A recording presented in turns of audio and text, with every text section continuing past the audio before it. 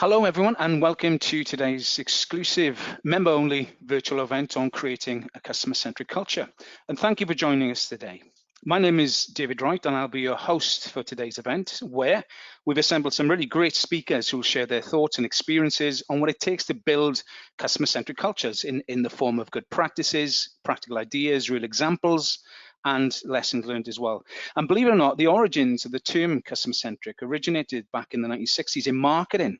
And although the term is now really widely used, isn't it, if not in all service industries as a mantra, I think it's often misunderstood and used incorrectly. It's also become a bit of a buzz phrase. And in fact, some may argue that the way that many organizations have adopted IT service management practices over the last 30 years has had the opposite effect. So driving an abstract wedge of bureaucracy and flexibility and transaction between the consumers of IT services and service providers, whether that's internal services or external service providers. I think thankfully though, the things are changing for the better. I think over the last 5 or 6 years, a renewed emphasis on people, service and value. We're now seeing the customer stakeholder relationship shift, I think, to a more progressive one. And in many ways, and that's through adopting more customer-centric behaviors, inputs and outcomes, and putting the service consumers' needs at the heart of everything, rather than putting the needs of how an IT service is managed at the heart of everything. So I'm really looking forward to today. We've got some great speakers. I'm certainly looking forward to listening and learning through the day.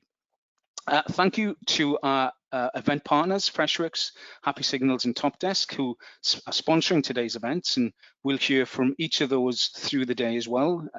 And I'm sure there'll be a lot of questions today. And as you see, it's a jam-packed itinerary today. So there will be questions. Please, we encourage you to use the console to post those questions, and we'll try and answer as many as we can through the day, time permitting. It's a very tight schedule, so it'll depend on how the schedule goes, whether or not we can get to some of the questions or not. Okay, so, well, I'd like to introduce today's first speaker, Sumit D, Head of Consultancy at Top Desk. Welcome, Sumit. Morning, David. Thanks very much. How are you? Yeah, very good. How are you? Thanks for joining us. Yeah, very well, very well. Looking forward to this, actually. So, yeah, it's just to make sure, then if we can make sure that your slides are ready. I think you're going to be talking about putting the customer at the heart of what we do in IT service management, which is brilliant. I can see your camera. That's great. I can see your slides as well. So we're ready to rock and roll. Fantastic. Over to you. Excellent. Thank you very much indeed. Thanks very much, David. And a pleasure to kick off today's virtual SDI event, everyone. And I'll be talking to you about keeping customer centricity simple. First of all, a little introduction for myself. My name's Sumit D. I am a self-proclaimed donut addict. I also do enjoy digging into a graphic novel, also known as a comic book. And in my spare time, I'm the head of consultancy for the UK at Top Desk. Now, a little bit about me. I'd like to know a little bit about you all first. So let's start off with a question. If we could turn the poll on. The first question I have for you all today is, within the last 6 months, has your organization gone through some form of digital transformation initiative? And that's some question, isn't it? I think that's some question, especially Indeed. In light of recent events, I think it's fair to say. So absolutely. Yeah, the poll's in progress then, Sumit, which is great. So if we can encourage our audience, our listeners, just to select some of that. We'll give a little time for the poll to mature. So we're at 56 voted so far. So if you can just start clicking, guys, that's good. That's great. It's gone up nicely. We're going to give it another 10 seconds, and then we'll close. Final chance. And there we go. If we can close that, then please, Emma. Thank you. Okay, let's see what we've got. I'll read these out if you don't mind. Then, Sumit. Okay, so we've got. The highest is yes, but it's already started over 6 months ago. So almost 50%, 49% has started 6 months ago. 33% have started in the last 6 months. 12% no, but we're planning to, and 5% we haven't yet. So that's it's a significant majority that is either started or are already started. What's that? 50, 60, 70, 80, almost 83% in total. Thank you. Exactly. Perfect. Thank you. Thank you very much, everyone. Thank you, David. And that just goes to show such a vast majority undergoing these initiatives within their organization. But let's understand what that looks like on a global scale a little bit more. Up until last year, the estimated value of investment going into digital transformation globally was 3.8 trillion pounds. Let's put that into perspective. With 3.8 trillion pounds, I could build Wembley Stadium over 3,000 times. That's a lot of money. However, at the same time, from customer surveys, only 19% of customers recognize any improvements from these initiatives. So it's just like you were saying earlier, David, is that a lot of this investment is going in to be customer centric. At the same time, are we seeing the results? Perhaps not. And from the customer's perspective, they definitely don't seem to be acknowledging all this investment in money, time, and effort going in to transform the way we deliver services. So what is customer centricity? Let's have a little think about it for a second. We describe it as a philosophy where customer experience and relationship is valued as the first priority, really what we're working towards. But what does that look like?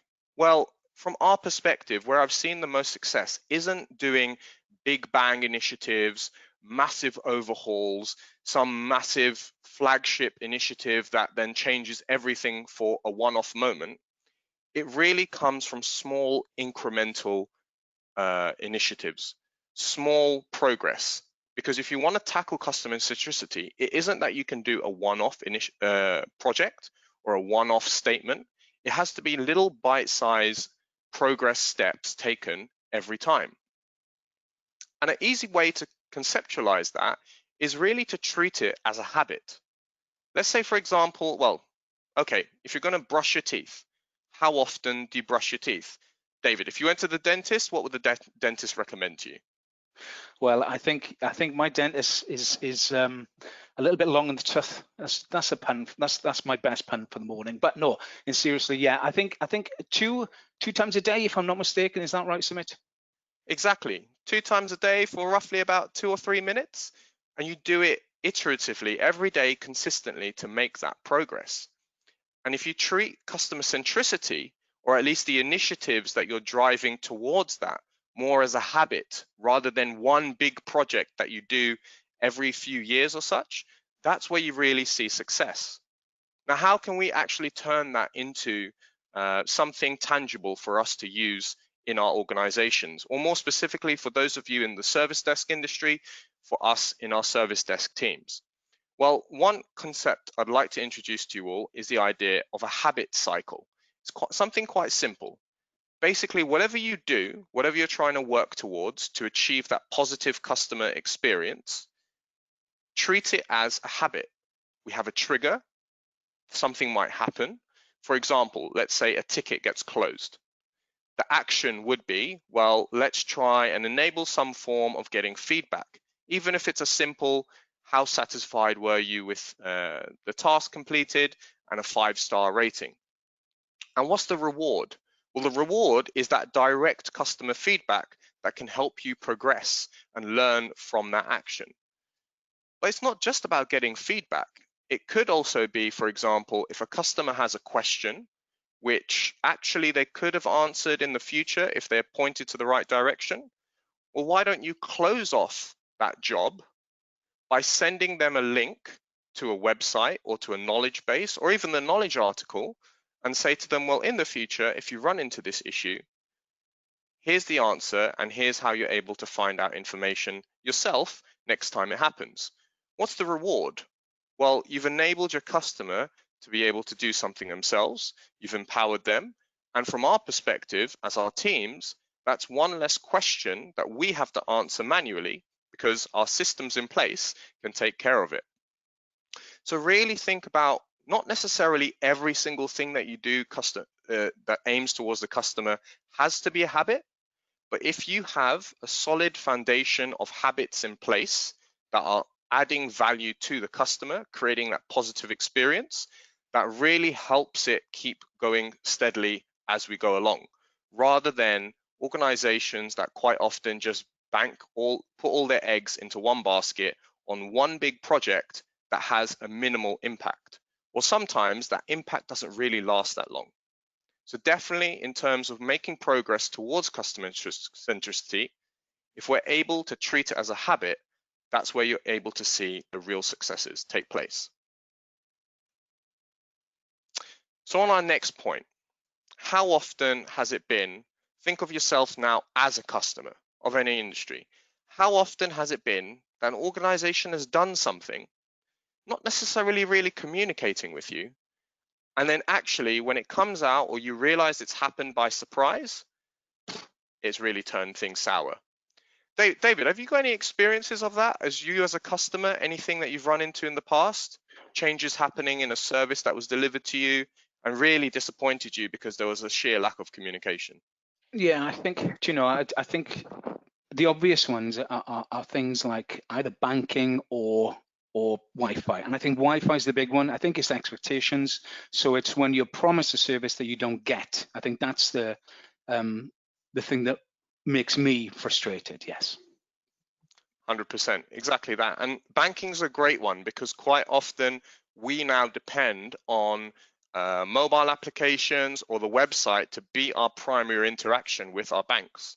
Think of it for a second. We don't go into the physical store anymore that often, where it used to be a weekly or maybe even daily event. Now it may be that I don't visit the branch at all. I do everything off my mobile phone or off my website. So if you all of a sudden see drastic changes in that, and you're not communicated to as the customer, you can imagine the frustration it will leave with you for something so important as managing your finances. So how do we deal with this? Well, essentially, it comes from a simple answer, just actively engaging with your customer. But what does that mean? It's not just about getting feedback. It's also about considering, well, listen, if we want to do any new initiative, if we want to improve in any single area, let's reach out to these customers directly. Let's speak to them at the beginning rather than just at the end to find out, hey, listen, well, we want to do this initiative. Maybe it's a self-service portal, maybe it's new branding, maybe it's delivering just a new service in itself. What do you think? What would good look like to you? What would great look like to you? And you know what the great thing about this is, the cost of it, apart from some time spent, and even then we're talking about half an hour, an hour, at best a couple of hours. Aside from that, this costs absolutely nothing. Just arranging time with your customers. And bear in mind, when I say customer, that doesn't necessarily mean someone on the outside that's paying money to the business. For many of us in the service desk industry, our customers are quite often the employees that work within our organization. So let's arrange a bit of time, especially now where we have the luxury of so many people working remotely. We're able to arrange these meetings so much more easily. Now in pockets, this can be very useful, but if you spend a little bit more time and look at the bigger picture, then that's really where you can make your wins. And one idea I want to introduce to you all is the idea of customer journey mapping. What you see in front of you is an example of a customer journey map, where we're mapping out the life cycle of a certain process. For example, it could be employee onboarding or customer onboarding. You see the different means of communication at the different touch points. Is it in person? Is it a web portal? Is it over the phone or email?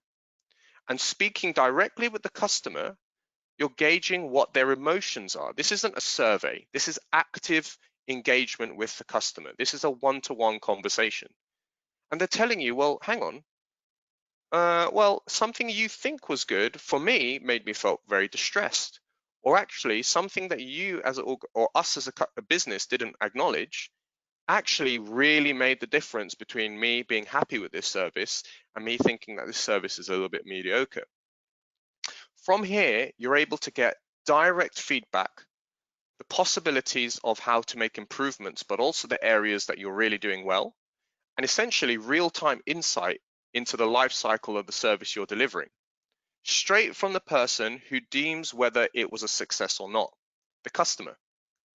In addition to that, it gives you the opportunity to personalize the experience where possible, and at the same time gives you, us, as a service desk, as the organization, as IT, a systematic approach to improve customer experience. Remember, this allows us to create a habit because we're able to repeat this time and time again, whenever and however big the initiative is. The great thing about customer journey mapping is that it's very scalable as well, and more importantly, is very, very, very close to the customer's values because you're engaging with them directly. If you want to know more about this, for sure, you can check it out on Topdesk. Just Google in Topdesk Customer Journey Mapping. There's a load of content that we have out there to help you, including printouts of customer journey maps that you can use in your organization yourself to fill out with your customers. So, I'd like to get to know your customers a little bit better. I think we've got a second poll in. Don't worry, this is the second out of 2. And the question is, your customers, are they internal to your organization or external?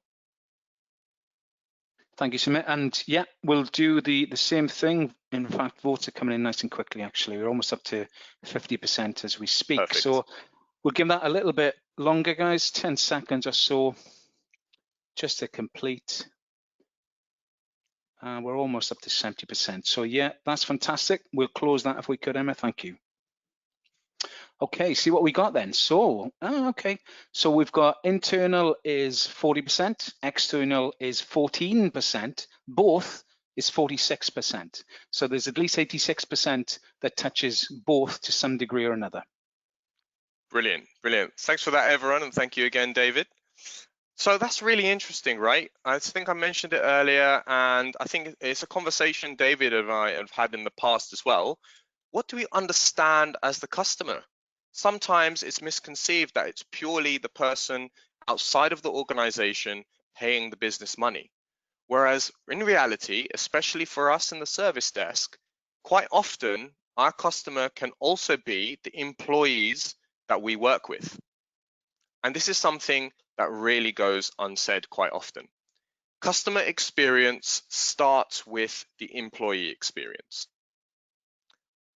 It's something you might have heard before, but in all honesty, all the market data, all the information, all the initiatives I've seen that drive towards employee experience always have a positive impact on customer experience. So much so that organizations that are investing in employee experience outperform their competition by 147%. And that's with regards to their customers. In fact, every single statistic you look out there, including the ones that show the relationships between employee experience and customer experience, show that if you drive towards employee experience, it will always improve the customer experience. The same cannot be said the other way around. So investing in customer experience does not always have a positive impact on the employee experience. Now, both these terms can seem quite vague and quite intangible, but how do we start with that, especially with us in the service desk that quite often have teams that sometimes can rotate very often, and also can be a starting position for many in their career in IT. How do we mature them and actually engage with that experience? Well, there are a multitude of approaches and initiatives that you can do, but I'll give you the one that I find the most successful: goal setting. And this can be quite simple. Essentially, looking at your teams, does my team understand how they contribute towards the goals that we have as a service desk or that we have as IT? More importantly, do we as individuals understand how we contribute on a daily basis by answering phone calls, by answering tickets on our system? How does that contribute to what the larger team is trying to achieve? What does my contribution make towards the bigger picture? How can you do this? Well, easy way is in terms of one-to-ones and team meetings, do you actively introduce or involve the goals that we as a team are working towards or our department are working towards into our one-to-ones or our team meetings to show the team and to show individuals how they're contributing towards the bigger picture. Bear in mind, up until last year, it shows that 14% of employees see any benefit in their reviews, in their performance reviews. 14%, that's so low. So imagine if employees understand what they're working towards and how they're contributing, it has a massive impact very quickly into their positivity about what they're doing and their motivation, because they know what I contribute to the team, but also answering quite often, well, what's in it for me? What is the point of what I'm doing? It's something very simple. And again, something that doesn't take a lot of time because, I mean, one-to-ones do not have to last that long. And something that doesn't really cost a lot of money because ideally, once you're goal setting, essentially, it's just about making targets, both at an organizational level, a department level like IT, and at a team level, for example, the service desk and your service desk agents. So to summarize all of that, I want to give you a few takeaways. Essentially, treat customer centricity as a habit. Remember, little and often is always going to help you progress further towards this than simply trying to bank on big bang initiatives. It's always a good time to engage with the customer, not just at the end of any initiative or at the end of any process. Do it from the start. The sooner the better, because then you're always getting that direct insight from the customer about the experience that they're having. And finally, employee experience will always improve customer experience. If you start with that, you will always see an improvement in being more customer centric. Ladies and gentlemen, thank you very much for your time. It was a pleasure to kick off today's event, and I'll hand it back over to David. Thank you very much.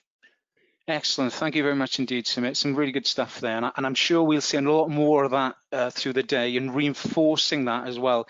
Now, we haven't got any questions that have come through the system to answer yet. It's probably a little bit early, I should imagine. I'm sure we'll get some more later.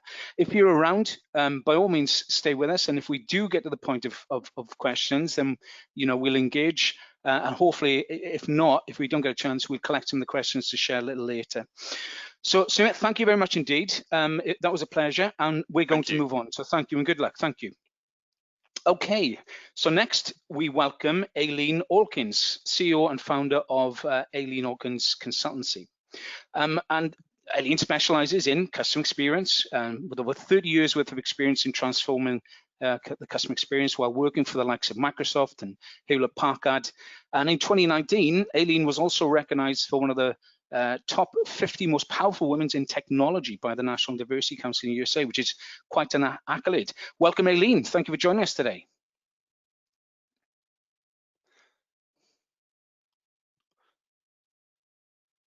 No, I've taken myself off mute. There you go. I was just going to do it. Thank you. Sorry, that happens all the time. Multitasking. Indeed. All right. So thanks very much, Dave, for the introduction and for the opportunity to talk with everybody today. As you said, I'm Aileen, and I spent my entire career leading customer service and customer support organizations from small companies in the sort of first half of my career into very large companies in the second half. Ending with Microsoft, where I spent the last 4 years leading their global customer service and support organization. Big organization, 25,000 people, very diverse in the terms of products and services, but in fact, all the lessons that you can take from running big organizations really apply to small as well, and I think internal and external alike. In April, I set up my consultancy to focus on helping companies transform their customer service and support operations. And one of the things that I think is really evident to me, unfortunately, is that I see a real lack of true customer-centric culture in so many companies, and I think that's the purpose of today, to look at having that culture as the starting point for us to address. And of course, times are very challenging right now. Many companies are struggling. Customers have more choice by the day as companies are figuring out very quickly how to operate online and in very different ways. And some are adapting quickly, others are being slow. And I think there's a lot of risk for the companies that are slow to adapt and slow to realize how much choice customers are beginning to get if they didn't already have that. So today I'm going to focus on connecting these 4 different elements that I think are equally important if we really want to get this right. And that is the company's mission, the culture in the company, the people in the company, and of course, ultimately, the customers. I think all 4 require equal focus, equal attention. And boy, if only it was this easy, put it on a to-do list. Today, we will be client-centric. Unfortunately, not that easy. And you got a couple of bullet points here, talking about, and actually it reinforces what Sumit was saying, which is to be customer-centric, to have a customer-centric strategy. It really means that you are putting the customer first in all major business decisions, and truthfully, I don't see that happening enough. And we'll talk about that in just a second. And then this quote from Harvard Business Review, essentially, it's only when those customer-centric strategies are supported by culture will we truly realize the customer-centric vision. So, you have to have a strategy, you have to have a desire at the top of the company to put the customer in the center of all your major business decisions, but you have to have a culture that supports that as well. And going back to the fact that, as I said, all of these elements are critically important. If we talk about why it matters, and again, just reinforcing something that Sumit commented on, there is so much research out there. You can all go online and look for yourself. Forbes, I found, was a very good source of information, but years of data, many researches, many white papers will all point to customer-focused companies performing better. Some of these surveys are done in the Fortune 1000, the Fortune 500, small companies, large companies.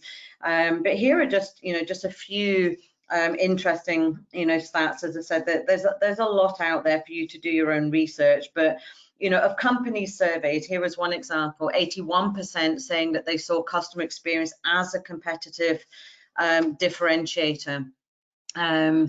And of those companies, 92% see an increase in customer loyalty.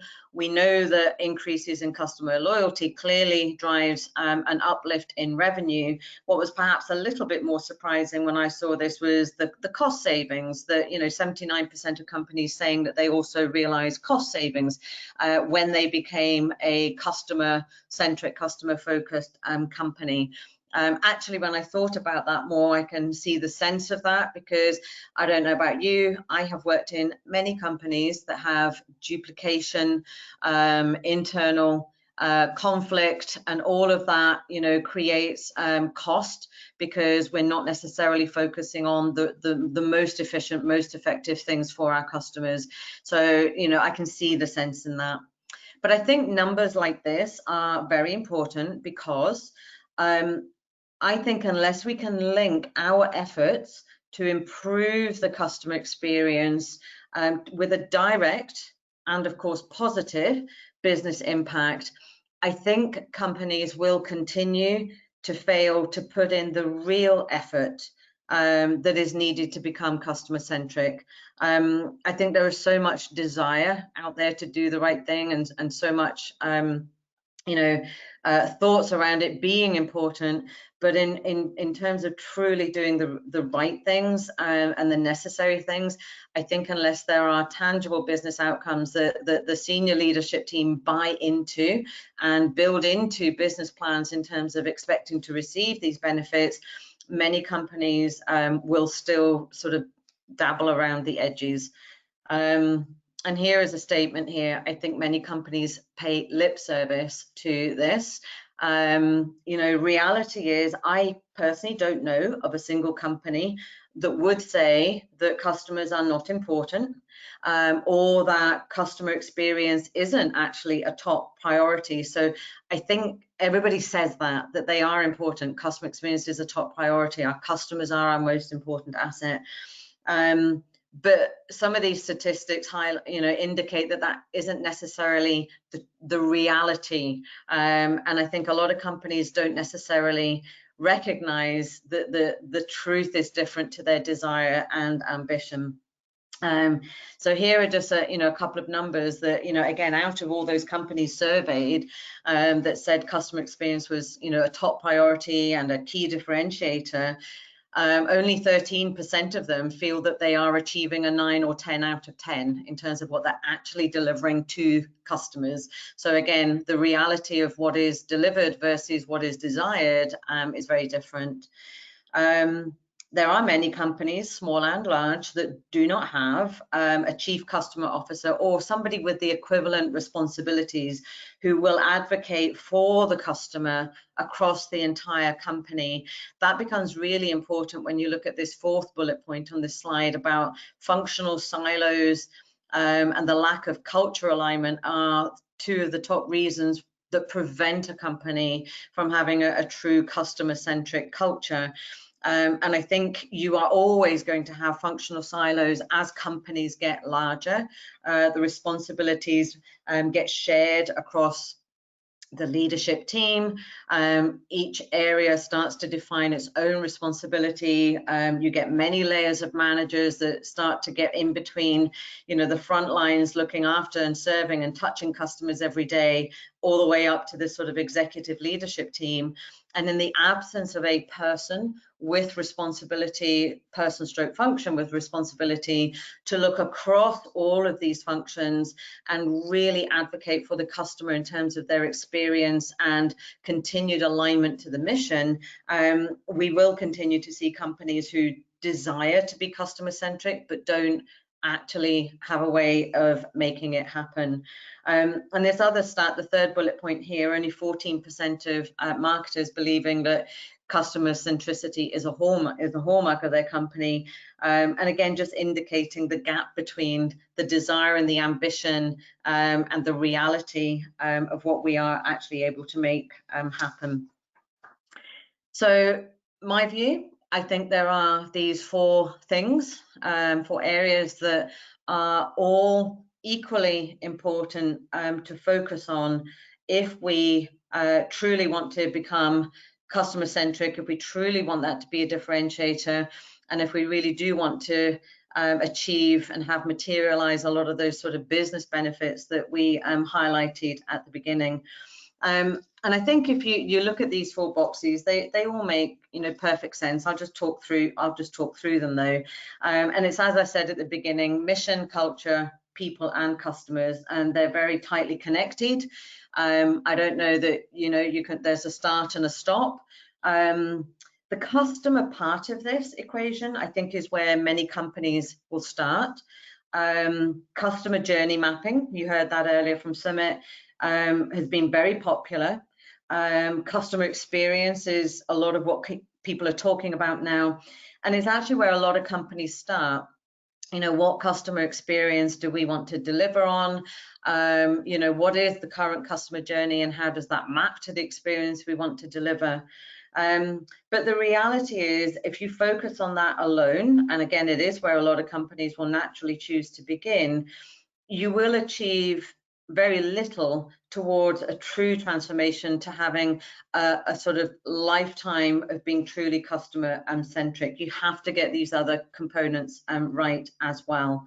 And so the final outcome, if we get all the rest of it right, will be a great customer experience, loyal customers, increase in revenue. But if we only focus on the customer part of this, I say we won't get there anytime soon. So let's talk about mission and the role that the company's mission plays in the culture of being customer centric and again, getting those business outcomes. We start at the top of the organization, and it is essential to define a clear mission, I think, with an associated mission statement, of course, that reflects customer centricity, if that truly is what you are seeking. Because the mission statement, it provides that sort of focus for the external audiences. It reminds you what is your mission and purpose for being in business. What is it that we do? And you always are doing something for your customers. I found some research, and again, it's always fascinating to me what people choose to research, but I found some research on the Fortune 500 mission statements. They're all available on a single site.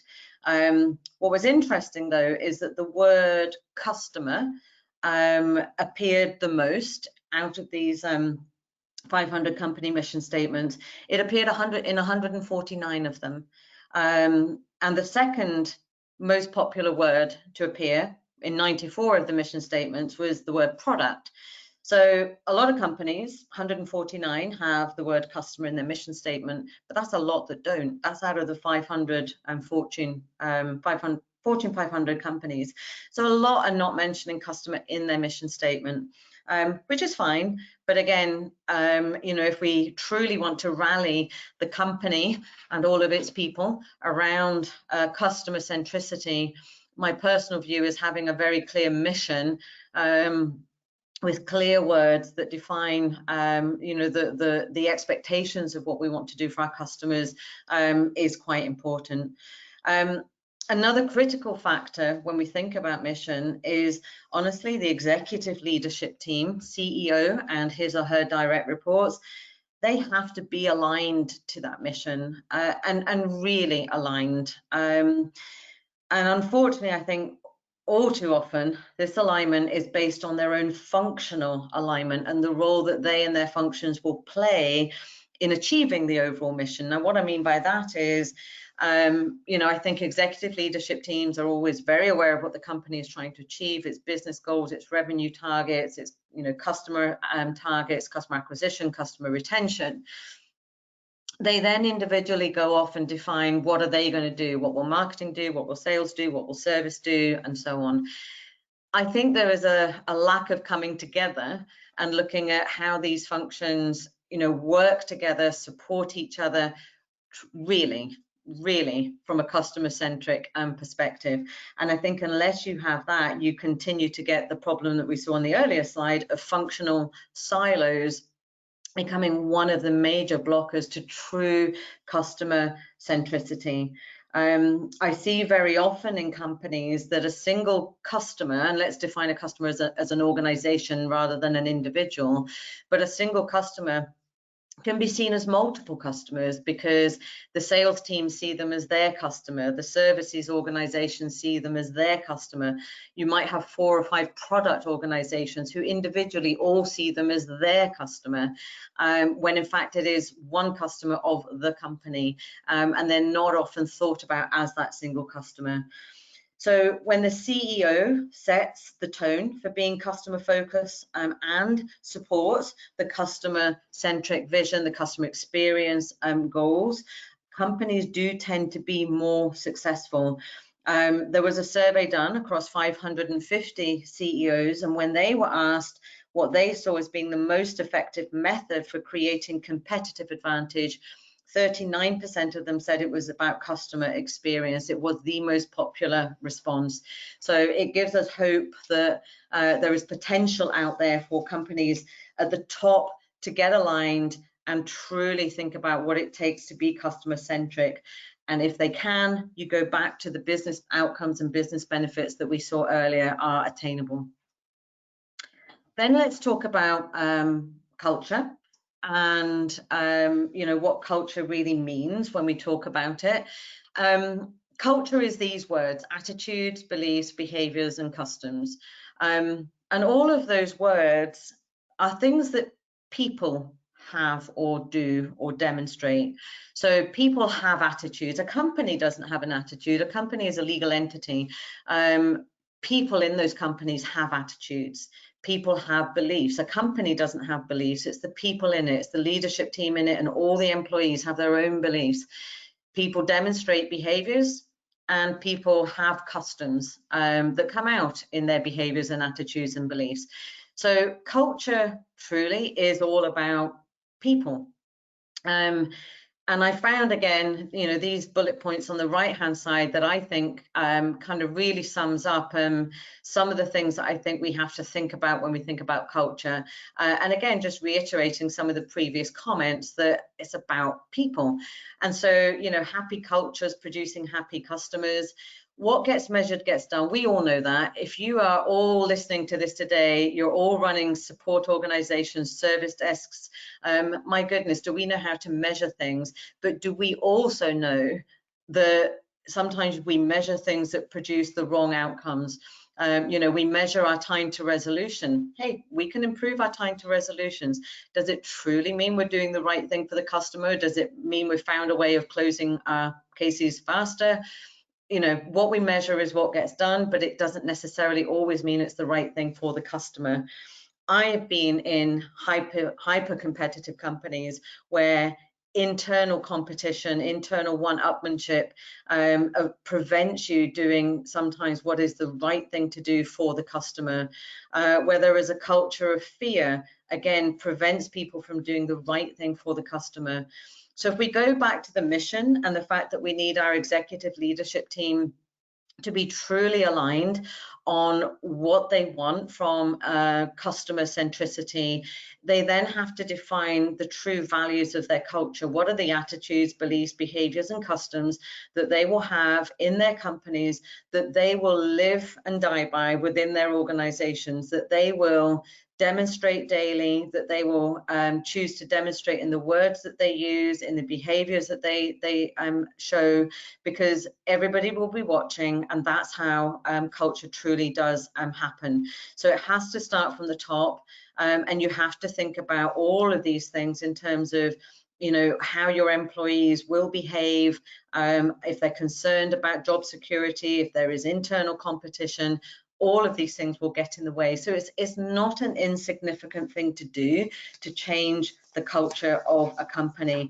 And honestly, the larger the company, I think the harder it is, because people have ingrained history where they have seen competition and consequences of internal competition, or where they've seen people's jobs being at risk for reasons that might not have been the right thing to do for customers. So changing culture is a long-term thing. Somebody once told me, an expert once told me, 7 years. I nearly died because I said, we don't have 7 years, we have to do everything faster.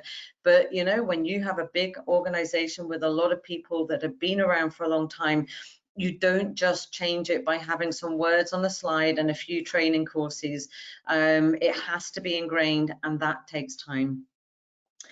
Let's move on to the next bit of this, which is around people. And again, Sumit said it, and so I will just emphasize again, we all know the link between employee sat and customer sat. Studies have been around forever, and very often, despite us all knowing this, we just don't pay enough attention to it. And as I said, we tend to start with the customer experience and customer journey mapping. We may think that we need a customer-centric culture, but truly don't invest the time and the effort and everything that's required to make that happen. And we certainly don't start at the top of the company often enough to really make that a true culture within the company that will be lasting. But we do know of the link between employee sat and customer sat, and there are many surveys out there, and again, research papers, academic papers that will even show that. There was a survey recently, you can all find it online, that Glassdoor did, interesting, that showed employee satisfaction from Glassdoor with customer satisfaction. This was in the US, by the way. This was the American Customer Satisfaction Index, but it showed that a 1-point increase in Glassdoor ratings was associated with a 1.3-point increase in customer satisfaction. And then there was another example of United Airlines, which you may or may not remember, but I think this was in 2017 when a passenger, actually a doctor, was deboarded rather heavy-handed and ended up with a broken nose, and it was all on video. What was very interesting, though, is that in the 24 hours that followed that, their stock value dropped by $1.4 billion.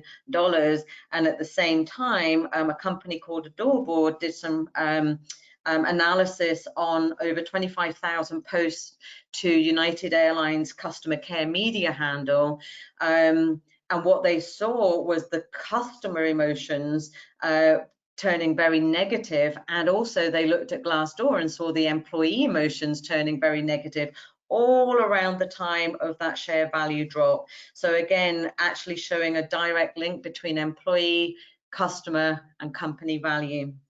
So again, a lot of research out there that we are all very familiar with, but the important thing at the end of the day is to bring all of these elements together. No one thing on its own is truly going to give us that customer-centric culture. You can't just work on culture, you have to work on all those four things. So in conclusion, if we get this right, there will be very positive business impact. And for those of you out there that are, trying to put together initiatives within your company that will improve customer experience, if you're running service support organizations, I know how hard that is, if not seemingly impossible, to get funding, to get budget support, and to get people in other parts of the company to truly buy into the what you know and believe are the positive business outcomes that are available if you get this right. And I think it has to start with not looking at it from a service organization, but looking at it from a company perspective holistically. And again, I think if you can get the executive leadership team on board with the research and examples that are out there, I think you stand a much better chance of then getting the end part of that, which is the organizations delivering a lot of experience to customers, getting the right support and funding and position within the company that I think they rightly deserve. So for me, it has to start at the top of the company with the mission and with the leadership team. They have to set the tone. What are the right behaviors? What do we believe in that truly will demonstrate again and again and again to our people what this means to be customer centric? And again, not to forget, culture is people. It is people that have beliefs, it is people that have values, it is people that have behaviors. So we can't just forget, can't just run a PowerPoint training course or a 2-day program. This is our culture, this is how you behave if you believe in our culture, and think it's going to happen. It just isn't. We've got to think about every single thing we do for our people in terms of how we treat them, how we enable them, how we reward them, what behaviors we recognize and reward, and it will take time, and it's ongoing. So that is the conclusion of my presentation, I think, with 48 seconds to go. So David, I will hand back to you. Excellent. Yeah, that's excellent, Aileen. Some brilliant stuff there, and I wish you had time to explore that a little bit more with some questions, actually, because the nuances between all that. I think when you see organisations that get it right, and we're lucky enough to work with a huge sort of diverse group of customers. When you see the organisations that get it right, it's an absolute marvel, because as you rightly said, it's so complex to pull all those pieces together into what that actually means. That was super. Thank you very much, Aileen. Thank you very much indeed. And we're going to move on. So thank you very much indeed for that. Thank you. Okay, so next we're going to welcome Beth Coleman, founder and CEO of CATALYNK, who consult in and train in service innovation, KCS, and intelligent swarming. CATALYNK assists service management professionals and teams in developing knowledge management strategies, capabilities, and projects that deliver value through customer-centric practices. Brilliant, and welcome, Beth. It's great to have you with us again. Thank you. Really great to be here, David. Really wonderful. Always good. Hear your voice again. Thank you. And yours. And I think you'll be talking this time about the motivations and challenges of becoming more customer centric, along with, this is the important stuff as well, isn't it? What's needed to achieve lasting change. So yeah, you can see your slides all ready to rock and roll. Thank you for that. And over to you. Thank you. Great. Well, those previous presentations were fantastic. I really appreciated Eileen's focus on customer-centric culture at the top of the organization. Really critical to moving forward. You really need to have that as a means to generating interest and showing the value of it. So today I'm going to talk a little bit about the challenges, and I'm going to focus too on some aspects of management of change within an organization looking to make a certain amount of change, large change, towards customer centricity. So that is the ADKAR model. I'm a certified practitioner for ProSci, which is a methodology for change management. And ADKAR is a model that is used as part of the ProSci change management methodology or practice. So I'll be talking a little bit about that and also going into some interesting elements around how people can change by virtue of their engagement in teams. And so we'll be talking a little bit about self-organizing teams and how people need to move forward with allowing staff or members of their organization to lead. And there's probably a little bit more to tell about that when we get to KCS as well, which I'll talk a little bit about. As you probably know, I've spoken before on KCS, and within the KCS methodology, we have some wonderful coaching programs, which also reinforce people having activity within the team environment and sharing and engaging in teams. So I'm going to start with some of the challenges around moving to customer-centric in this stage of our COVID lockdown across the world. I'm speaking from New Zealand, and we have been very fortunate that we went into lockdown much earlier. So we're looking out at the world with a different view than quite a few countries.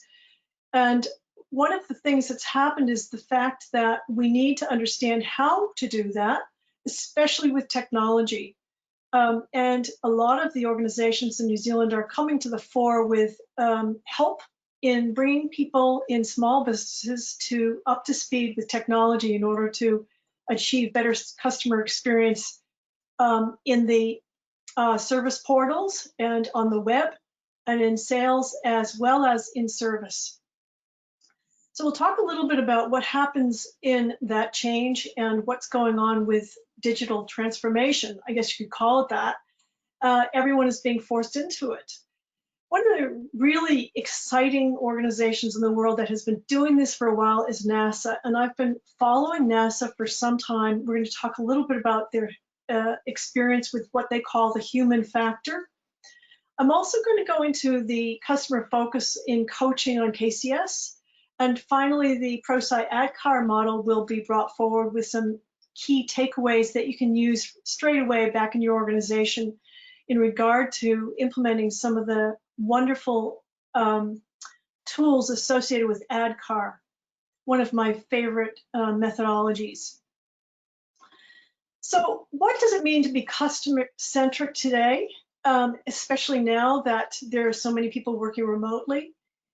A lot of work is now going into understanding and capturing information on how people feel when they're engaging in conversation.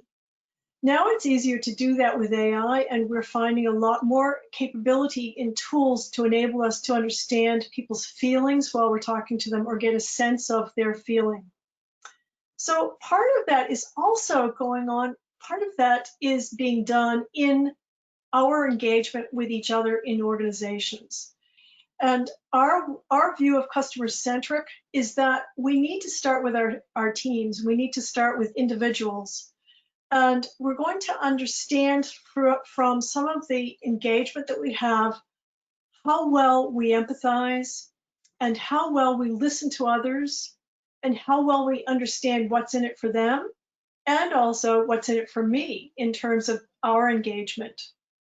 So I like to look at it from the point of view of the outside in, and there are some great programs around that where people will actually manage their teams from the perspective of what if I were in the team now? In fact, it's only been recently that the CEO of Air New Zealand got on a plane and served with the staff, served the food that was being generously donated at that point to travelers on the Air New Zealand flights. So getting into the actual role of people offering service as leaders is a critical aspect of getting empathy for not only what they're doing, but also how we serve customers. And over the years, there have been many service centers I've worked with who have given people the opportunity to shadow in on and listen to conversations going on. I've had some fantastic experiences working with agents who are totally dedicated to providing service and love the work that they do. So in the interest of looking at that, I want to share with you some of the things that we've done in the past with organizations, but also the challenges. So in our world of ever-increasing complexity, we are now being told we need to really look after security, privacy, and safety of customers. That is so important. And all of that while we're capturing service in use and understanding how people are being served from end to end, and device location, and also expectations. Whoops, I spelled it wrong. Those things are really very important in terms of how we treat customers now. So understanding their feelings associated with safety and privacy and security are important in part of our organizational view of the customer. Not only are we looking at what technology they own and use, but we have to understand where they are and how they're engaging with it. And that's a lot of work to do when you're thinking about one thing, which is primarily solving a problem and understanding what that problem is. So there are new elements now, as well as the continuous increase in Internet of Things and complexity around the technology that we're using. So I like to think of it in terms of how a customer is valuing our experience. And the Consortium for Service Innovation has come up with a great model on what they understand to be customer value. Their understanding is that over time, customer has expectations that increase, and they vary from time to time as well. So we have a curved line here. So as we move through time, the customer value will change in terms of the expectations the customer has of the service they're getting. They may look at the capability that we have and that we're providing to them in terms of a product or service. They may also expect certain levels of effort to be reduced in terms of that service. They want to have a smoother effort in the use of the product.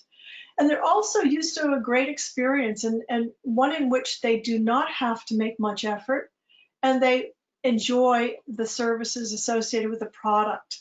So when their expectations are exceeded, this is added value. However, there are occasional bumps along the road where the product or the service may not actually succeed in one way or another, and as a result of that, their expectations are not met, and they have to ask for help. So over a period of time, we need to understand what those expectations are, and we need to be able to listen to the customer to understand where we can solve the problems and how we can move forward with getting them back into the added value area, ensuring that they have a smooth process with the process of service that we're offering them.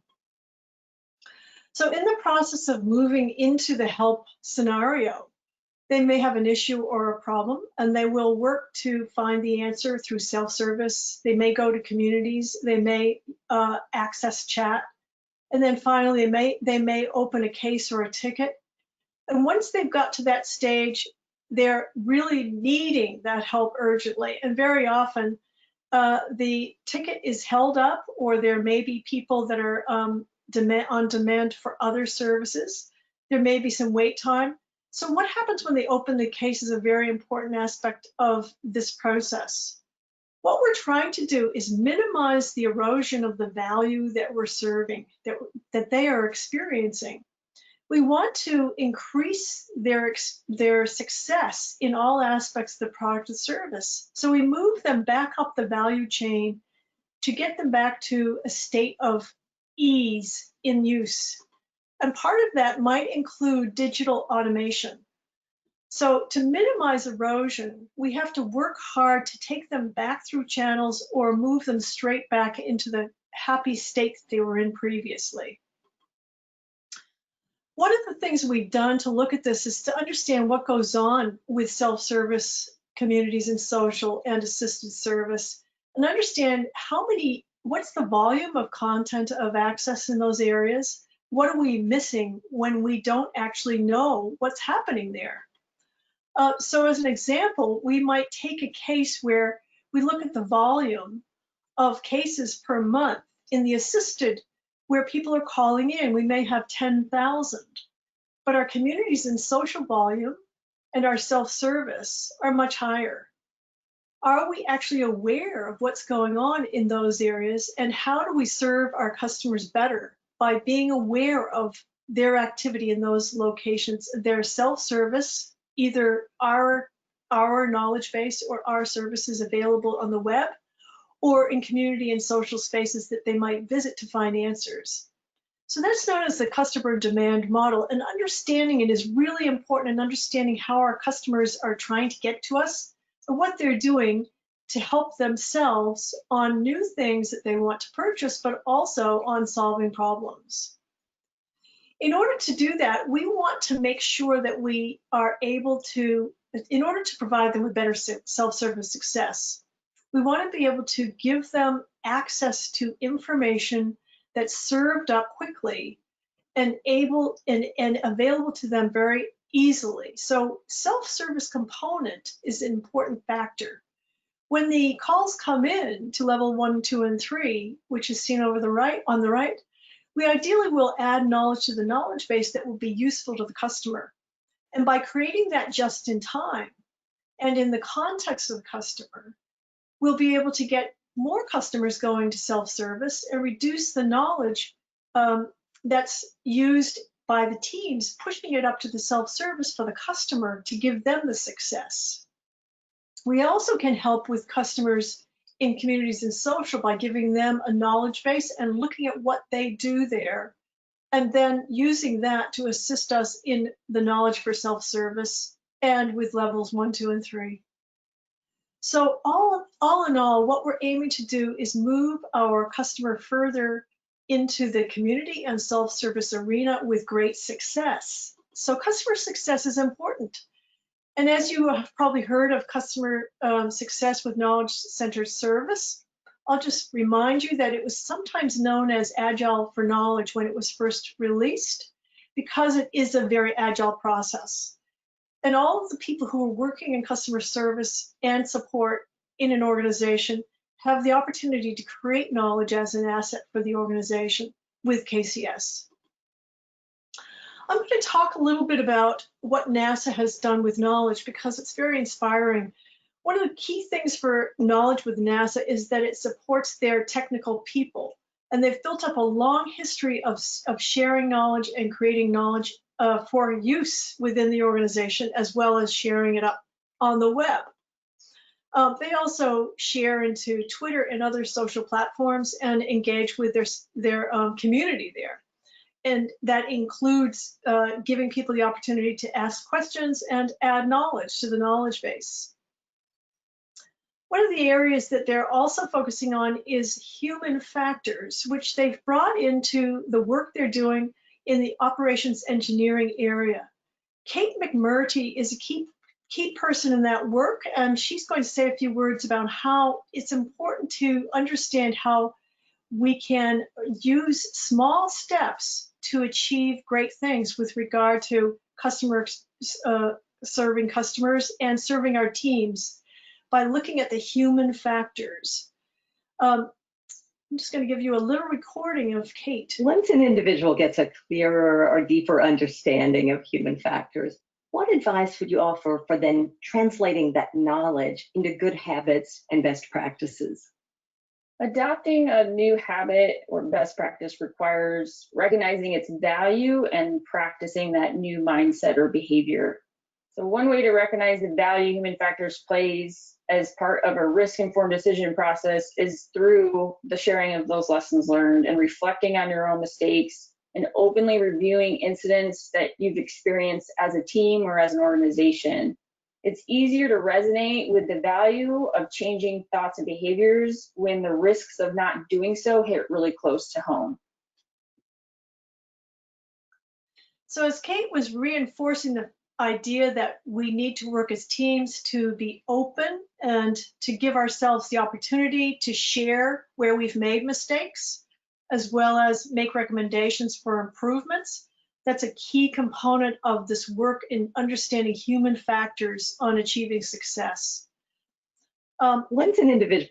Sorry. So the other aspect of this is understanding what those small steps could be. With KCS, we have a series of practices that are in what we call a solve loop, which give us the opportunity to capture information, structure it, reuse it, and review it in a circular fashion and continuously improve that knowledge. Now, moving people to actually do this is not easy. It's a new practice and it requires reflection and discussion and understanding.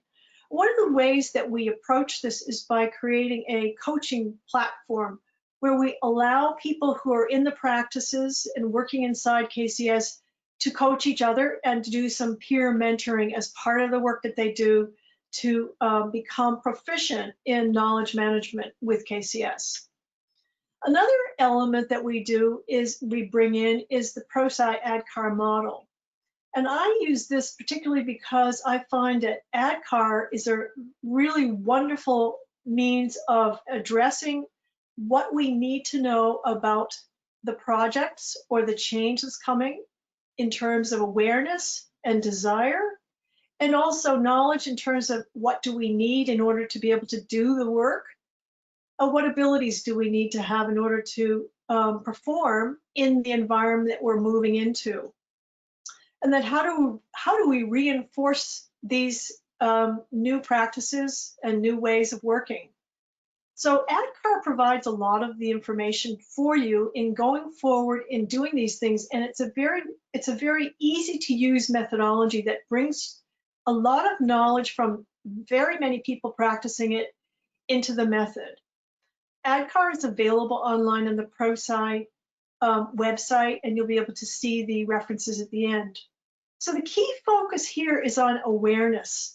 I like to start with that because when we're working with KCS, we build up a lot of awareness around the process of sharing knowledge and how we share to the customer. In this case, sharing to the customer is really important.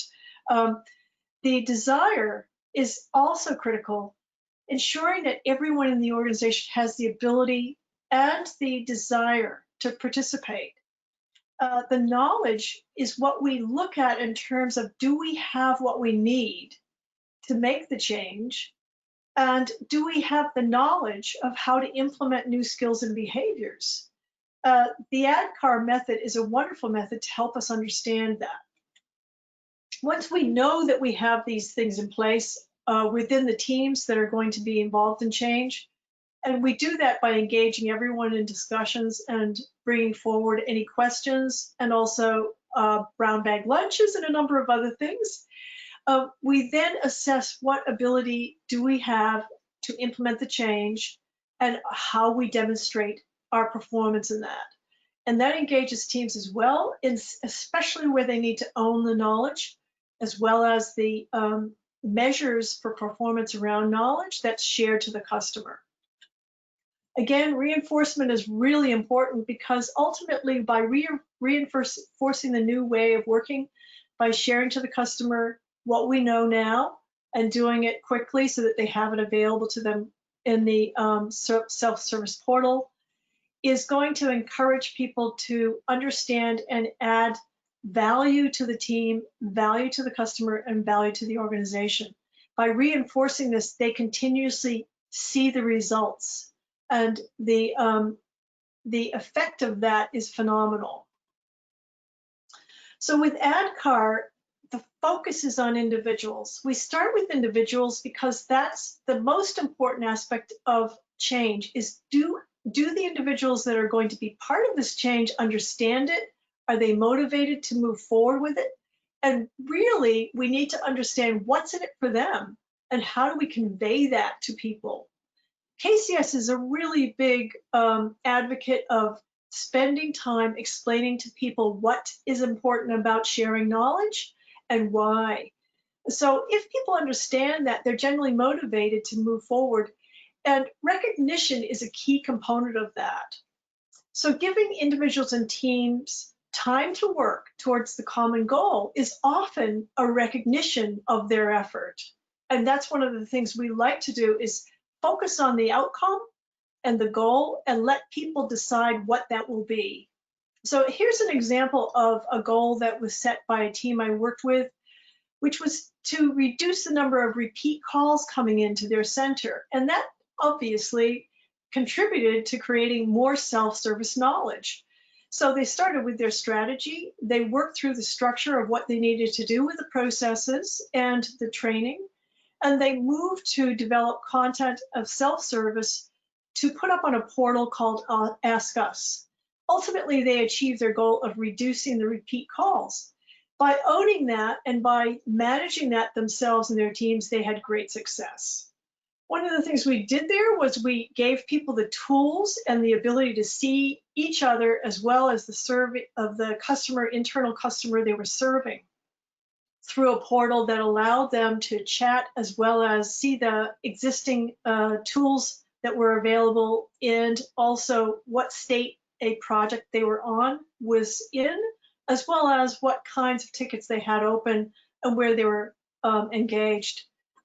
The outcome of that was that people became more interested because they had the tools and they understood what was going up to the customer. They became interested in understanding customer search and analyzing it to understand how well their knowledge was being used by the customer. So providing people with an opportunity to see the results of their effort is really important in engaging them in customer self-service or in customer success.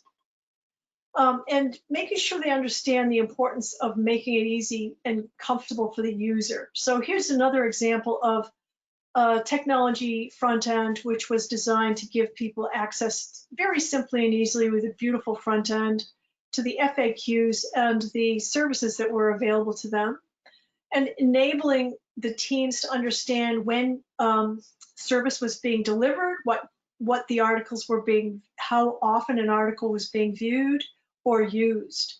So aspects of the technology are really important in ensuring we get to a stage of understanding where we are in measuring our customer success and responding when there is a need to improve that. So all of this comes down to understanding our customer better and really looking at where the customer wants to go and what they want to achieve. If you're not looking out into the future, you may be missing out. So the benefits of doing this are increasing the focus on customer self-service with the teams, as well as an outcome of that is the faster update of knowledge and self-service and continuous feedback. Everyone participates. We love that. Also, reducing repeat calls as a part of this process is a key outcome for many teams wanting to get more time to focus on customer. They have more time for the complex problems the customers are giving them, and also they have greater time for team participation and contribution. With that, they get the accountability and take it up for team performance, and that's a really important aspect of generating focus around customer-centric activity. So ultimately, what we want to do is look at the human factor and understand what methods and models can provide to enable us to move in that direction. KCS, coaching, training, ADKAR are some of the ones that I've mentioned here today. We want to focus on customer self-service metrics and understand how we can help customers better in the world of digital change in our current state of the world. And also looking at team goals, making sure that we define them well, but also allow the teams to define them themselves. So where there's an intervention, it's rare that you would need to, but where there would be an intervention there in terms of someone saying, hey, let's take a look at this from a higher level, would be to say, have these measures and goals that you've defined, are they directly related to our larger strategic measures of the organization, or to the goals of the department that we're working in? And ultimately, to determine whether or not there's a link to the customer success. So here are some workshops that we're offering in KCS if you're interested in looking at those later, and we'll be offering a 20% discount when you're ready to go into KCS, which we introduce ADCAR methods in the KCS practices as well.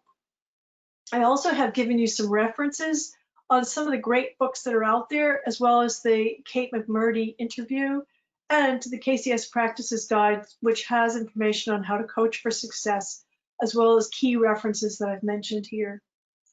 The artist mentioned is Brendan Brown, who's a great New Zealand artist, cartoon artist, and you can find his work on Cartoon Stock, which is available online, and the link will be available when you receive the deck.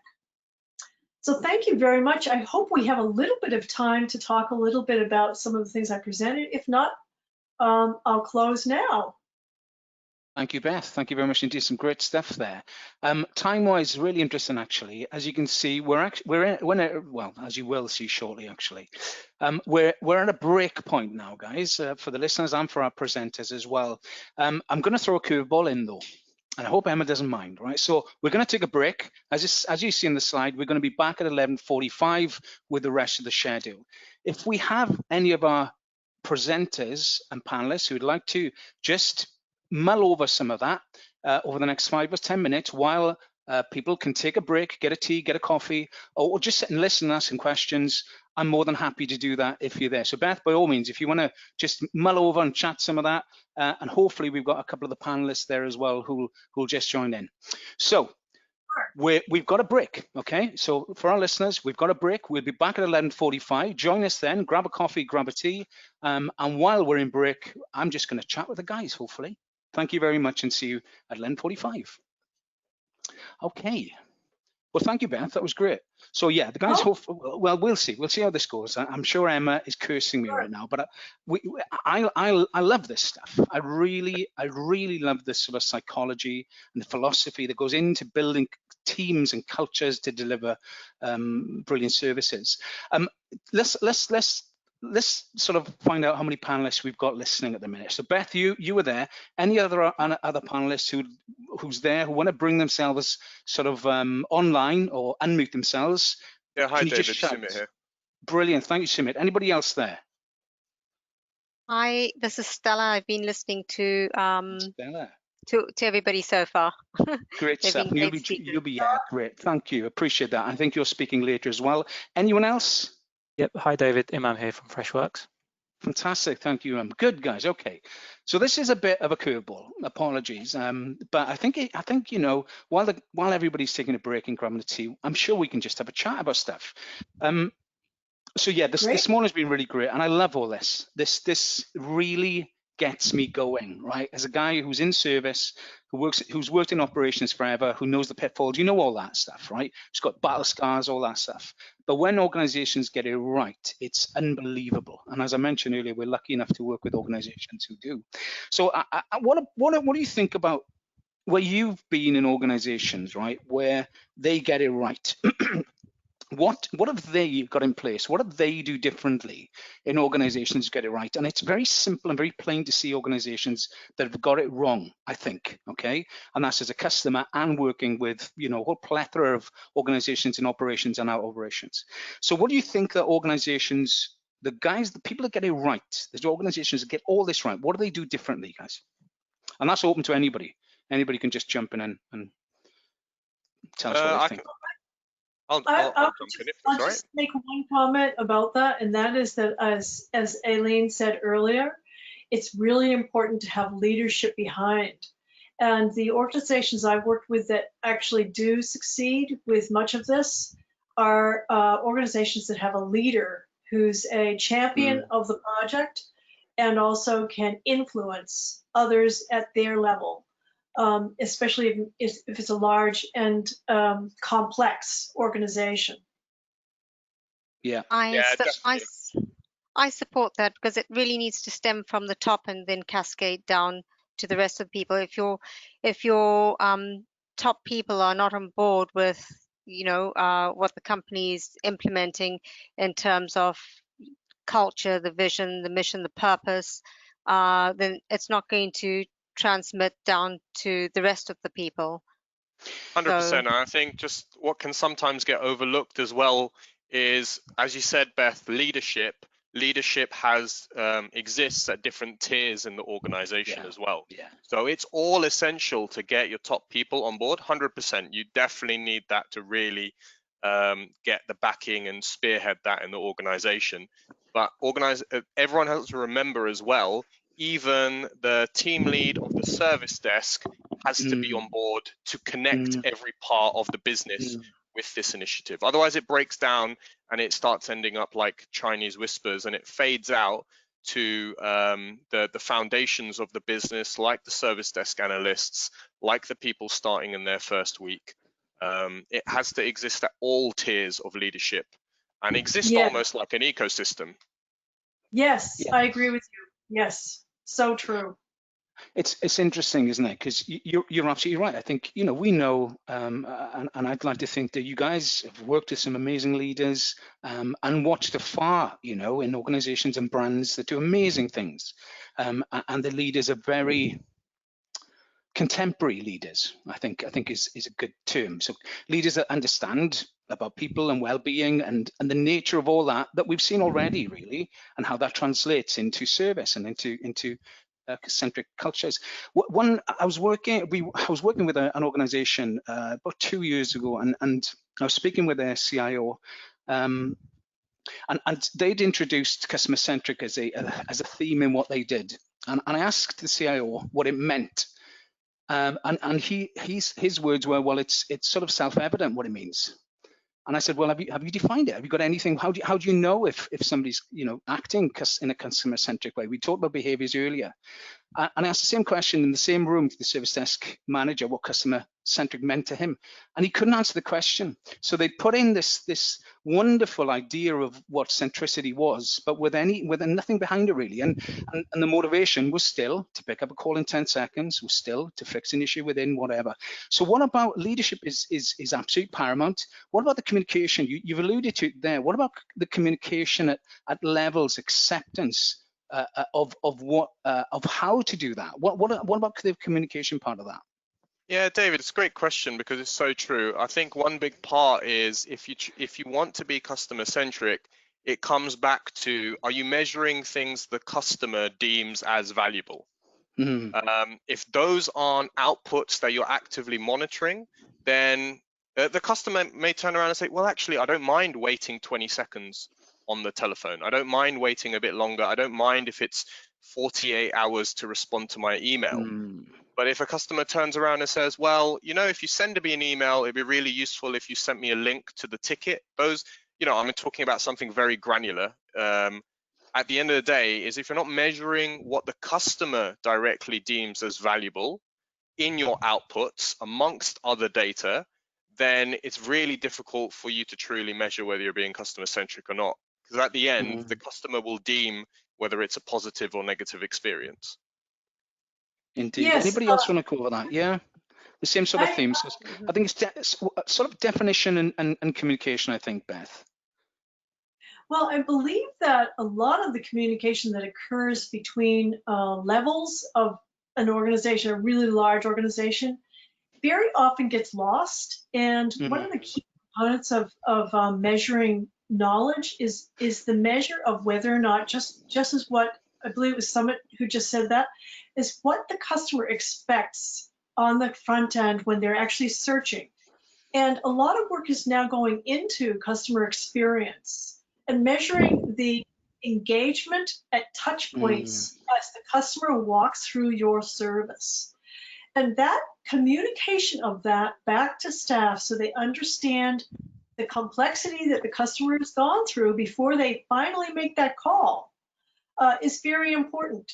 And sharing that across teams is really important. So communication looks different these days. Now communication is about how do we communicate what happened in sales to the people in support when they open that call, the first one that comes in from a new customer who's finally had to make a call, as I mentioned earlier. So it's really important to see and be able to see the transparency of those metrics across the groups in an organization and pull up the ones that are most valuable to the person talking to the customer at that time. And the wonderful thing is software can do it for us. We can now do all of that. It does take a little bit of configuration, but now it's viable with the capability that software and data banks and knowledge bases have. Yeah, yeah. Anybody else want to mention that or just jump in on that? Because I've got a point that's been raised by one of our listeners if we haven't. Just to support Beth is that I think the terminology is so essential, and there's a real big evidence of that we see when we're engaging with customers, especially when designing the self-service portal. Simple things as the terminology you use for your services that the customer sees on the portal is a make or break. For example, if you have email in your organization, but 90% of your customers call it Outlook, how many of us say Google it? We don't say, oh, go look at a search engine. Your customer will have the mindset of, I need to look at Outlook. Simple things like that, just reiterating on Beth's point about communication and terminology. Yeah, I agree. And I think, you know, I think working in this industry, I think, you know, catchphrases, buzzwords, acronyms, the wrong terminology is always one of those things when you talk about customer experience. That simplicity thing has always been a factor, isn't it? Because you know, I know technical guys that like to talk technically because that's what motivates them. So it's a really interesting point. I've got a point here by Alex, who's talking about customer experience, and he says it's easy to give demonstrable metrics for objective improvements, but how do we gather a happiness metric? The primary seems to be the survey responses, which in my experience are not forthcoming. It's a really interesting question, that, and I'll open this up, guys. But just to let Alex know, we've got somebody called Sammy who's joining us at 12 from Happy Signals. So stay tuned for that. That might interest you. What about happiness? Guys, it's a key. I think when we talk about sort of teams, you know, the motivation of teams, and we talk about serotonin, oxytocin, the chemicals that keep us motivated to be teams and to want to be part of a team. How have you measured happiness? How have you gathered, you know, really good happiness data metrics from people? I just want to add, you know, in order to get a happy team, they need to come together as a family. They need to be supporting each other and loving each other. So it's really kind of accepting all their team members, and it's also what leadership does for you. You know, you need good managers, good supervisors, people who understand their people. And there's little things that I'll touch on when I do my talk on. You know, engaging your employees so that they do become part of that team, and that they feel loved by their other team members. Because once they feel engaged and loved and supported, they will automatically jump in to do things for their colleagues. And if somebody doesn't turn up, they'll jump into, you know, fill in a gap where it's needed. They don't mind about their time, their hours, and things like that, you know. And that happiness, it all shines through, and it all shows through and cascades through the rest of the employees. It's a great feeling when that can actually come together in a workplace. And you know, that comes back probably to the initial question asked about what do organizations do right. When you see organizations who get it right, what do they do? And I think that's a massive, for me, what I see is that. I see that resonating in people and teams right away across the leadership and operational structure. I see that in place. I see there's a great book. I always talk about this, right? It's by Simon Sinek. It's called Leaders Eat Last, and he talks about the circle of trust. He talks about the emphasis on trust and creating trust in teams, which obviously, you know, follows that Maslow's sort of, you know, hierarchy of needs, which is great. But the flow of serotonin and oxytocin between people is a wonderful piece in the book, and certainly I'd recommend that to anybody to read. Yeah, definitely. And yeah, David, just to support that, and Stella 100% agree. I think it's something as well Aileen mentioned in her talk about the culture Just another great book to support that is 5 Dysfunctions of a Team. And you know, also understanding in our organization, in our team, what does happiness look like? What are the core values we're trying to instill in that culture? And by finding out from your teams, do they see evidence of this? If we're saying we want trust, we want freedom, we want responsibility, do they see evidence of this in their daily work life? Do they believe in that? I think has a big impact on whether your teams are happy or not. Yeah, I agree. And I also think as well, and I saw this in an organization when I went out to do some of the awards that we do, the trust emanating in or manifesting into something else. So a situation where somebody felt at ease, to be honest, which I think is, again, it's you know, so how somebody can trust in people around them to be as open as they can be, to really open up completely. And again, that's what I see in some of the better the organizations that got this right. There's so much trust that people feel as if they can be as open, as honest as and without any retribution. Actually, you know, if you're open and honest, things get better, not worse, you know. So that's good. I tell you what, guys, thank you for that. I know it was a bit of a curveball, but that was good. I enjoyed that. We're gonna sort of stop now, and we're gonna come back at 11:45 a break. I'm gonna grab a coffee. It's not as if I need any more coffee, to be honest, but I am gonna grab one. So, so if we'll reconvene at 11:45, listeners and panelists as well. So bear with us, guys. I'm just gonna put myself on mute, and I'll be back at 11:45. Thank you very much. David. I hope you had a good break there. And next we've already seen our next panelist, which is great. So we're going to welcome Alex Harding, IT Services Print Shop and Facilities Manager, and Andy Gant, Service Desk Team Leader, both from Runshaw College. Welcome both, and thank you for joining us today. Thank you. No worries, thank you. Great, so thank you. And I think you'll be talking about your service desk journey, giving us some insight into some of the strategies that you've put in place over time to improve the service experience. And hopefully, I'm hoping that you're going to cover off some of your service desk certification successes, as well as you are one of the elite services who become certified through the certification program. So hopefully you'll touch on that as well. Screens all good to go. Over to you. Thank you very much. Brilliant. So are you seeing our PowerPoint there? Yeah, that's absolutely fine. Yes, fantastic. Great introduction there from David. So I'll save just repeating on who we are. We'll kick off with a bit of an outline. Our marketing people love us to tell everybody about the college and where we are and what we do. So we're a 2-campus college, serving mainly 16 to 19-year-old students with some university level courses, some adult basic skills. We're predominantly right in the middle of South Ribble, in the northwest, but our students come from far and wide, and those areas that you see on the map just about covers where our students come from, probably 30 miles around us. 6,000 students, about 750 staff, and we've a modest 30 million turnover, which doesn't leave us much to play with.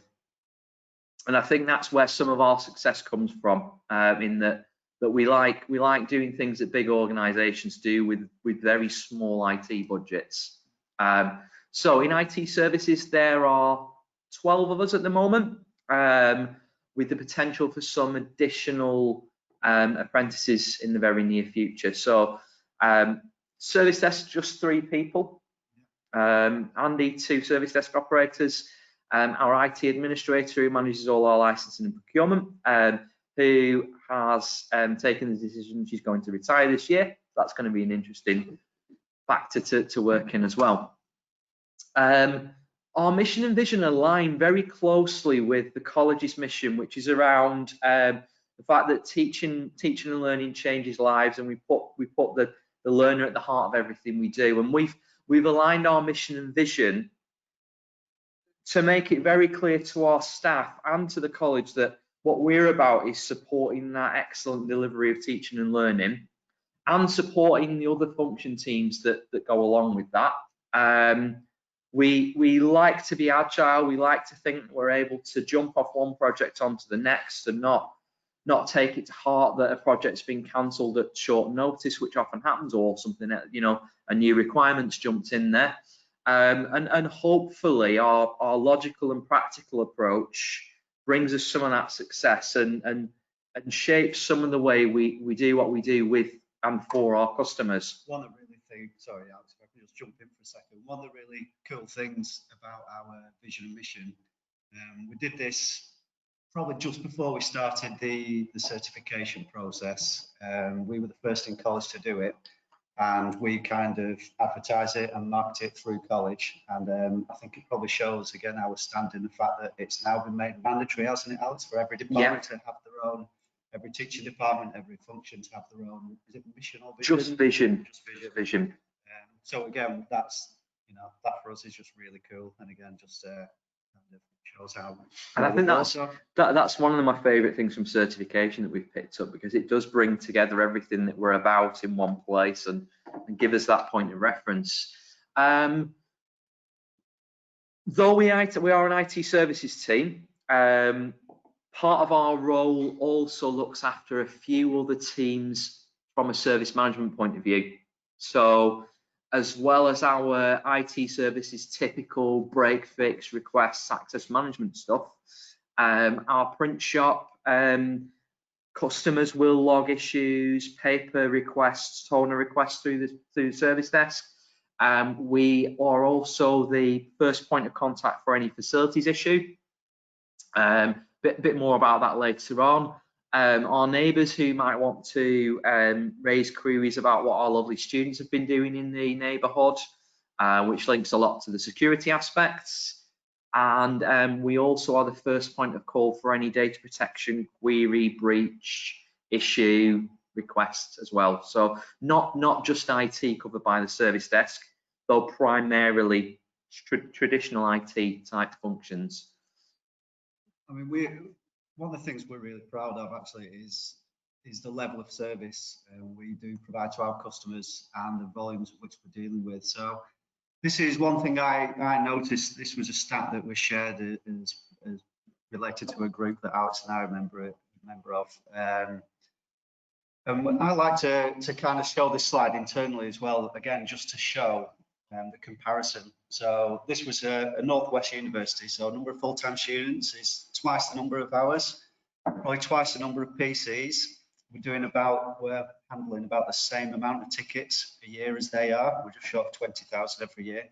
And I've put the little note there that doesn't include password resets. There's just a handful that we have to do, so it includes very few.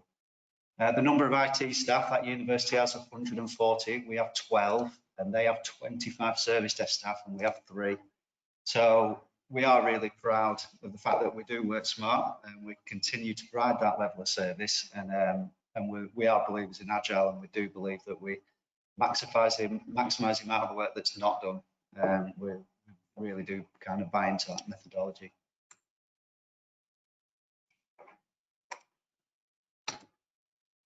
So we're just going to talk to you a little bit of about our journey. So we called it from hated to honoured. The honoured bit is being the first college anywhere that's got that certification. And also, I think we're unbelievably proud of that. And also at the same time to be shortlisted in the final 3 for best service desk. The awards even got postponed just before lockdown, things like literally a week before lockdown. So we're still waiting to hear on that one, but that's the honoured bit. And yeah, to say we're proud of that, to do a world's first, you know, and the award, just fantastic. But anyway, from hated, so we've gone from the beginning, and I think Alex and I both joined in 2006. Yeah. I joined on the help desk as it was then. Alex was working in IS, so 2 complete separate departments. So I was a developer back then. Again, I put there 2007. So my manager at the time, if someone used to comment to him that he'd spoken to someone on the help desk or in our department, they used to ask him who was it, and when they couldn't remember the name, and they just used to say the nice one, and he used to say, oh, that's Andy. So how bad is that, the fact that I was known as the nice one? I mean, there were 1 or 2 others, but it kind of shows the way we were thought of as a department back then. 2008, still hated. 2009, slightly less hated, again, as I was able to put into some kind of processes. Up until 2010, again, Alex was IS. we were the help desk, and there were certain differences where it could be said that IS probably caused us more headaches in IT than they took away. But yeah, they were very so if someone had an issue with a report, for example, they wouldn't know whether or not to contact us because they're using their PC, or whether to contact IS because it's one of their reports. So we were then amalgamated into one service desk. And this is where our customer service kind of really kicked in. Our customers absolutely loved it because they didn't have to think, they didn't have to work out who to contact, they just called us. So straight away, the customer satisfaction on site kind of came on it. And just so the service desk were formed, if you're aware of the song. So it was more money and more problems, but there was also more scope, more people. So just a little bit of a trivia question for you. So when the service desk were formed, only one of the above was true. Was it more money, an increase in budget, an increase with salary, more problems, more scope, or more people to cope with the additional workload? And the answer is more scope. Same number of people though, real improvements, customer confusion, and there wasn't more problems because those of you that are a bit of ITIL geeks like us, we didn't actually have a defined problem management process in place. We did kind of, and again, the certification, the SCI certification really helped us with that to kind of get that put in place and embedded. So that's really cool. So moving forward. So as I say, we became the service desk, single point of contact, and our customers really did love it. There was no blame game again, and we really, at that point, we properly did begin to have to work smart. We had to start changing our processes and the way we worked to kind of cope with the additional workload and increase the level of service that we were providing. So in 2013, there was a change of manager. Back then, the reins were off, and I was kind of allowed to really make some great improvements to the service desk. We continued that improvement. IT and IS separated again, but the service desk remained. And that was really important. That's something we fought for, didn't we, at the time, Alice? And it made all the sense in the world to us and the customer, why that was so important to be that true single point of contact. And I think to say we're seen as a bit of an institution within the college, I think it wouldn't be overselling it, would it? And again, we're super proud of kind of our standing within the college. Once it got to about 2015, I've put as good as we can get, question mark, because that's what I kind of was asking myself at the time, because at the levels we were providing, the satisfaction was going up. We were starting to be really kind of held in high esteem within the college. So that was really cool. But then 2017, the departments merged again. Alex became the IT manager. And at that point, I think we actually began to make some massive improvements. So I'll let Alex kind of talk. So I think at various points in time, we've used various different tools across the college. And back in 2012, when we first merged as two departments, we did come together on one tool, but it probably ended up being built for neither work stream. And we kind of fumbled along with that right through the separation and into the remerger, at which point it kind of became time to throw away that tool and look at what was out there that truly met our needs, that covered all of our work streams, because we're quite big on internal development, and probably 50% of the tickets that get raised are to do with internal developments. The development team had started using Jira at the time, and it made a lot of sense to buy into that ecosystem and kind of use that as the basis of our kind of transformation towards an agile way of doing service management, with ever increasing scope. And as I mentioned, we took on those facilities requests. We take on the initial triage of any security incidents that may go ahead. In CCTV investigations, which we conduct. Yeah, and I think it's at that point we started to wonder, we were all big on ITIL. We knew that was out there, and we knew ITIL described a way of doing service management in a certain way. Andy, I think you'd already done your service desk manager's qualification. Yeah, but we perhaps hadn't put into practice any really of those gems of good practice that are in the SDI standard. So we started to look at the standard. We used the free online assessment tool just to see where we were at, and we came to the conclusion that there was definitely more room for us to grow and a journey to go on through assessment, through certification. So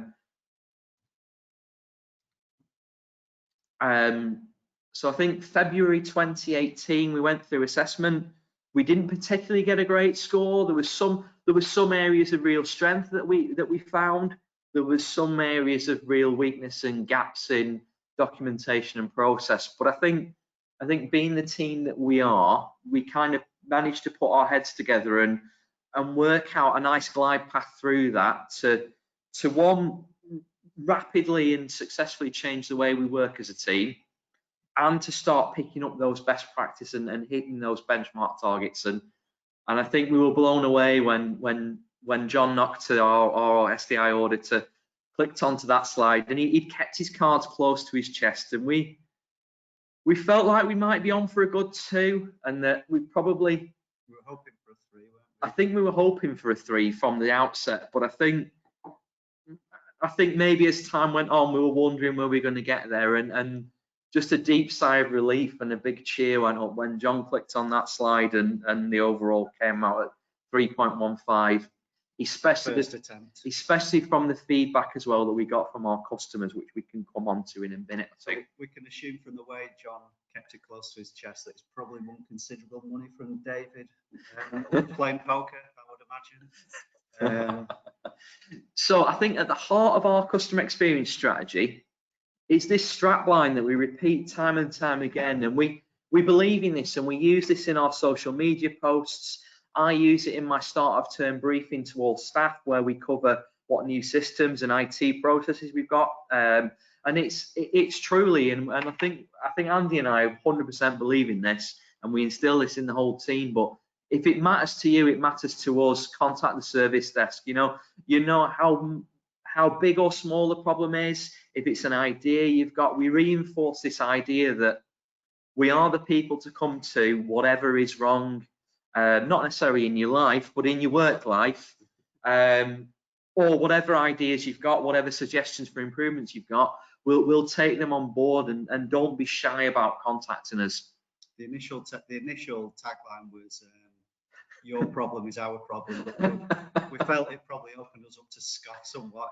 Our problem is most definitely. And I think at a meeting one day I said it the wrong way around, and it was straight away, we need a new strapline. It's not working. So this is at the heart of everything we do. If it matters to you, it matters to us. Call us, email us, jump on the self-service portal, and that forms a basis of our strategy, as well as looking at how we identify our customers, how we gain feedback from them. And you'll see there are monthly statistics that we put on Twitter, and if you like, you can follow us at RunShowSD. Anything we share around cyber security or around improvements we're making to process, things like that, we've always got that consistent message in there. It's in our email footers, and I think that brings us back to what's at the heart of our customer experience strategy. And Andy defined this, and it's simple, but it's about us knowing our customers and the needs and ensuring they're satisfied. Why should our customer experience strategy be about anything other than those customers and that very simple message? And again, kind of at the heart of that is our VIP program, in inverted commas, I suppose. For us, it's unofficial. It's really fluid. We don't kind of just see senior managers and governors and those kind of levels of staff as our VIPs. Our VIPs varies at each part of the year. So enrollment and confirmation, for example, those 2 days for enrollment.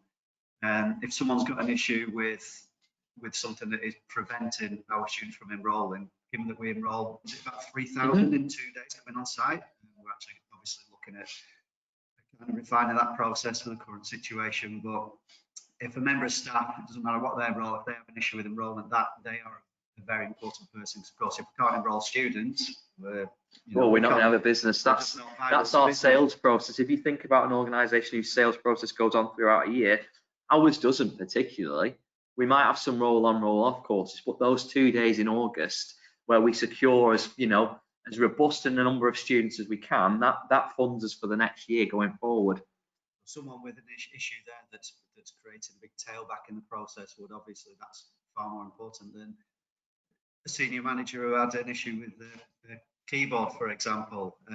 Although I mean, it's a hypothetical how senior managers are involved in, and they obviously buy into that. We are really lucky with the SMT team that we have. Any lockdown security incidents, obviously they get reported to us, and again, we're really proud on the feedback that we got when I think the first kind of drill of that kind was where there's a simulation on site that was performed.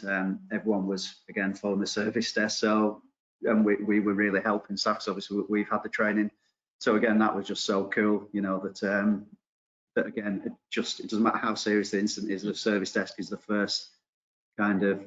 And I think we've managed to instill into our customers that we don't treat people as VIPs. It's not about people. It's about process. It's about what those people are trying to achieve at that moment in time. One person could ring up with 2 different issues and be treated as a VIP for one and not as for the other, as Andy says. We deal at all levels. So, for example, if there's a spillage on the stairs and the cleaner reports it, that's straight away VIP because it's a potential hazard.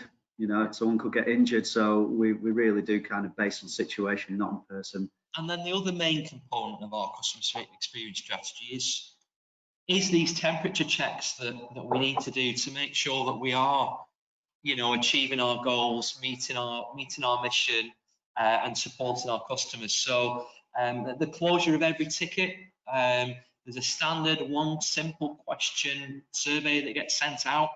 Ask the customer to rate us from 1 to 5 and provide a more verbose comment if they choose to. We get between 15 and 30% strike rate on that, just depending on time of year and who's on site. All of those comments are reviewed first by an automated process. So anything that's a 5-star becomes a compliment in our CSI process. And those comments will feed into things that we do, such as our self-assessment report, which we do every year, which looks at our strengths, weaknesses, where we need to improve. More importantly, anyone that gives us a 1-star or 2-star rating logs as an expression of their satisfaction. They're routed to Andy, who will review the ticket, will speak to the technician or the service desk operator that's dealt with that ticket, and we'll really dig into there to what might have gone wrong. Was there anything we could do to recover from that situation? Could we have handled it differently? I'm not saying we don't just get the odd customer who just, I've got an example where I went to fix somebody's monitor. I wasn't switched on at the wall. I switched it on, explained to them where the plug and everything was, showed them how to work out if it's plugged in the future, and I got a 1-star. So sometimes those feedbacks are totally out of our control, but other times we're passionate about digging into where that feedback came from and what we can do about it. We also randomly sample our staff and students. 10 students, 10 staff who raised tickets in the past 30 days with a more complex survey. And then as part of our college culture for continuous improvement, every other year there's an all staff survey goes out with a set of standard questions that quite nicely align to the ones that are in the certification framework that are asked when the audit is around. And then as we've started to build self-service, we're also picking 10 staff and 10 students quarterly to look at their experience of our self-service platform as well. So all that feedback is great, and it all builds into us making it feel right for our customers. So the basics of customer service, every ticket counts. It really does count. A simple password reset, although as I mentioned, we've very largely eliminated those by providing some various self-help methods. But even a simple, really simple password reset, or for us logging a ticket for a caretaker to move a piece of equipment, it's an opportunity to provide a really slick and pleasant customer experience. So we take every ticket seriously. This probably sounds a little bit like I'm telling you, you're teaching your grandma how to suck eggs, but I mean, if we kind of get any new member of the team, I'll kind of do a session with them. It doesn't matter if they're on a service desk or if they're a technician or a developer. And one of the things I do say is manners really do kind of go a long way. It sounds so simple, but hi, please, thank you, sorry, not just a one-line response. If they've taken the time, well, even if they haven't, but certainly if someone's taken the time to say hi, blah, blah, blah, I'll always say hi back and thank you. Smile if they're, again, in the corridor, if you see someone you've dealt with, or if they come into the room, we just smile. Should always communicate at an appropriate level. We never try and make anyone think they're stupid. Again, this is going back to years gone by when perhaps one or two members would, which contributed to our reputation in the college. But I would never try and make anyone think they're stupid. People will know you're clever by the work that you do. And if we continue to provide a good service, just let the service that you provide speak for itself. You communicate at an appropriate level. People do appreciate it. Customer service is so, to me, it is just so easy. It's just be a nice person. Just don't be you can insert your own expletive here, whichever you prefer. Just be nice, it's simple. Part of what we do as well is we also joke a lot. We're lucky our SMT do have a great sense of humour. But again, it's going back to knowing your customer. The vast majority of our customers you can have a laugh with. We probably know the one or two that can't. Again, back in the day, there was probably one or two of our staff who shouldn't be allowed to joke because we could offend people. But the business seems to love the fact that we are structured, but we're very informal, we're very down to earth, and yeah, we do like to have a laugh and enjoy what we do. So part of improving our kind of customer service was a service when people walk in. So our walk-in area, before John Noctor joined, before and during the SDI assessment, did resemble Steptoe & Sons kind of place of work and place of residence, if you've watched the show.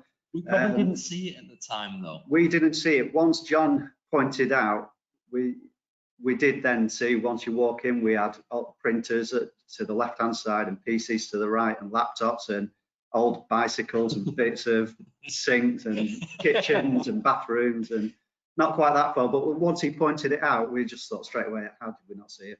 So following John's input there, I think this is one of the first things we did, Alex, and we were straight away, we kind of got new carpeting, defined the floor space, signage, repurposed a monitor, which people seem to love. That's an old monitor in the middle there, just saying, please take a seat. And it just made it so much clearer. And again, our satisfaction kind of from the walk-in, the feedback that we're getting from staff and students improved.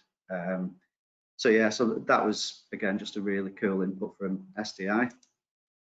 I guess the other thing that became important to us was just working out how do our customers feel throughout their journey on a ticket. And we've started the journey mapping from a very simplistic point of view, and it took me a while to get my head around just how to map a journey.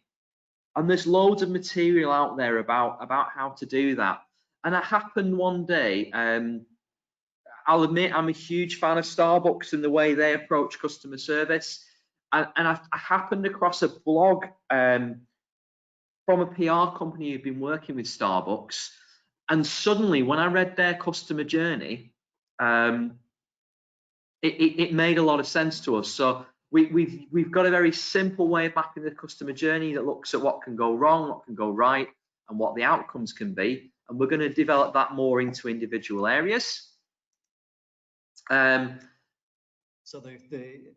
Alex mentioned the biennial survey that happens every 2 years around college. So you can see there the kind of levels of satisfaction that's grown. And we've actually got the college highest ever in our last survey. So how cool is that? One little story to kind of close with was during the SDI assessment. Again, this is just how we're thought of and how we're standing within the business and our level of customer service. Those of you that have gone through the certification process will know that you kind of book in some customers, certain random customers for interview with the auditor. So John had interviewed probably 7 or 8 different customers that were fairly randomly picked from different areas of the business. Between one of the sessions, John and I were in the room alone. I think one of the other lads had just need to see him, another member of staff. And John just commented that he couldn't really kind of use the feedback. It was so good. And I think he thought that we'd set it all up. We'd handpicked those customers, we'd cherry pick them, told them what to say. It was only after chatting for 5 or 10 minutes that I was able to explain to John that that was absolutely legitimate feedback.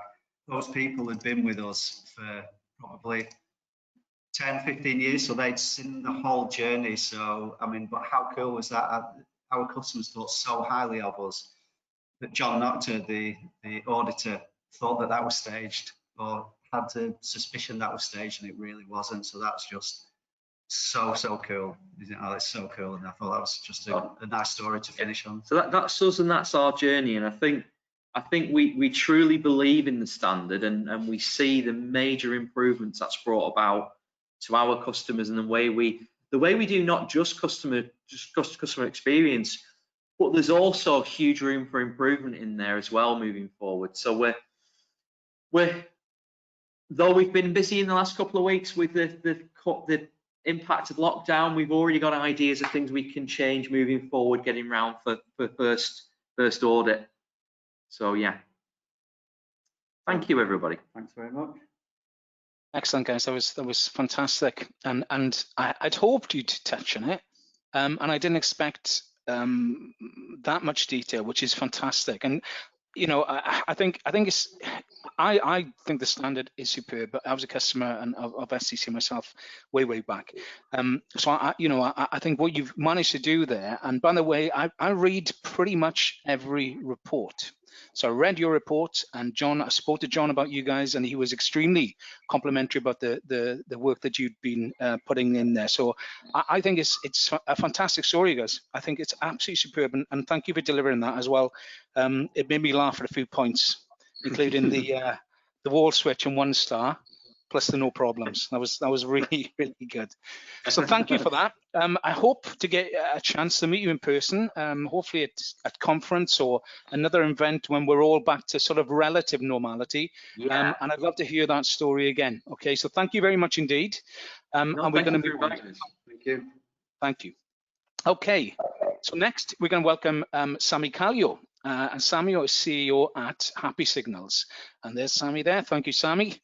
And I think you'll be talking about leveraging experience data. We had a point earlier, actually, Sami. I don't know if you were around for that, but one of the listeners talked about how you measure happiness. And I said, well, yeah, you want to stay on for this one. So you'll be talking about leveraging experience data, the experience level agreements, which are relatively new, probably to some people maybe, and how you use all that to drive customer experience success. So yeah, slides are all ready. Thank you for that. And over to you. Thank you, Sami. Thank you. All right, great to be here. So Sami Kallio, CEO and founder of Happy Signals, and I'll be talking about experience management. So why we measure the end user experience and how that changes how we work as an IT organization and support organization. And mainly, I believe and hope you will remember after this one that it kind of changes how we all feel at work. So we typically talk about more smiles, less wasted time. And that's not only for the end user part, that is also for the IT. So I come from a company who is doing only this one thing. So we are measuring end user experience and helping enterprises really to use that data. Our product is used by enterprises directly, and then some of the big service desk providers are using our product together with their customers. So In a short, our product is really a cooperation tool in the context of managing experiences for IT. That's all about the company, and let's go deeper to the issue. I only have 15 minutes, so that is a kind of a quite short time for introducing our thinking of why this whole thing is so important. But I start this from some of the numbers from our benchmark report. So if you wish, you can go to our web pages and download the whole report. I will only have a couple of slides from that in this presentation. The point of that is that so that you don't have to trust me, you can trust the employees and what they have said. So all our customers are measured exactly the same way. And now during this year, we have less than 400,000 feedbacks for IT incidents. Has been really interesting year, of course, because of the remote working. And now the happiness score among all our customers is on the highest it has ever been. So now during COVID time, people and doing remote working, people are more happy for IT support they have been before. I think that is partly because of the expectation level is a bit lower. But on the other hand, we really can be proud as a whole kind of a industry if we are talking about service desk as an industry. But even though when the happiness is so high, still end users are estimating they are losing more than 3 hours per each incident ticket. And as said, this is based on 400,000 estimates from employees. So it is the perception of how much time did I lose because of this problem. Some companies having that only level of 1 hour, some others in level 7.5 hours. And with these numbers, I just want to underline that it is really important to focus on how you deliver the service from the end user perspective. From my perspective, we in this industry have been too focused on doing things efficiently on our own part, so IT perspective, saving all the possible money and doing things and measuring a bit wrong things. I believe most of you are familiar with the metaphor of that watermelon. So typically, the IT has been measuring availability. In service desk, measuring how fast we are responding tickets. That doesn't really make sure that we get the employees happy. I was happy to hear you guys presenting before me about the really listening and being the right attitude and talking to people in the right manner. Those are really key results and key things to do better in IT service management. But also I believe that it's really, really important to measure the right things and do decisions based on end user experience. So when we have been so focused on the traditional SLAs and also in the, let's say, traditional availability, like if a server is up and running, it doesn't mean that the application running top of it would make end users happy or they would be efficient to be used. But what happens here is that, as you guys had the history of having really bad reputation for IT, and when that reputation is coming from service desk services, which the business might be thinking that is the easy one, helping us to develop our business is much harder. So the whole IT reputation is very much based on how well we are able to support the business in the requests and incidents they have. On the other hand, only few organizations that we start to work with have any idea about the whole experience of IT. So how the people really feel. They know one number about, but they don't kind of have a real understanding where that happiness or unhappiness is really coming from. And when you don't know that, you don't have a common focus in your IT. So you are just doing things that somebody is shouting the most, if that is the worst case, of course. But that is quite often the case that if you are not really knowing what would have influenced the end user happiness in the organization, you are doing things just based on some assumptions. Also now thinking about, let's say, digital transformation, which is a huge thing going on, of course. If you are doing decisions in that one, only based on, okay, we want to get this to the cloud or we want to do this and this without understanding the experience of end users and how that influences it, you are really taking big risk in a, how I feel at work kind of stuff and how efficient I will be in using those new tools. Also, one thing which we will find out very, very often is that if you have, let's say, outsourced your service desk, there very often is a lack of trust, lack of control, feeling that they are not just doing something And I think that is coming mainly from, again, that watermelon. So you as a guy who is responsible, or lady who is responsible of the service desk, you're meeting business and they're complaining. When you are meeting the provider, everything should be okay because all the SLAs are green. And being in the middle of that hassle makes working kind of a really hard and not motivating, because it's kind of you are explaining things to both directions, trying to figure out things. In all this, understanding the end users is the key for success. And for us, what we mean by experience management. So what I'm talking about today is not only just kind of a surveying things, which is of course one part of it. You need to get information from employees, and that is the starting point. But how we see the whole thing is that you have to think about the whole cycle. So you measure things, you get enough feedback, you can start to trust that. Then very relevant thing to do is to share that information. Share that with agents, share that with directors of IT, share that with the business. Very, very relevant to share that with all of your partners in IT, vendors, and maybe if you have outsourced your service desk, with those kinds, of course. When you share it, you can then start to trust it. And when you trust it, you really can start to do decisions, or at least identify things that could be done better. So measuring things just to have a one number that is high number, like on average, you already see that it's 70 is the average happiness, and that is high compared to almost any industry in the world. So overall, we are doing well. But if that number is only used to show good, you are not really using it. So finding the areas what to do better is the key thing in the whole experience management. It is you are managing the experiences, you are doing changes based off what you get and what you understand.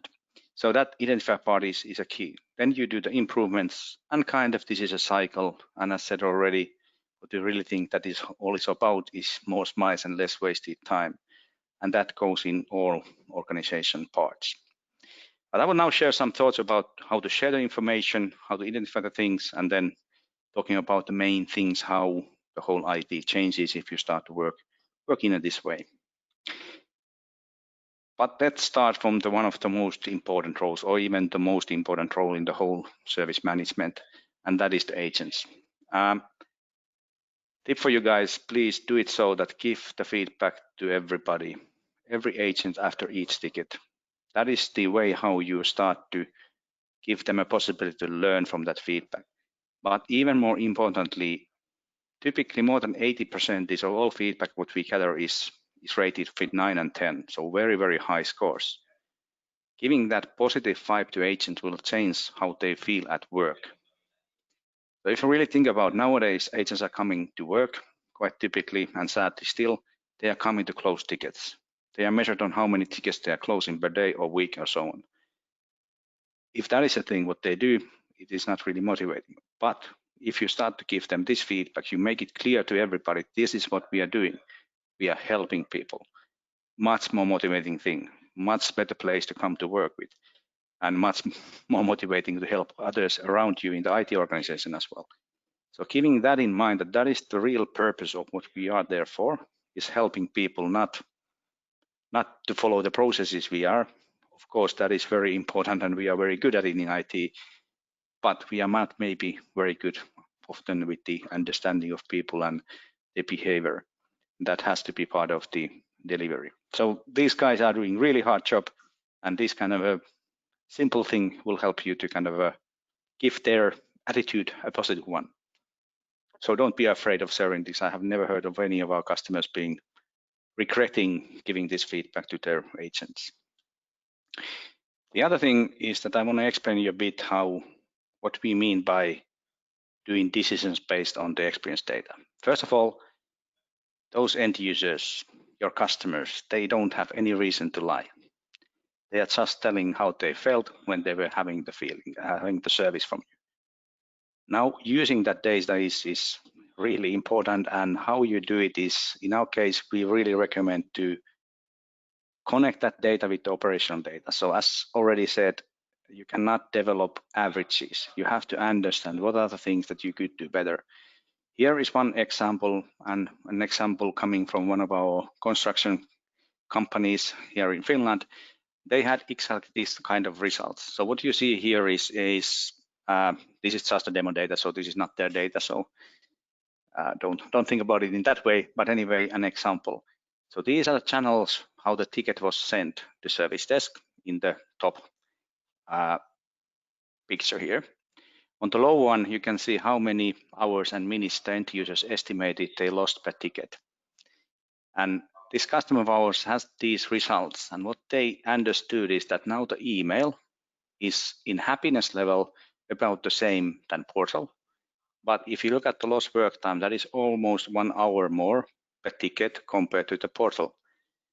And the decision they made immediately is to close the email. And the important learning here was that they were able now to communicate to the end users that we are closing email because it is more efficient for you. You told us that it is more efficient. So that kind of thinking here is the key, that you find things that you could do differently. This is kind of an easy thing because it was just closing a channel. But on the other hand, now they had more focus on developing the portal. And of course, if the portal is done right, it is more efficient for IT because you get all the needed information in the first contact. But that is just kind of one example on how you really use the data, what you gather from the end user. So not only that is just numbers and text, but if it's connected to the operational data, channels, vendors, services, and so on, or countries, then you start to kind of get really the benefit of it, and you start to understand what are the areas to focus on. If you now think about this whole thing, for me, experience management is a journey. You cannot jump from zero to be really end-user-centric organization. But how we recommend to start do that is, of course, yes, start to measure it continuously, but be transparent. And transparent here meaning, again, sharing that data with all the stakeholders. One of the examples here on the right is that you could have this kind of screens up and running in the IT service management area, or you can have them up and running in a public area as well if you wish. But making sure that everybody knows that what you are really focused on is the experience of end users. We don't recommend to drop out SLAs, at least drop down them immediately or totally. They are good to follow up and they are good to have there. But the main thing is that they don't matter if it doesn't influence the end user experience. Because again, the only reason why we exist is to help the end users. So in that sense, following our process is a second level importance to at least how we see the business. It is more important to focus on how it felt, how we were able to help the end users. When the transparency is there, you start to trust. And again, they don't have any reason to lie. And now you have all that data together with all the stakeholders. You can show to the business, this is how well we understand your employees. This is what we do well. These are the things that could be done better. On the other hand, you have continuously the same view with all your vendors and partners. So it's about everybody recognizing what is their value to this experience thing. And when there is that trust, you start to have focus. And in a way, I see kind of the thing when you do this kind of finding out what to do better, and you've listened to your end users, you end up in a situation that they identify problems, and then you can be innovative in solving them. And innovation for me means it means always to solve a problem. So kind of to be innovative organization, you need to know the real problems, and this kind of approach of experience-centric way will give you for sure some problems to solve. Then you just select the ones that have the biggest influence and focus on making them better. Then in the end, first transparency, trust, focus, then you start to get good outcomes. And again, back to that donut picture, you get the loop. And then you start over again. You start to understand, okay, this was the thing we did better. Next thing, what we will do is this and this. So this is really kind of the approach. And when we take over even more practical thing, what I think really matters for different functions and organization part in IT is that for agents and their managers, it is more motivating. It is better and nicer to come to work, be more motivated on helping people. On the other hand, if you take the people who are responsible, let's say, developing certain channels or developing certain services, you get more focus. You don't have to do some things that somebody's just shouting in a high position. You understand well what really are things. So you kind of do less, but with better outcomes. And that, okay, needs time to really be in that level. But that is something that we have seen kind of and heard from those people, that now it feels much better to be able to show that this was a change and that is the result. C-level, back to the problems on the one of the first slides. The reputation. These guys are in many cases in a situation that IT is having a crappy reputation. And having dinners and having lunches with the business people is very frustrating for the C-level people when they are only hearing complaints and they cannot really defend their team. And that position is not nice to be in. But when you do it this kind of thing right, C-level start to be able to educate the customers and the business leaders that this is how we see your employees. You can learn this and this. These are what kind of employees you are having. We are doing this and this development. Again, building that trust between the business and IT. And then later on, being more needed for those, let's say, developing the consumer services or business services, whatever that organization is doing. To end up, I wanted to show you that, yes, understanding end users will really, it might help you really a lot in different kind of situation to get better. So we started to measure also remote working in the, I think it was 18th of March. Yeah, it is there, 18th of March. And until yesterday, there has been a huge improvement in the remote working experience of our customers. So in the beginning of, and in the mid-March, happiness was 32. And now during June, it has been 56. And I really think that this whole remote working is here to stay. And there is one fact up there in the right corner that I might even be able to prove it. So when we've been doing this survey, we have always been asking reasons for not being happy with the remote working possibilities. And then on the other hand, why they are happy, end users. Only 749 times people have said that they feel that remote working is not efficient. Almost 23,000 times somebody has said that remote working is efficient. So for me, this really shows that this will be the way of working in the future, hopefully in most organizations, because it just feels more efficient for end users. And that's, at least for us, that has been really interesting to follow that kind of a feedbacks from end users. And as you can already see, in a month about, end users became much more happy with the remote working. Mainly in the beginning, there were people and companies where the VPN was a problem, not enough capacity and so on. But listening to the customers, the users, our customers were able to develop the services in a very, very rapid way. Of course, forced by the situation as well. But being able to do something like this in a situation when you also had to send your agents home first time in the history.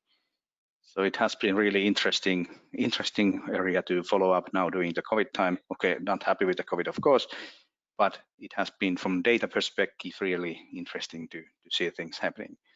There is about 10 slides about this remote working happiness in the benchmark report, so the happiness score report that you can find from happysignal.com.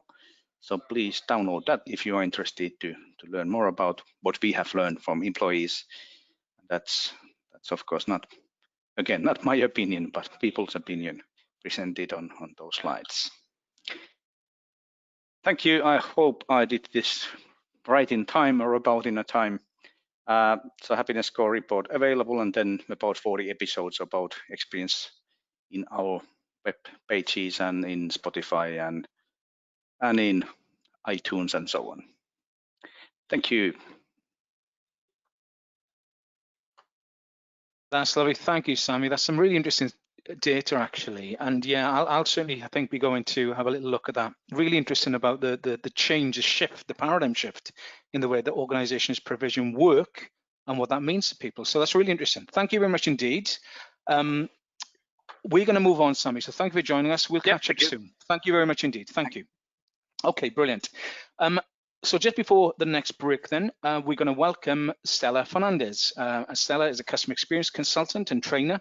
Stella has some great experience in one of the most customer-focused industries, hospitality and leisure, and helps organizations create engaged service cultures and deliver outstanding customer service. Welcome, Stella, and thank you for joining us today.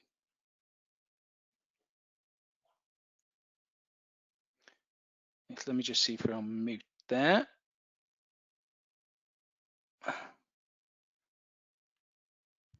There we go. Can you hear me, Stella? Hi, Dave. I can hear you. Thanks for the introduction. Good. No, not a problem. I think you'll be talking about as well some of the components for delivering outstanding customer experiences in post-COVID-19 world, which is certainly one that we all need to consider right now. So if you could open your slides there, Stella, if you have them, that'd be fantastic. That's lovely. They're great. All ready to rock and roll. Looks good this end. So over to you. Okay, great. So I've been listening into all the speakers so far, and some really good talks shared so far.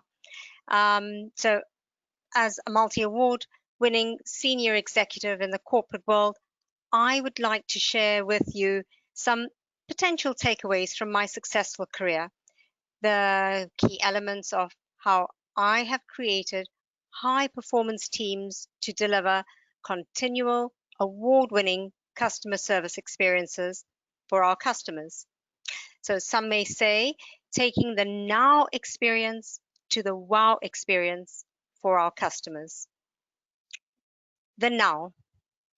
COVID-19 has made us almost so quickly embrace the digital age.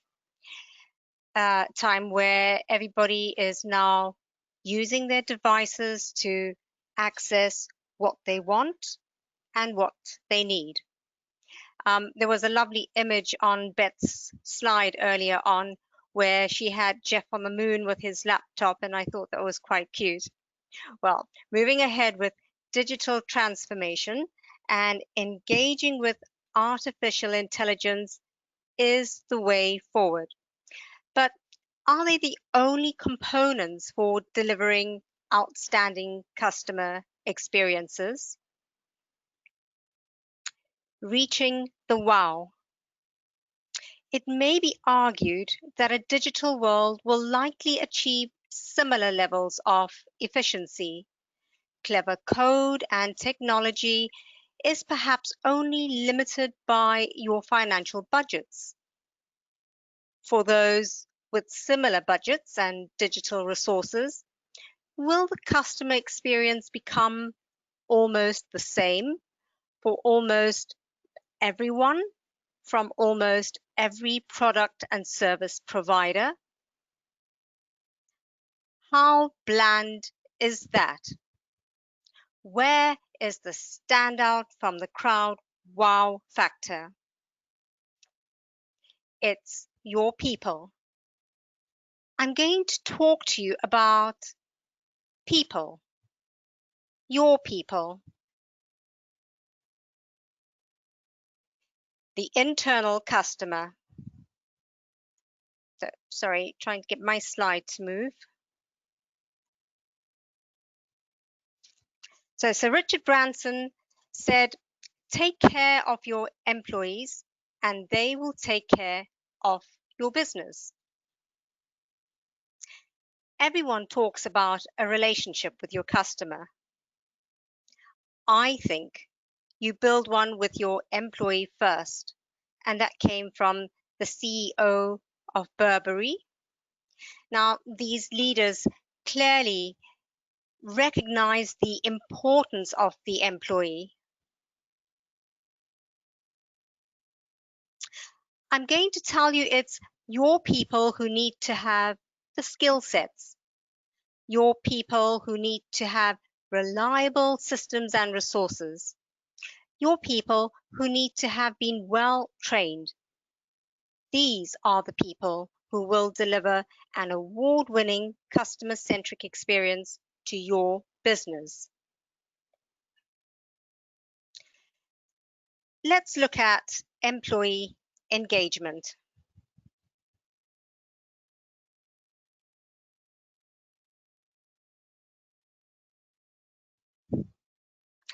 Have you ever wondered why some teams are more motivated, more innovative, more successful? What is it that drives people to be more productive, more customer orientated, more quality focused? Although I will be sharing my experiences from my time in hotels, and hotels being a customer service industry, these practices can be used in all businesses. So I'm going to share with you my top 6 drivers of employee engagement. My first tip: when it comes to hiring the right people is so important. Hire for passion and commitment.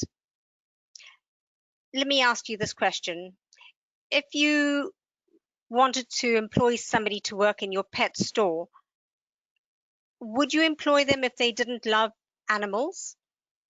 Don't forget, you're hiring people who you want to deliver outstanding customer experience for your company. It helps if they are passionate about whatever product or service your company provides. One part of the interview stage is managing people and or the impressions that you have on your candidates. So whilst you're interviewing your candidates, do they have a natural smile? What's their body language saying? Tone of voice, presentation. Pretty obvious basics, aren't they? Remember, you're hiring employees who you want to deliver outstanding customer experience for your company. Now, the second part of the interview process is you need to be clearly defining the business vision, purpose, and values already during the interview stage if you want to gauge if your prospective candidate who will come on board are in line with your business values. Eileen talked about vision and culture, and a company needs to have a culture. They need to be defining a clear vision.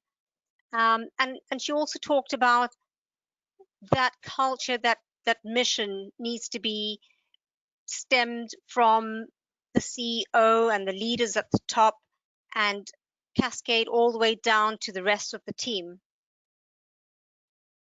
Now, my second tip is making the onboarding experience one which the employee will feel welcomed into the company. And it kind of really starts with the time the employee is given already the go-ahead to say that, wow, you've been successful in your interview, we'd like you to start with us. But from that point onwards, the offertory letter and expediting all that necessary paperwork before they even start at the company is so important. The onboarding experience is important for the new hire because that's the opportunity for them to receive the necessary training, induction, and integration into the organization. And my third driver of employee engagement: use people's skills. So not everybody is gifted at everything. So while some people may be so naturally charming and in the face of customers, others, for example, might have excellent technical skills, but may lack personality and charm in the face of customers. But where a job requires that front-facing employees have both skills, then pair the experienced employee to work with people with lesser skills. My number 4, knowledge is powerful. So Beth spoke about knowledge as a key asset, and I completely agree with her. You need to be training your employees. So in order for someone to perform well, they need to know how to use the systems. They need to know their role and responsibilities. And sometimes systems are continually changing, but your employees they need to be able to understand how the systems work in order to perform their jobs properly. You want to educate and enable your employees to carry out their roles that brings your vision to life. My number 5 tip, you need to treat employees as individuals. Do we understand what motivates an individual? For one, it might be progression. For someone else, it might be greater challenges. Yet for another, it might be an opportunity to learn and grow. And lastly, from my top 6 on how to engage employees, communicate to your employees often. People appreciate being told what they're doing right and how they can improve. My next topic is fostering creativity. Encourage creativity within your employees. A study was done through the Journal of Experimental Social Psychology, and they proved that by promoting creativity, companies allow employees to establish a psychological distance from their problems, and they can think of more innovative solutions. So I thought I'd share with you a simple story where I applied that concept to my team. A lot of businesses do this all the time. We don't think of how it works, but well, I wanted to put up this access gate in the car park, and this was really to stop non-customers from parking in our very limited car park space. I consulted my team on how we would administer tokens, notices, security checks, payments, etc. Some of the team members thought that this would mean more work for them to do. Through brainstorming, they actually came up with ideas that would decrease their workload and help customers with a better parking experience. Sometimes in team collaborations, we find it easy to dismiss ideas as unsuitable, but by allowing everyone to contribute and be heard, and by just being open to their ideas, it allows the entire team to contribute to better ideas. Involve employees in your decision-making process. Present challenges that the business may be facing and ask them for ideas on how they would handle these issues. Your employees will feel more valued.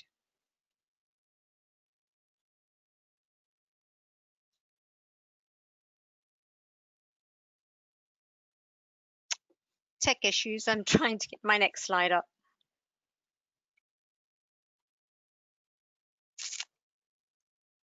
That's okay, Stella, no problem, plenty of time.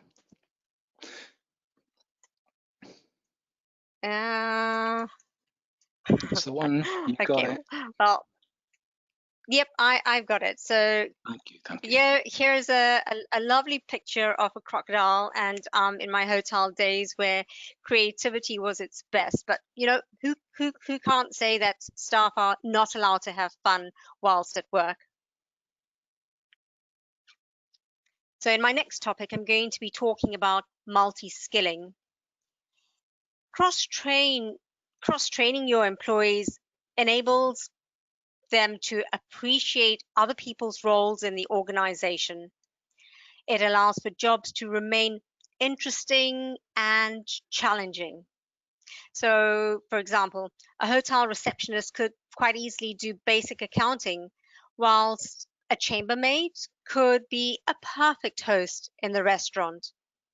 Now, in this way, should someone call in sick, then the role can be performed by another team member.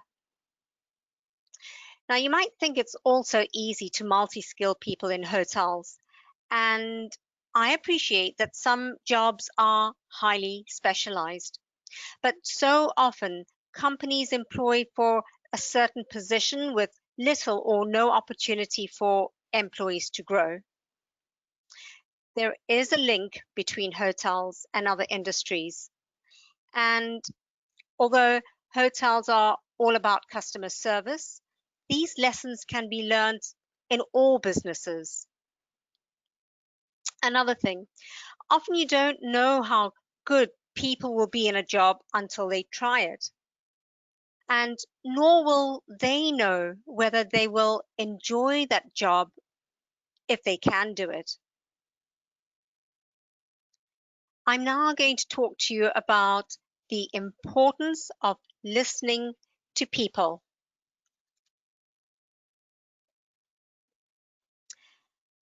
We listen to the voice of the customer, but do we listen to the voice of the employee? You need to consider their input, their concerns, their knowledge, which of course will ultimately translate in providing a better experience for your customers. Your front-facing employees are the people who receive first-hand information from the customer, and they will be the ones who will be aware of the customer's pain points.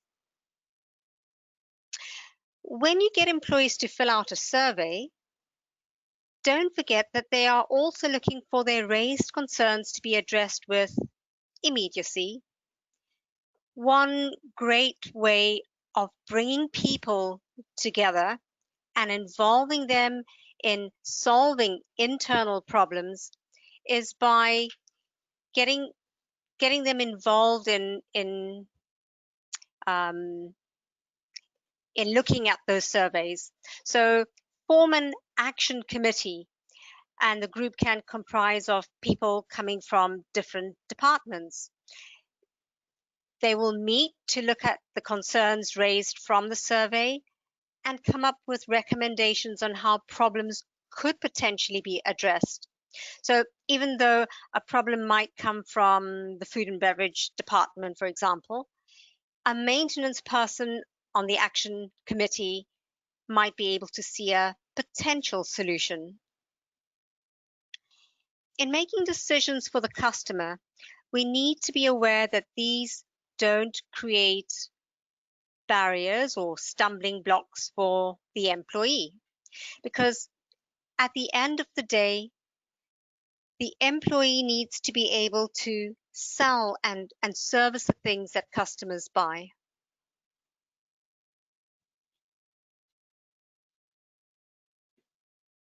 To do or not to do, that is the question. Do empower your employees to make decisions. They shouldn't have to come to you every time a customer has a query or raises a complaint that can easily be solved by them. The employee will value the trust you put in them.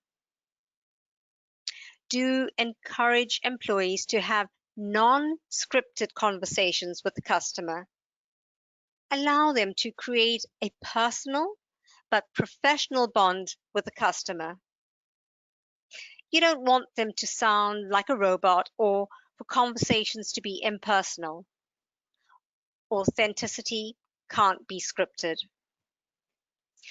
Loyal customers are happy to give employees direct feedback on areas of improvement when they have this personal rapport with the employee. And This one I absolutely recommend that you don't stop doing. Do celebrate and give shout outs to employees every time a customer posts a positive review or mention of an employee.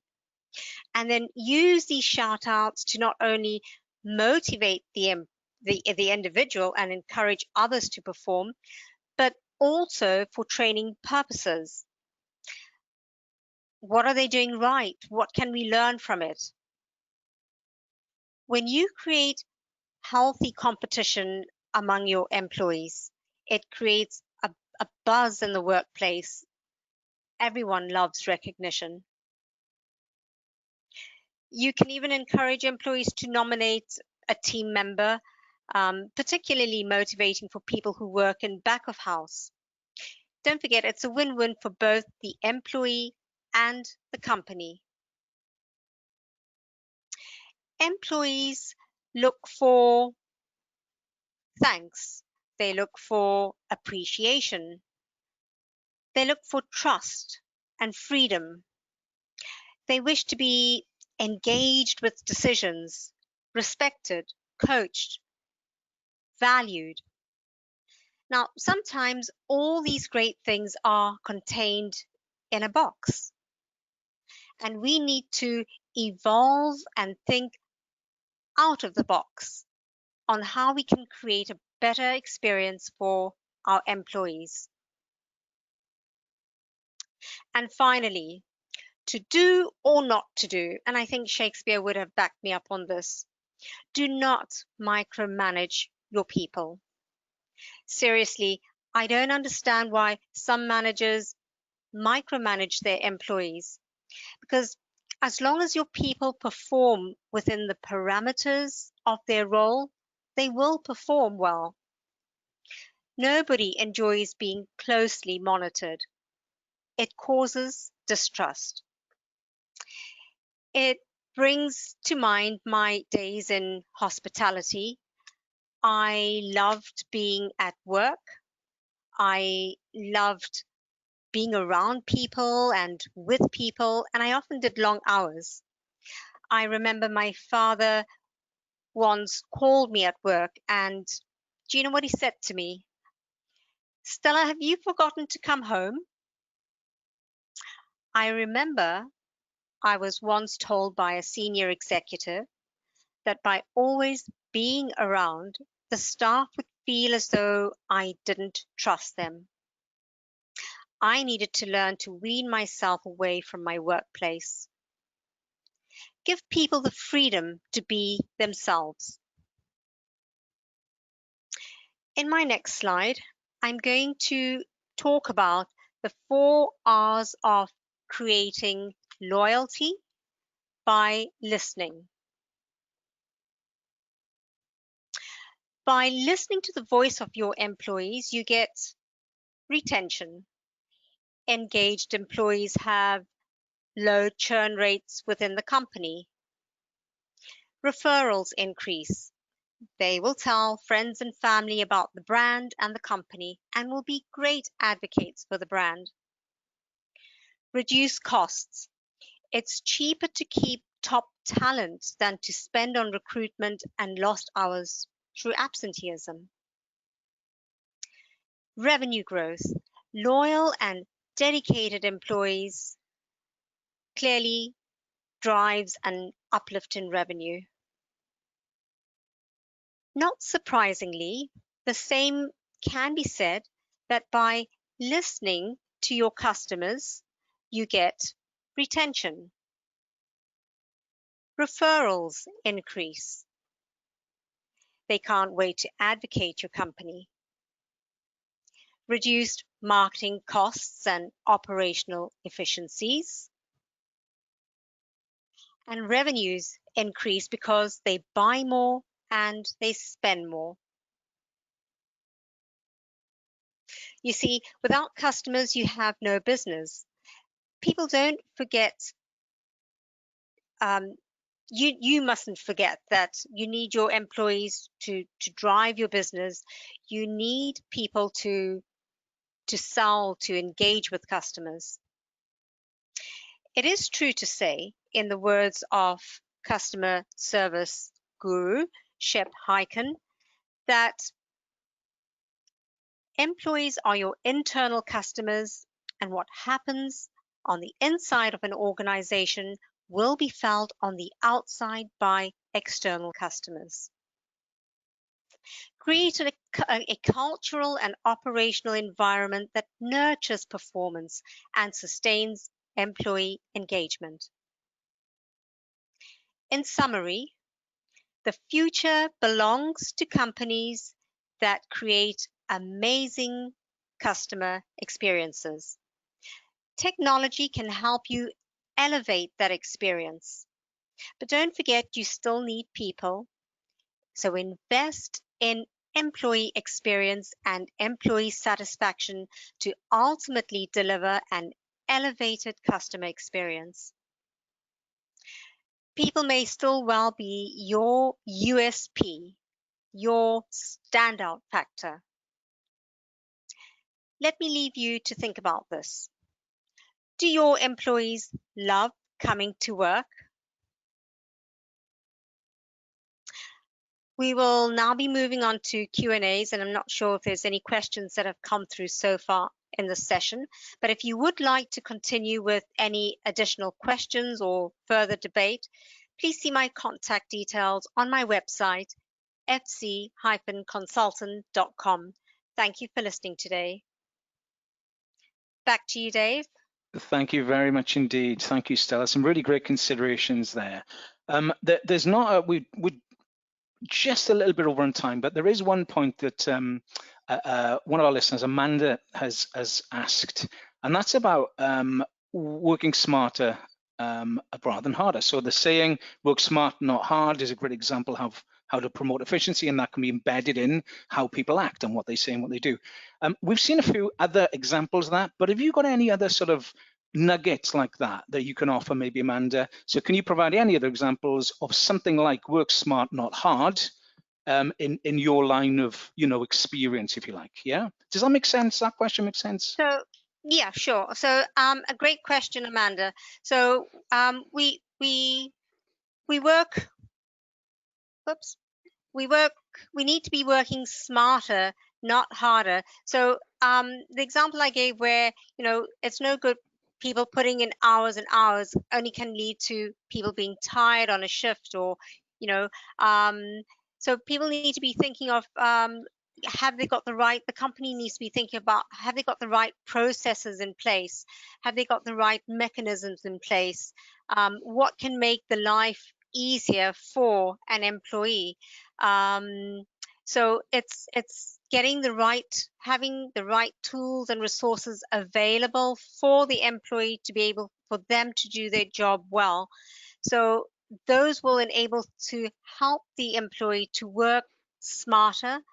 Hard work will come along, but by being able to having the right tools and resources available for you to be able to use, those will all assist your people to be able to do the right jobs, to think logically and correctly, to embrace your role and responsibilities, and it'll just help you to be able to work in a logical order or a logical sense, to be able to deal with problems that come your way in a more logical way, in a much more smarter way, and deliver that great customer service at the end of the day that the customer is expecting from you.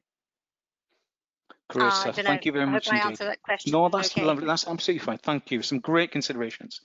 So thank you for joining us today, Stella. It's been great to listen to you. We're gonna move on into break now. So thank you and good luck. Thank you very much indeed. Thanks for having me. Thank you. Bye. Thank you. Bye now. Bye-bye. Okay, so we've got break, and we, well, as it says there, we're back at 1:20. So I'm going to grab another coffee and we'll reconvene at that time. So I'll see you back here at 1:20. Thank you. Very, very quickly. So we're going to move on to our next speaker, and we're going to welcome Imam Sigali from Freshworks, and Imam is the one of the senior solution engineers there. So welcome, and thank you for joining us today, Imam.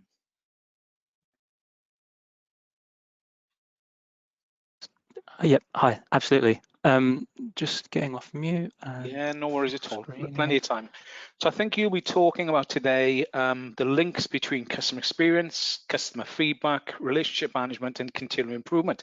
Absolutely. I mean, all vital components really of a brilliant service there. So yeah, just take your time. Once you're ready to present your slides, just give that button a click. Hopefully you'll see that. Yep, great. Okay. Okay, hello everyone. Excellent, thank you. Thank you for joining me today.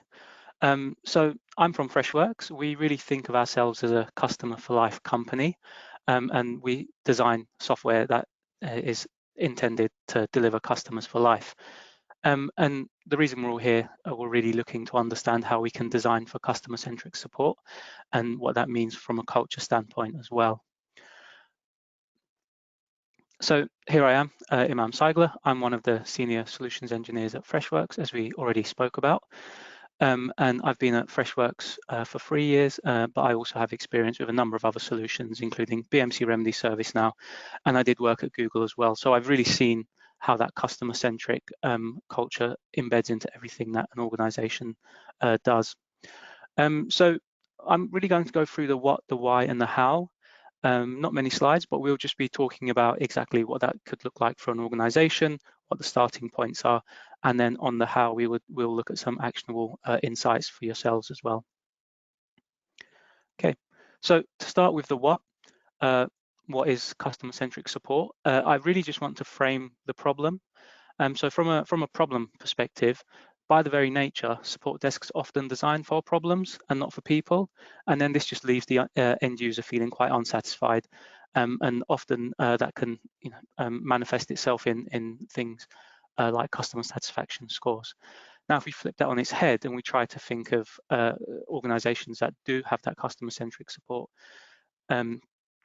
really those organizations think of the customer base, the organization that they support as a single entity.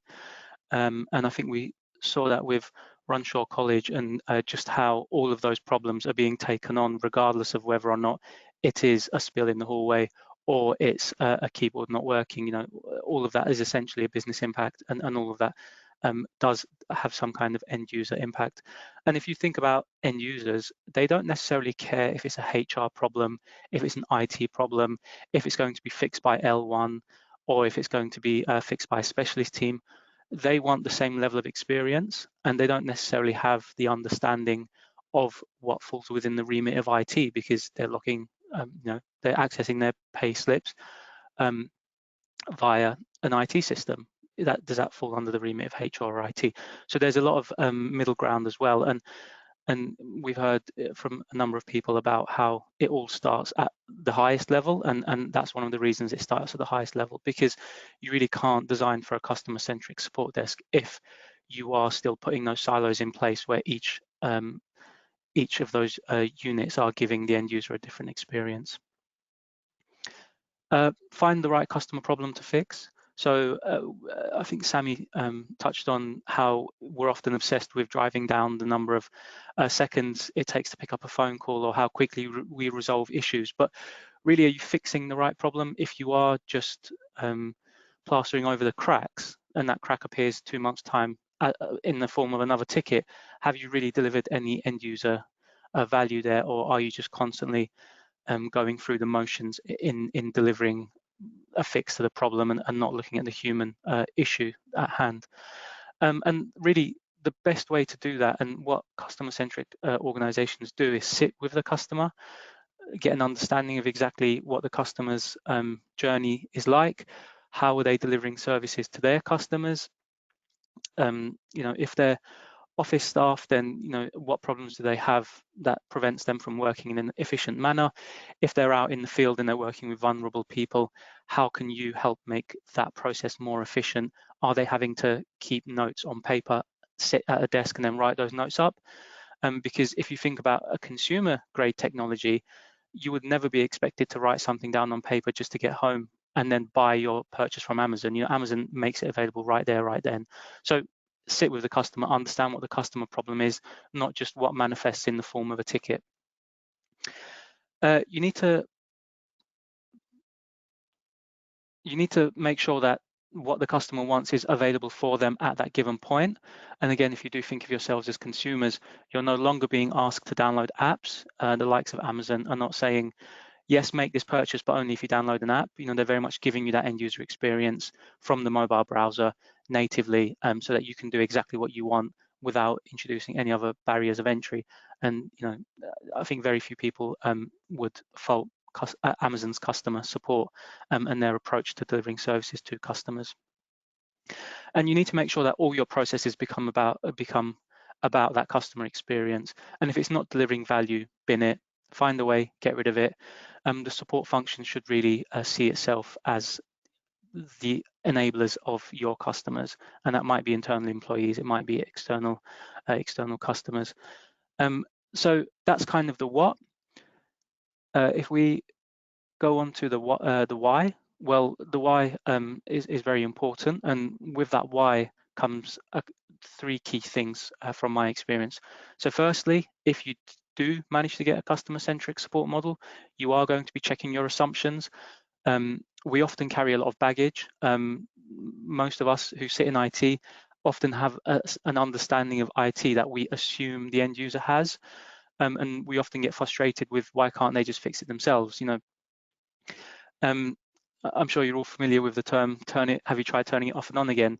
From an end user's perspective, they're not going to understand why that works. So if you're building a solution article that actually explains as one of the steps, you need to restart a program, you need to close a window, it very much is worth checking your assumptions by making sure you're actually using language that they're familiar with, but also explaining why that step might be important.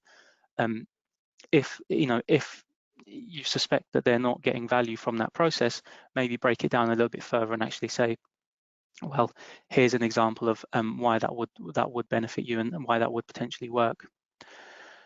It cuts waste. This one's really crucial. And if you think about supporting external customers, and there I've listed a couple of companies like Amazon, Google, and Netflix, and Uber, and Apple. Those organizations from a support perspective are often supporting tens of millions of customers, and the way that we deliver support internally would not scale to the way that they support customers externally. So really, if you are thinking about that support model, you just cannot apply that customer-centric model to tens of millions. Even if your organization supports tens of thousands, that's scalable, but when you get into the millions, you just can't support end users in that way. So you really have to think about the prevention before the cure.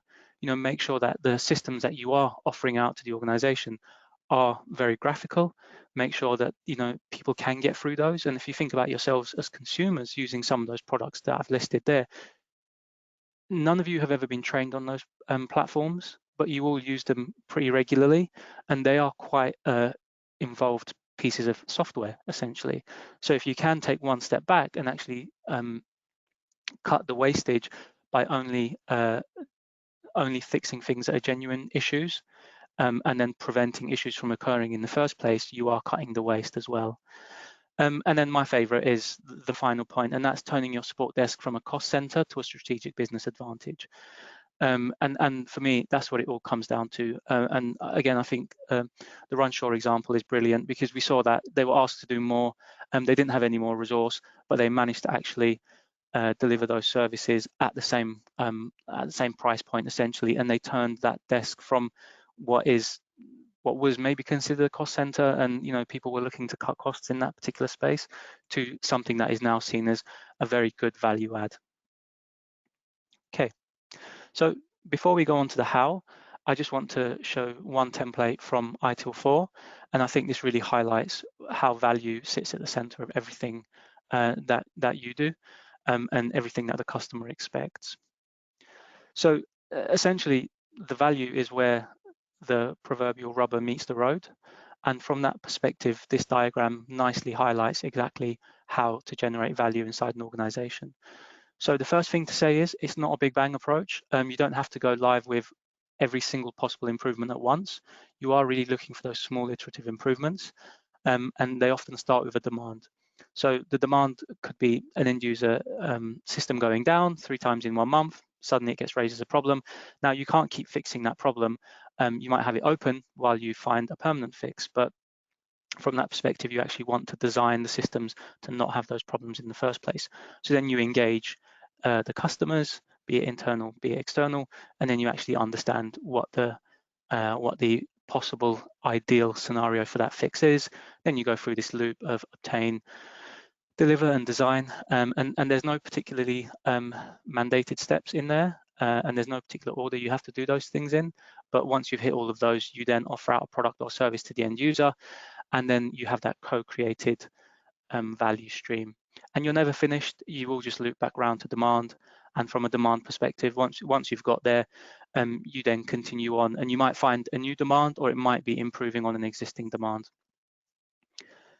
But that to me really does highlight exactly how value should be built and delivered internally. Okay. So next, the how, and the how really is where the proof of the pudding is. So from that perspective, how? Well, you should be spending some time with your customers, listening to their concerns, understanding what they do and how they do those how they deliver those services out to the end users. With the above complete, you can then look at designing services specifically for those personas. And again, it's not necessarily about going for the big bang. You could start with a couple of roles, job types, business units internally, and then building out for those particular groups of users, and then pulling that back into the start and going full circle with other teams and departments. Something that I think is really undervalued and something that we don't do enough in support is actually piloting things. You can do A/B tests. You could ask some people to go to your new portal, some people to go to your old portal, see exactly how they saw the services, but also it doesn't always have to be about what they see and what they do. You might run different services in the back end for 2 sets of very similar users, and then try to understand which ones the end users are preferring. Something we've already touched on, but I think very much bears mentioning again, document knowledge. So when you do something, it should always be feeding back into the knowledge base if there's value in that. And if one doesn't exist already, then you should be making it as easy as possible for your staff to actually create those solution articles, but also make it accessible. So that's not just accessible from having it available on the mobile, if they're in the field, on the tablet if they're in the field, but actually use the right language that would suit them best. Make sure that when they're following the steps, you're not making assumptions about certain understandings. You're not saying go to your home folder. You're explaining that from start. You can click start and then search for this, and then it will bring up that right folder. So from that perspective, make it accessible, and that's both accessibility, but also in terms of actually following those steps. Make your self-service available. So we spoke about that, and then make sure the notifications are really driving the end user's experience. So from the notifications, you can really then start looping people back around to the self-service. So for example, if somebody raised a service request and there's already a form for that, well, the notification in the first instance might be generated by a human, but if you can generate it from a system and use automation, then that would loop back and that would actually send them to the portal where you can ask for all of the questions rather than asking for the same 3 questions every single time, just to then understand the source of the issue and go back into some other tangent where you ask for more information. So automate what you can. I think we've all heard this. Automate what you can, but only if it delivers value. If you can't answer the so what question in any of the above stages, especially the automation stage, you probably want to get rid of that. So automate what you can is really key. And so what being, well, so what, you've automated that process. What value is it delivering to the end customer? And if you can't measure that, then there is really a problem there. Ensure that the agent knowledge is specific to the agents, but also make sure that it's reflective of the requester experience. So when they are putting in information quickly into a ticket, either by copying and pasting or by inserting knowledge that they have exclusive access to, still make sure that it's written from the requester experience, because if you are using tech jargon that we're almost comfortable with, that can isolate the end user, and that does take you one step away from delivering a support desk that's kind of focused on that end user experience. And finally, I think this point has been laboured, but measure success of outcomes, including ticket deflection trends. So not just, you know, how many tickets did we manage to raise and resolve and so on and so forth, but actually, can we understand how many tickets we avoided in the first place? But also, if you think about measurement as an assembly line, right at the end, if all you're doing is quality control and you're making sure that the products that go out from an IT perspective are being fixed in the most efficient way, you're not actually going back and looking at the different stages of the assembly line and understanding where you might actually want to build into that and fix and improve the end user's experience. So again, a prevention is better than a cure, and that's maybe the point to end on. Just a shameless plug, we have Experience IT. It's a docu-series, and it really takes some of the most influential IT leaders in the world, really, and interviews them and really tries to understand exactly what they want from their service desk. But you can either access it by Googling Experience IT Freshworks, or when the deck comes out, click either of those two buttons you see on the screen. So that's me. Thank you very much, David. Excellent. Thank you very much indeed, Imam. Some really good considerations there, some really good points actually on trying to pull all that stuff together. So thank you for that. And indeed, you know, those videos are very good actually. I've seen a few. Yeah, very good indeed. And I think our very own CEO is actually in one of those videos as well.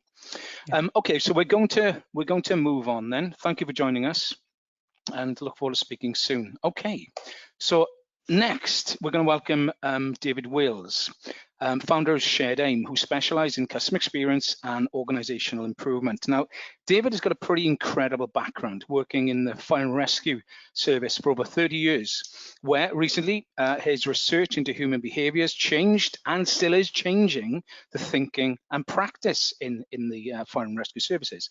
David also introduced the concept of customer experience into the UK fire service as well, and instigated a change programme to embed customer experience across the service. So really, really interesting stuff. So thank you for joining us today, David. Well, thank you very much for inviting me, David. No, it's great to have you with us. And I think you're going to be talking about exactly that, how you introduce the concept of customer experience into the fire service, I think, if I'm not mistaken. I am indeed. Excellent. And hello to everyone. And can I just check you can see the slides, okay? Yeah, slides are fantastic, David. Over to you. Thank Excellent. you. Okay. I'm really pleased to have been given the opportunity by the Service Desk Institute to join you today, and genuinely feel privileged to be amongst such a great lineup of speakers. I think for any organisation, seeking a broad and diverse range of thought is essential, and today's agenda provides a really good mixture of perspectives. I guess my key message is to ensure that you have the means in place to truly understand your customer's experience on their terms as well as yours. And that will be different for each organisation, and getting the balance right is incredibly important. If you do that, it allows you to find those areas where you can excel and differentiate from other organisations or departments. I'll illustrate this with some examples of what that meant in cultural and operational terms to a fire and rescue service, which may be perhaps an unusual place to consider customer experience. And for most of my career, I would have absolutely agreed with that, until I started speaking informally to our customers, and then everything changed. My hope is that some of this will be useful to you, not only in your current roles, but also to help you consider your future role. And I sense from previous speakers and having a look at some of the industry information that there are some excellent opportunities ahead. During my previous career in the fire service, I was fortunate to work across multiple sectors in the UK and internationally. I also gained experience throughout the full business cycle, from leading national academic studies, collating and presenting evidence, designing policy and implementing operational services. And as David mentioned, I ended my career as the first customer experience manager in the UK fire service. I now use this knowledge in my company Shared Aim, which is just over a year old. The idea came from my belief that the future of work requires a much greater understanding of and focus on human and humane factors. My research suggests that these are currently neglected, and this is having a very real and harmful impact on organisations and individuals. In part, this is because we seem uncomfortable or unwilling to recognise and objectively manage the human side of work and experience. This means that within organisations and partnerships, much goes unsaid, and useful areas of commonality and difference are not purposefully explored. And as we will discuss, there is a tendency to work from inside out rather than start with customer or user experience. Customer experience is actually a relatively young sector, but it's already demonstrated numerous great examples of the benefits it can provide.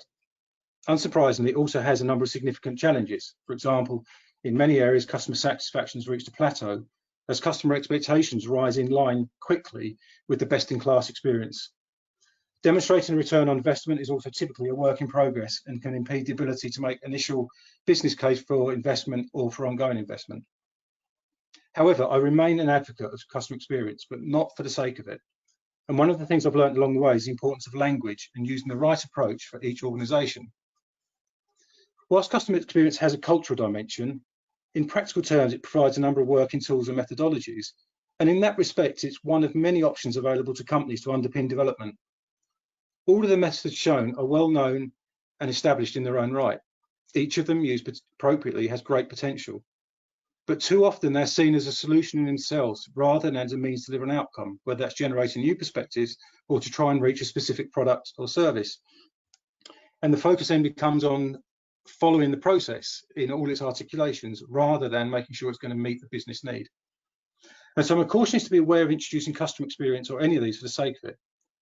Prior to these, there should be some difficult conversations to really understand the current and future states, particularly where organisations have invested in these as an in-house capability. There can be a tendency to use them as a default process rather than to select the right tool for the job. And so the question I have is, do you champion customer experience as a broad agenda or champion organisational improvement and then reference customer experience as a means to enable it? Each can be effective and a lot depends on the organisation and what you're trying to achieve. As customer experience in the manager in the fire service, I took the approach of championing customer experience as a mindset and operating model because it was brand new and we wanted to change the way people thought quite broadly.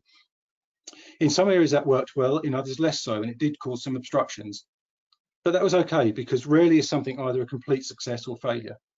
And rarely is change a linear process, despite what we'd like to believe. Again, the unstated human factors play a much greater part than we often accept, and maybe why some change programs do tend to fail. So the start for this journey was back in 2009, and we had a question: why don't the public do as they're told or expect them to? Which, looking back at it now, seems quite an arrogant start point, but it was where we were. Excuse me. We wanted to reduce the number of injuries that were associated with house fires, and our belief was that the public were not behaving as we would expect them to. In the UK, the long-standing guidance in the event of a fire in the home is to get out of the building, call the fire service, and then wait for them to arrive. The public are actively discouraged from attempting to tackle the fire. Initially, we undertook 10 interviews with people who had a fire in the home and during which they received a minor injury. We asked them to tell us their story in their words. As an experienced firefighter, fire officer, and fire investigator, I believed I knew all about the fire. From the third interview onwards, I knew I was wrong. Over the next few years, we scaled the research until it became a national award-winning project in conjunction with the university partner. And we learned so much by reframing the public as customers. Perhaps the biggest insight for me was the realization was that the public were not, as I'd been told, irrational and reckless. In fact, the public are generally very capable, and despite not being supported to do so, they successfully tackle about 70% of house fires without the fire service ever being called. We'd have failed to understand the event on their terms, which was very personal, contextualised, and ultimately a very emotional experience. This meant that although we delivered our product, putting the fire out, we often failed to meet their individual and human needs, which had very real consequences. One of the early things that came out was that people asked us about food and contamination after the fire, and it's not something we'd ever thought about. And as we looked into it, we realised there was a health risk there that we was able to identify and provide guidance around. But until then, it was the most common question that people had, and we never was aware of that. So the more we spoke to customers, the more we came to realise that we needed to change rather than they did. A message which made for a very interesting presentation to the board, which exceeded its half allocation and ran for over 2 hours. But the reality is that by failing to see a fire from outside in, we did not meet the public needs, and we left people to a number of avoidable and harmful risks. Although my former colleague does a fantastic job, It is my view that the evidence shows that meaning well is not sufficient and can lead to poorer customer experience and outcome by design.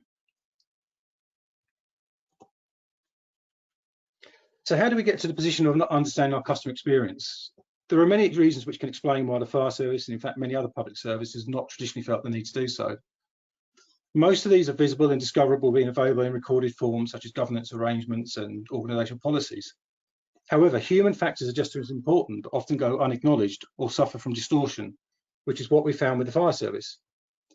If you ask many of my former colleagues why they joined the service, they would talk about helping their communities, and this has become an accepted and is a noble reason. And I'd have done the same, but on reflection, casting my mind back to when I joined at 18, I joined primarily for selfish reasons. The pay and the shift system were good and I enjoyed the active and varied work. That it helped others was a secondary feature, but I doubt that I would have joined for that alone. Why is that important? Because it created a false perspective and belief that we knew better, and that influenced how we designed and delivered our services, focusing more on our internal needs and the customers and how we treated them. If you don't fully understand how your customers experience your service or products, you are very likely to be missing the opportunities that differentiate you or truly meet their needs. Fire is of itself neither good or bad. It can be used to meet basic needs such as providing warmth, or as a means to celebrate, and it can of course be unwanted and harmful. The same fire can even provide very different emotions and meaning depending on how you experience it. When the bells and lights sounded on station and we saw it as a house fire, in the rush to put our kit on and get on the road as quickly as possible, there would be many emotions I would experience. Generally, there would be excitement and anticipation. Fortunately, house fires are relatively uncommon, and so in truth, we'd be keen to be the ones to go in, wear breathing apparatus and tackle the fire. We'd often trained for these events, expected that we would attend them whilst on duty, and of course, we could leave once we had dealt with the immediate threat of the fire. It never occurred to me that the public experience would be very different. They, unlike us, were not expecting a fire. It completely threw their routine without notice. They was unfamiliar with it, and they had to live with the consequences long after we had left. A further perspective we identified was that of the call handlers, and we did some fascinating workshops with them, which revealed the many ways in which the organisational mythology had influenced their view of the public and what was likely to be happening to them. So we had at least 3 different and mismatched perspectives of the fire. None of them were wrong, and it was in fact this realisation of the need to find the common ground and perspective that led me to develop my company. However, at the time, it became the springboard from which we began to make the case for the fire service to adopt a customer focus. Our chief executive was our main supporter and gave the project momentum. We put forward our proposal, and in time this was adopted as a corporate project. But despite that, we did not have universal support, and some of the human factors at play caused some delays and obstruction. Again, that's to be expected, but we did achieve a lot. And one of the particular successes was the customer advocates, and we selected from each department a person to represent the customer. And over the course of a year, we started with 6 months of intensive training, and by the end of the year, they were running that project and telling us what support they needed. And that was a real revelation in that they could then really localize that in department, the customer insights. The fire service is an unusual organisation in many respects, and part of the resistance to customer experience initially was that there was no perceived problem. Services across the UK regularly score between 95 and 100% satisfaction ratings. On the surface, that sounds great and was certainly seen as a benefit for demonstrating the value of the fire service. But in reality, it tells us very little, other than people were grateful for help in the time of distress. They had no ability to know what to expect or how to assess how it would be performed. Customer feedbacks and KPIs are useful if they are relevant and appropriate. If not, they can be misleading and diverting. For example, a long-standing national measure for the fire service is the response time. A lot of money and effort has gone into trying to reduce this on the basis that the sooner the service arrives, the better the perceived outcomes. Despite this, the average response time has continued to increase. I'd argue that the effect of this has been to distract attention from other ways in which better experiences and outcomes are achieved. For example, how could we help people remotely before we arrive? As we thought the public irrational and incapable, we did not bother to collect any information on what they did before we arrived. And so response time on itself tells us very little other than we've arrived. It doesn't tell us what we've achieved once we're there, how quickly we perform rescues. So we had a very incomplete picture based on our activity, but not understanding what went before and what went after. This sort of argument in-house can become very dry and technical quickly and not be very engaging. one of the ways we did achieve much better results was to help people understand the human side of it. And very briefly, I'll tell you, we met the mother and son who had a very small fire. And the fire never came into the property, but stopped the son from getting out. He was 11 at the time. I met with them about 9 months later, and the mother said it would have been really good if you could have come down to explain to my son that the fire's unusual and that he did the right thing, because he's very worried about the event. And I said, I can do that. And she said, but it's too late now. And so what we had was a young son who was fearful of the sounds, the smell, the sight of fire, who didn't want to be left alone at home as he was coming into his teenage years, but also didn't necessarily want to be going out with his mum. And we failed because the one door we didn't knock on the next day when we was out delivering leaflets for prevention was that door. Had we done so, the mother could have told us what we would have needed. We could have avoided the son having, for years, if not for life, a fear of fire and worrying that he did the wrong thing. More importantly, we could have turned that into a positive by saying that he did exactly the right thing. The fire wasn't going to happen again, and making him our ambassador, where he could go to school proud that he'd been able to show his friends how to deal with a fire in the home. And we would have reached a much bigger group peer to peer. So it's those little insights that can really help you understand how you deliver extra value to the customer.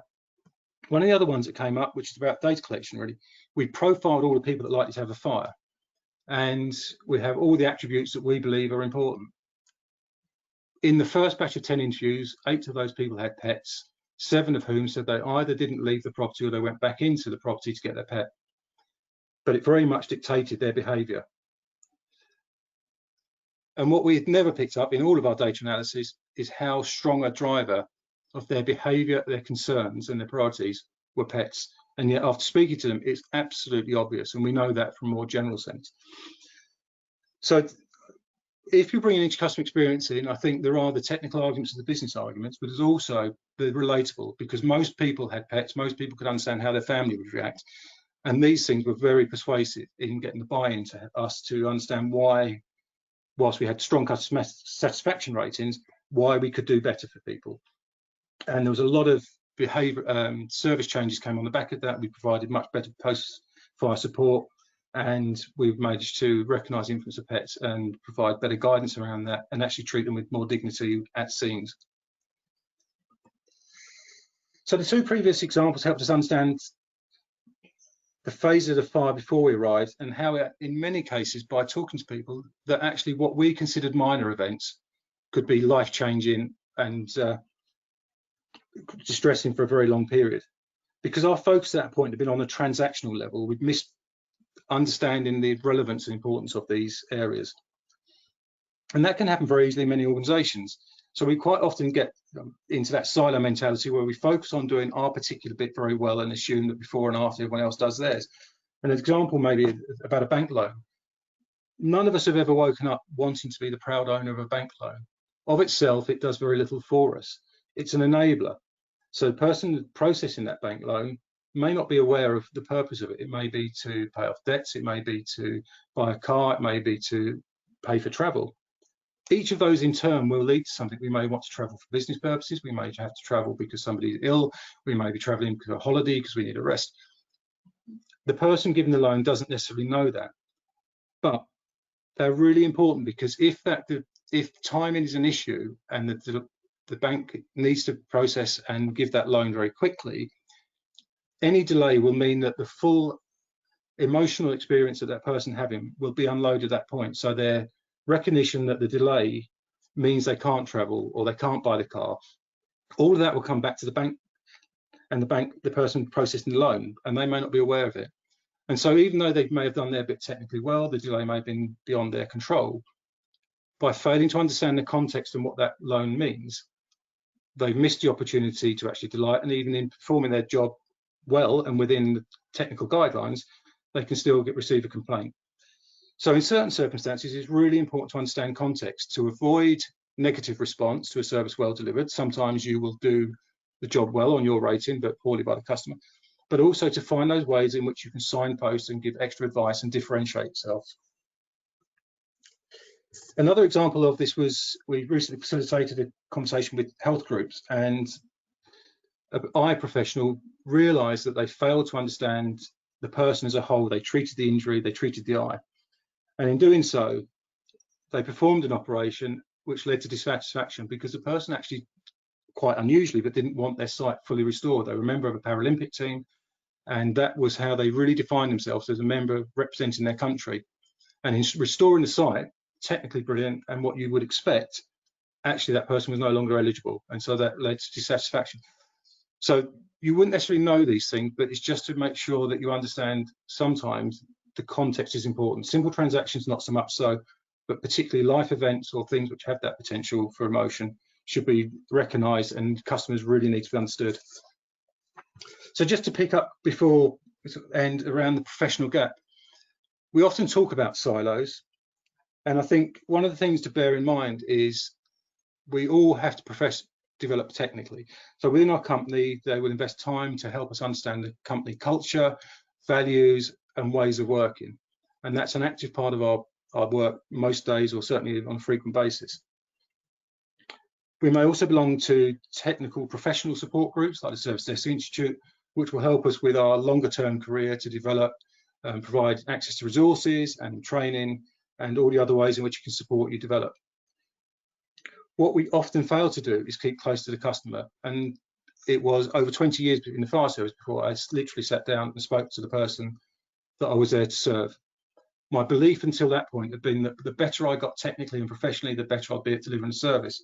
What we actually found is that does not run true. It leads to a gap, and particularly where multiple services or multiple departments serve somebody, we each have our own language, our ways of working, and what the customer gets is a sum of the parts.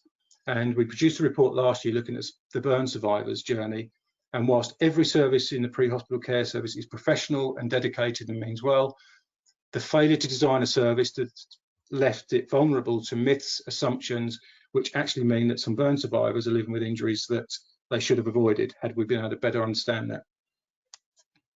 So beware the professional gap. We all have to improve and stay current and develop our skills, but we also need to find ways to be very, very close to our customer and regularly update our knowledge of them. So in summary, as I say, human factors are really important, the emotions are really important, understanding context and personalization. We have to be brilliant at the basics of our job, but it's not where we will differentiate what we do. And so the fire service, we learned a lot about the customer. I probably learned more about bringing change into an organization as well.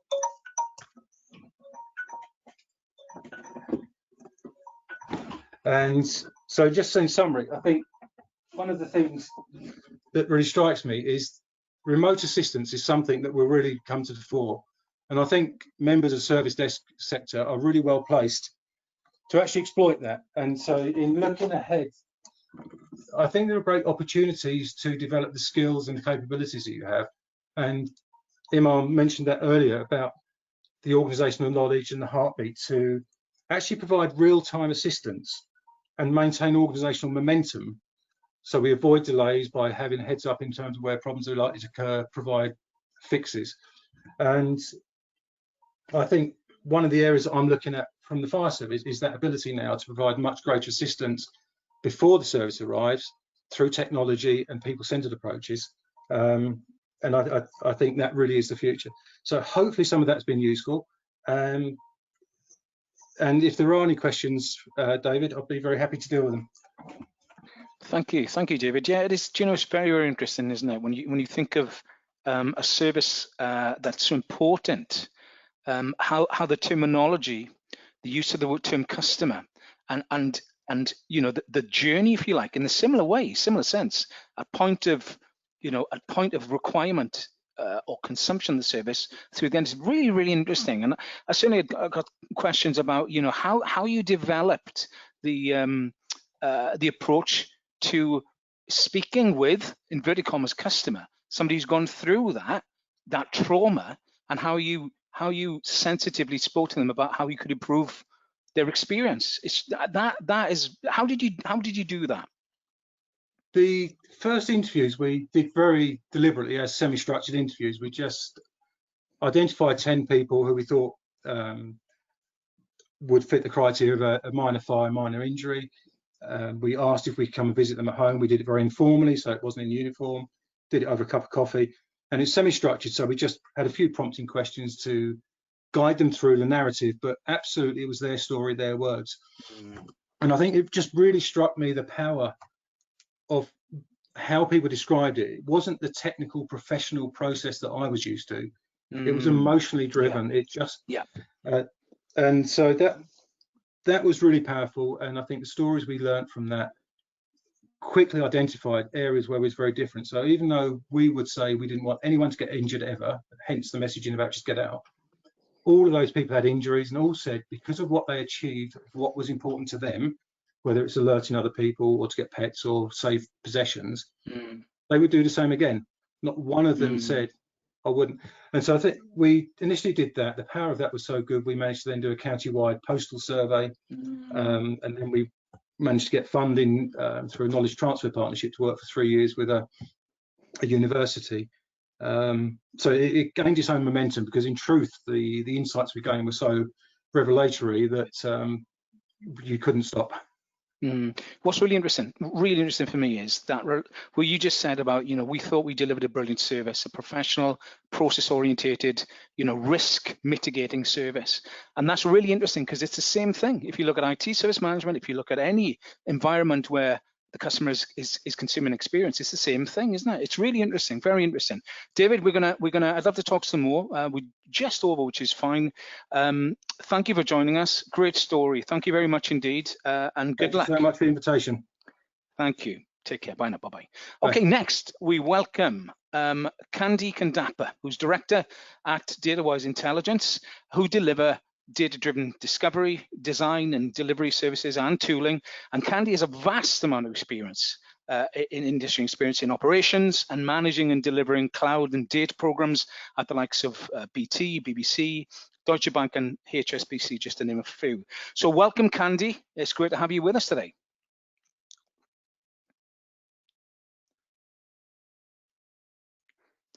I think you may be on mute there, Candy. Just unmute yourself if that's okay.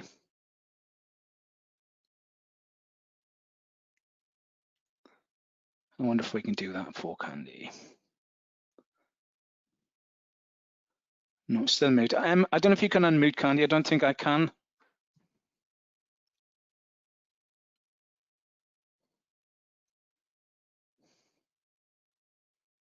Okay. Well, that's the first technical issue it looks like we've had today, which is good. I suppose if you look at customer experience and measuring the customer experience in something like this, it's the first one. So we've got Candy's slides and we've got Candy's voice. Fantastic. You there, Candy? I am. Can you hear me? I can indeed. Thank you. Thank you for joining us. So I think you're going to speak about something we've talked about today, which is great, about putting the customer at the heart of everything, the center of everything, personalizing service and the importance of data to do that, which I don't think we've touched on really. Well, we have actually with Happy Signals, to be honest. But yeah, really interested in what you're going to say around using that data to drive all that. So everything looks great there now, Candy. Over to you. Thank you. Okay, well, thank you for the introduction, David, although I'm a little worried about that concept of vast experience. That plainly says that I'm getting on in years, but I think you undo yourself. No, it wasn't. Yes, I get where you're coming from, but no, it's a really good resume. Sorry, go over to you, Matt. Right, so we're going to talk today about creating a customer-centric culture, and in particular looking at the people part of it. So just a little bit about my background. So I'm from a company called DataWise Intelligence. As David said, I've got a long ITSM background. Before there was SDI, there was HUG. Some of you may remember the Help Desk User Group. I chaired the steering committee for that. I ran an ITSM and customer service consultancy business for 8 years. With my partner in that business, some of you may know, Barclay Ray. And I've run desktop services for people like O2, where I didn't have the service desk, and for Vodafone, where I did have the service desk, as well as provided consultancy services over many years. So just one slide about DataWise as a business. Our business, whole business ethic is to help our customers make better business decisions. And we're trying to do that by taking them along a journey. So everybody has got lots of stored data down in this kind of bottom left-hand corner here, and we'll help you move along that so that your data can eventually be moved through information to knowledge to intelligence, either by improving the reports that you have, introducing artificial intelligence to help you make predictions, but ultimately to unlock the data that you've got in your organization to make better decisions. And I'll give you an example of that from a customer I'm working on at the moment. So a customer working on was having a problem that it's a large organization, and they were running out of stock on a whole bunch of items from the service desk, and they couldn't quite work out why.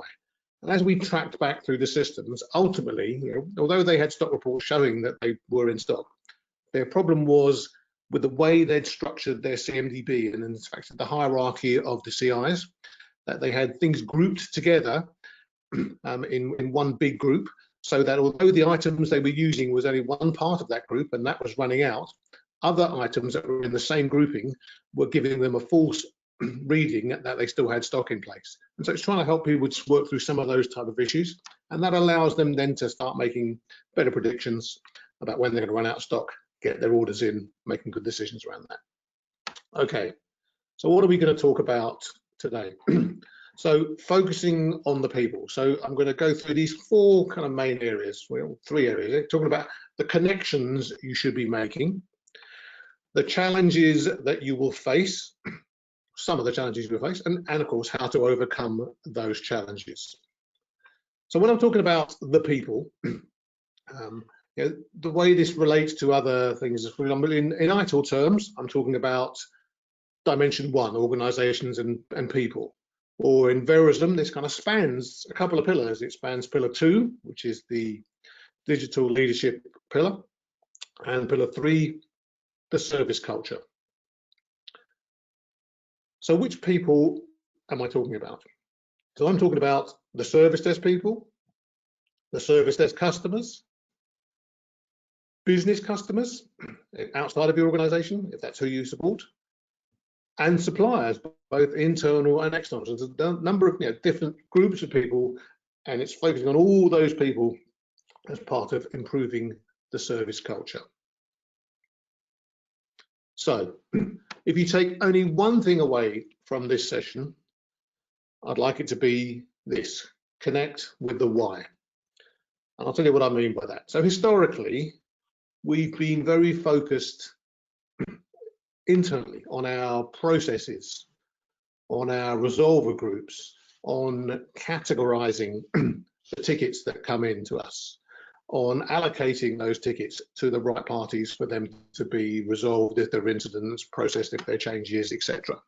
But it's been a very internal focus, and we're looking at the tickets with a view to drive them through that process. What we don't ask, we usually don't ask, is we don't try and understand why something is important. What business process does it contribute to? Why is it from the point of view of the customer that they have this particular issue, and what is it stopping them from doing?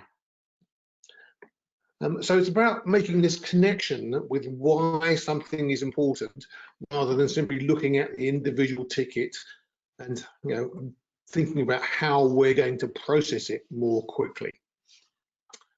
Other IT disciplines have already become customer centric. So if you look at the way within development, the way the agile model works, and obviously different organizations have different interpretations of agile, but the key to the success of agile is bringing in the product owner into discussions. So there's a product owner who's drives the understanding of why into those dev teams, explains what the business benefit is, explains who the beneficial user is. The other parts of agile, the scrum tells you how you do things, and the team kind of gets on with the what of it and gets done. But that product owner is the one that brings in that understanding, that connection to why a particular change, a particular piece of backlog is important. In many organizations, they've introduced user stories for requirements. And again, that is looking at what it is that drives that need, because you write a user story as somebody, I want so that, and so it already identifies the person who's getting the benefit and what they want, which is traditionally the requirement, but the so that part tells you why it's important to them. And even in DevOps, they've kind of partially shifted to the left. So it's not just about the operating team. They're connecting up with the dev to understand what's coming their way. So connecting with the why is already happening in other parts of IT. So the first shift left that we can make is removal, the one that many organizations, they've moved resolver capability to the service desk. So that there's something already happening within service desks. But I don't believe our processes generally capture the why, why something is important. And if you can get that connection with your customers and understand why they think something's important, that has moved you a long way to becoming customer centric. So connect with the why, that's really important. Similarly, connect with the who. Who are your customers? Trying to understand exactly what their needs are. So in some industries, banking and financial services, they have this concept of KYC, know your customer, where they confirm the identity of the customer, they understand their objectives, and they understand the risk associated with dealing with that customer. So the sorts of questions we should be asking is, what are their challenges? Do you, within the service desk, within the service management organization, actually have a view of your customer's business cycle? Now, we're always aware of a couple of things. There's always financial reporting periods, quarterly periods. There's Christmas freeze in many organizations. We're kind of aware of that. But there's other elements to the business cycle that you may not be aware of. If you connect with that, understand that, that's trying to get to understanding who your customers are and what business pressures they are facing. Do you have a view of their forward schedule of change, all the things that are going on in their organization? Again, connect with that, understand who they are. But also understand where you sit in the customer-facing hierarchy. So in this graphic here, the customer, ultimate customer, is who's got to be served. But the person you're serving as a service desk, who are they? Are you directly serving an external customer, so a person or a company that pays fees to your business? Are you serving the people who serve the customers, the customer-facing organization, so marketing, operations, customer service, sales, those parts of the organization that have contact with your customers? Is the particular ticket you've got, a particular service you're offering here in this blue box, the management of those customer-facing organizations? They're one step further away from the real end customer. And if you go further left, or is it one of the supporting processes? Those kind of back office processes that make a business run, but they aren't actually dealing with your fee-paying customers. And then, of course, the senior management sitting at the far left. Now, in most organizations, when a ticket comes from the senior management, they get super service, so you'd size them much bigger than this. But where we should be looking at, if we're going to be customer-centric, is understanding how you get to, or where you're positioned with regards to that end customer. So you need to think also about who, not only who they are, but the second who that you have to connect with is actually who you are. What is your role? So one dimension of your role is working out where you are in this. Are you serving somebody who's a direct customer? Are you helping somebody who is responsible for serving those customers? And in so doing, you can look at maybe thinking about the prioritization of tickets. Tickets that affect your real end customer should have a higher priority than ones as you move further to the left. But perhaps a more fundamental question when you're asking about who you are and who you're serving is, what actually is your job? Now, in the past, we've described our job in terms of the things that we do, the techniques that we apply, the process that we are part of. But perhaps you need to think differently about your job. And so in some enlightened organizations, they've changed the view of jobs. So say you're in a public transport business and you're providing support to the desk. You're in London Underground, let's say. If you rethink your job and say that your job is actually, my job is to transport people to their families or to their work. I do that by supporting the IT systems and supporting the IT users who are facing problems with those systems. It changes the focus of your job. It's not about IT, it's actually about those end people, those objectives of your customers, transporting them to their work and their families, transporting them to their holidays. If you're a bank, it's about helping people with their financial management. So change the way you think about what your role is, because it starts to help you connect with the who. It says that there's a bigger process that you're part of that ultimately gets to your fee-paying customers. They're the important ones that you need to be dealing with and thinking about, and then think about where the other parties are in this kind of hierarchy, so that you can work out, where is it most important to provide high levels of service. If you've got two tickets, one that's for the customer-facing person and one that's for the back office supporting person, your prioritization system may not allow you to discern between those two. If you understand the who those people are you're dealing with, and maybe the why, what the business cycle is, why they may be having particular pressure, it allows you to make a decision around which is the more important. So connect with the why, connect with the who. If you can find those two connections, build those two connections, it starts moving you towards being customer-centric rather than process-centric or technology-centric. Connect with the why, connect with the who. I'm going to move on to the challenges you're likely to face. So we're living in a vastly changing world within service management. You've got cloud that's kind of taking away the responsibility for the hardware that historically we were part of the organization supporting.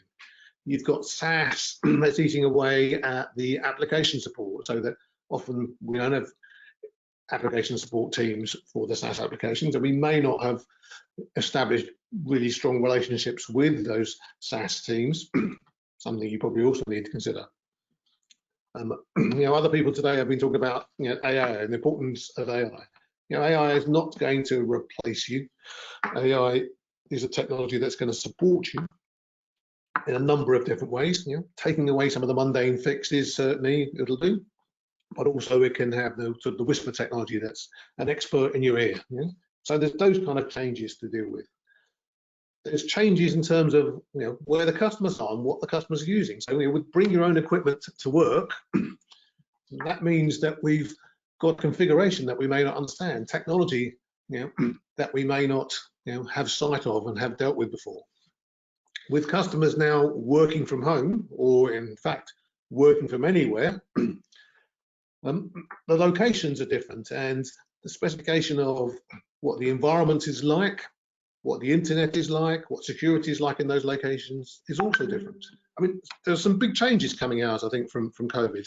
I was talking to a couple of my colleagues recently. One who said that they're not even thinking of taking their business back until January at the earliest, before they'll go back into their offices.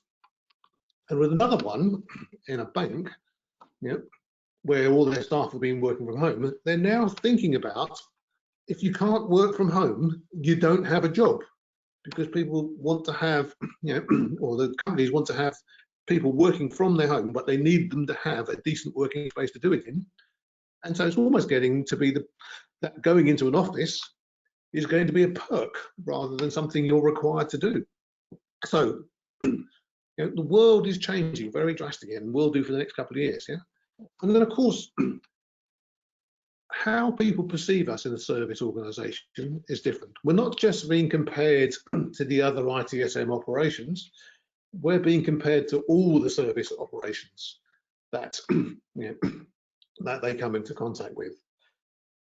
So the world is changing, and that's one of the challenges that you've got to consider as to how you become more customer centric in that situation. When you start trying to make this change, you will experience resistance. That resistance can be quite damning. You'll get people telling you, just get back in your box. That's not for you to be doing. You've got a process to run. You've got an inwards focus that we want you to concentrate on. You've got an SLA that we'd like you to hit. So there's definitely a challenge that's going to come from parts of the organization saying that it's not your place to be reaching out and trying to form these relationships with your customers. I think you need to push back against that. I think it's important that you understand that why and that who. There's also a challenge where change programs aren't often very well linked to the operations that have to support them. And so, not only is it that we've historically had problems where service transition doesn't work very effectively, and you find stuff that's happening out in production that you didn't know about. I think what we'll experience more and more is that line departments will go and buy SaaS solutions and may not have informed anybody within IT that this is what they're going to be doing, and then all of a sudden they'll need some kind of support. Either it'll be broken and they won't have a number to go to, or they'll need to interface it with something else and they'll have forgotten about that. And so those kind of change activities that are going on aren't connected to operations. And so we've got to find a way of really understanding those change operations, those changes that are going on, and connecting them into what we do.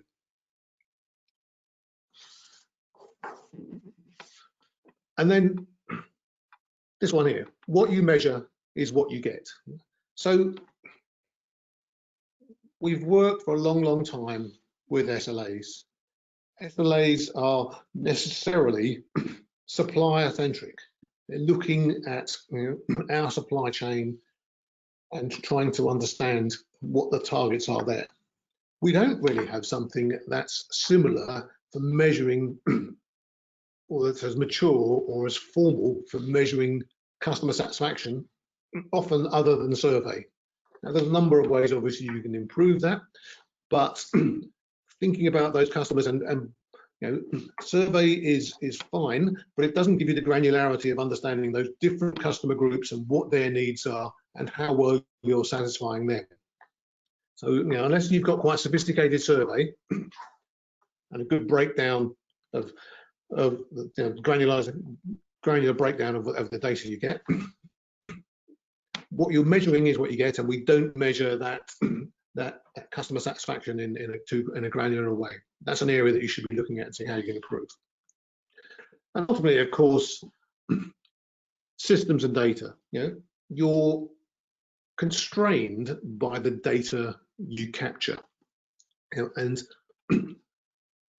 we just don't capture the right kind of data that gives us a true understanding of the customer. SLA dashboards don't tell you whether the business values you, they tell you whether your process is working really effectively. So those four different challenges: the changing world, resistance, what you're measuring is what you're getting, and the systems and data. They are going to be hurdles that you have to cross. So let me just expand a little bit on the systems and data in particular. So here's a typical ticket that many of you will be familiar with. Nowhere in here do we have a place really to capture the why unless you capture it in the additional comments section. Generally, we don't know which business process is impacted.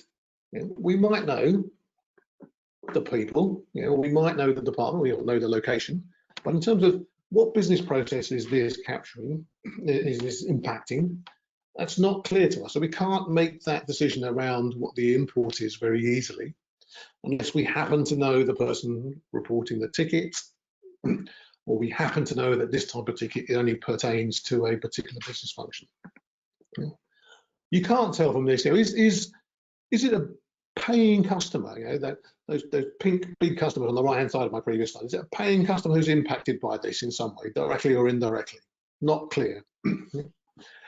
And then we don't ask a question, another question around importance as to, when do you need the fix by? There's no place to actually capture that. You know, we decide based around impact, urgency, what the priority is going to be, or our process decides that automatically. But we haven't actually asked the question of the customer, have they got a deadline by which they need that? So the system is constraining the kind of questions we ask and the information that we have available to us. So here's another example of this. So now you're looking at multiple tickets on the screen and you're trying to make a decision. So let's assume that you're dealing with all the P1s very effectively, but you've got 3 P3s here, moderate ones. How can you tell which one of those is the more important? From the information available here, unless you happen to know from these short descriptions what these things are, an issue with email. Doesn't tell you whether email is completely collapsed for this person who's dealing with end customers, and as a result of that, they're not going to get out a quote to a customer. You can't see that kind of information from what we capture. And it's trying to get to that. You need to be asking the so what question. Yeah? This is a problem. So what is it impacting? So to summarize, if you can focus on the people, and in particular, if you can connect with the why is something important to them? Why is this impacting their business process? And if you can connect with the who are they in the organization? How close are they to real end customers? If you can connect with those two things, connect with the why, connect with the who, I think that'll place you very well for moving towards building a customer-centric culture.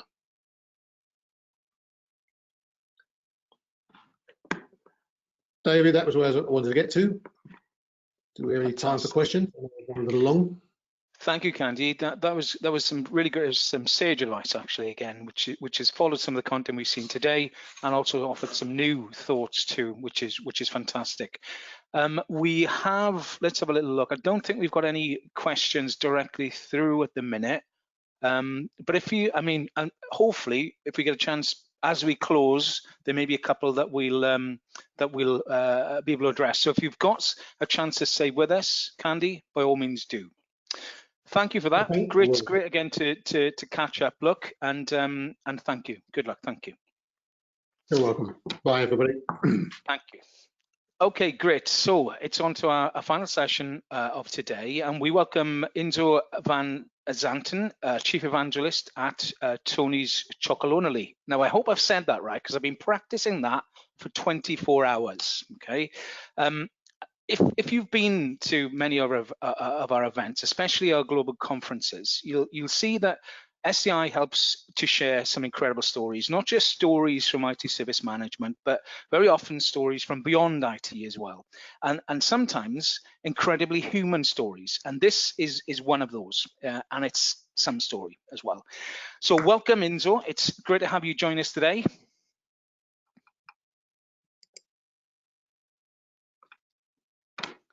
I just used the most spoken word over the last 3 months. I am still muted.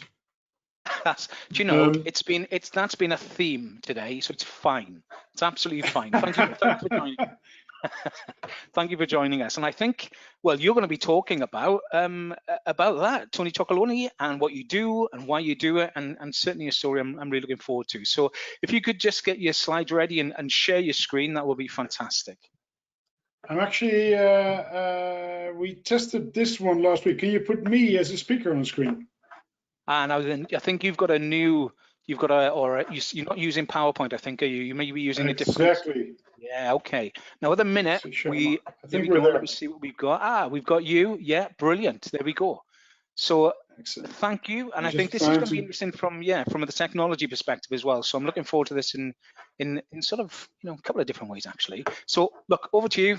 Without further ado, thank you, Inzo.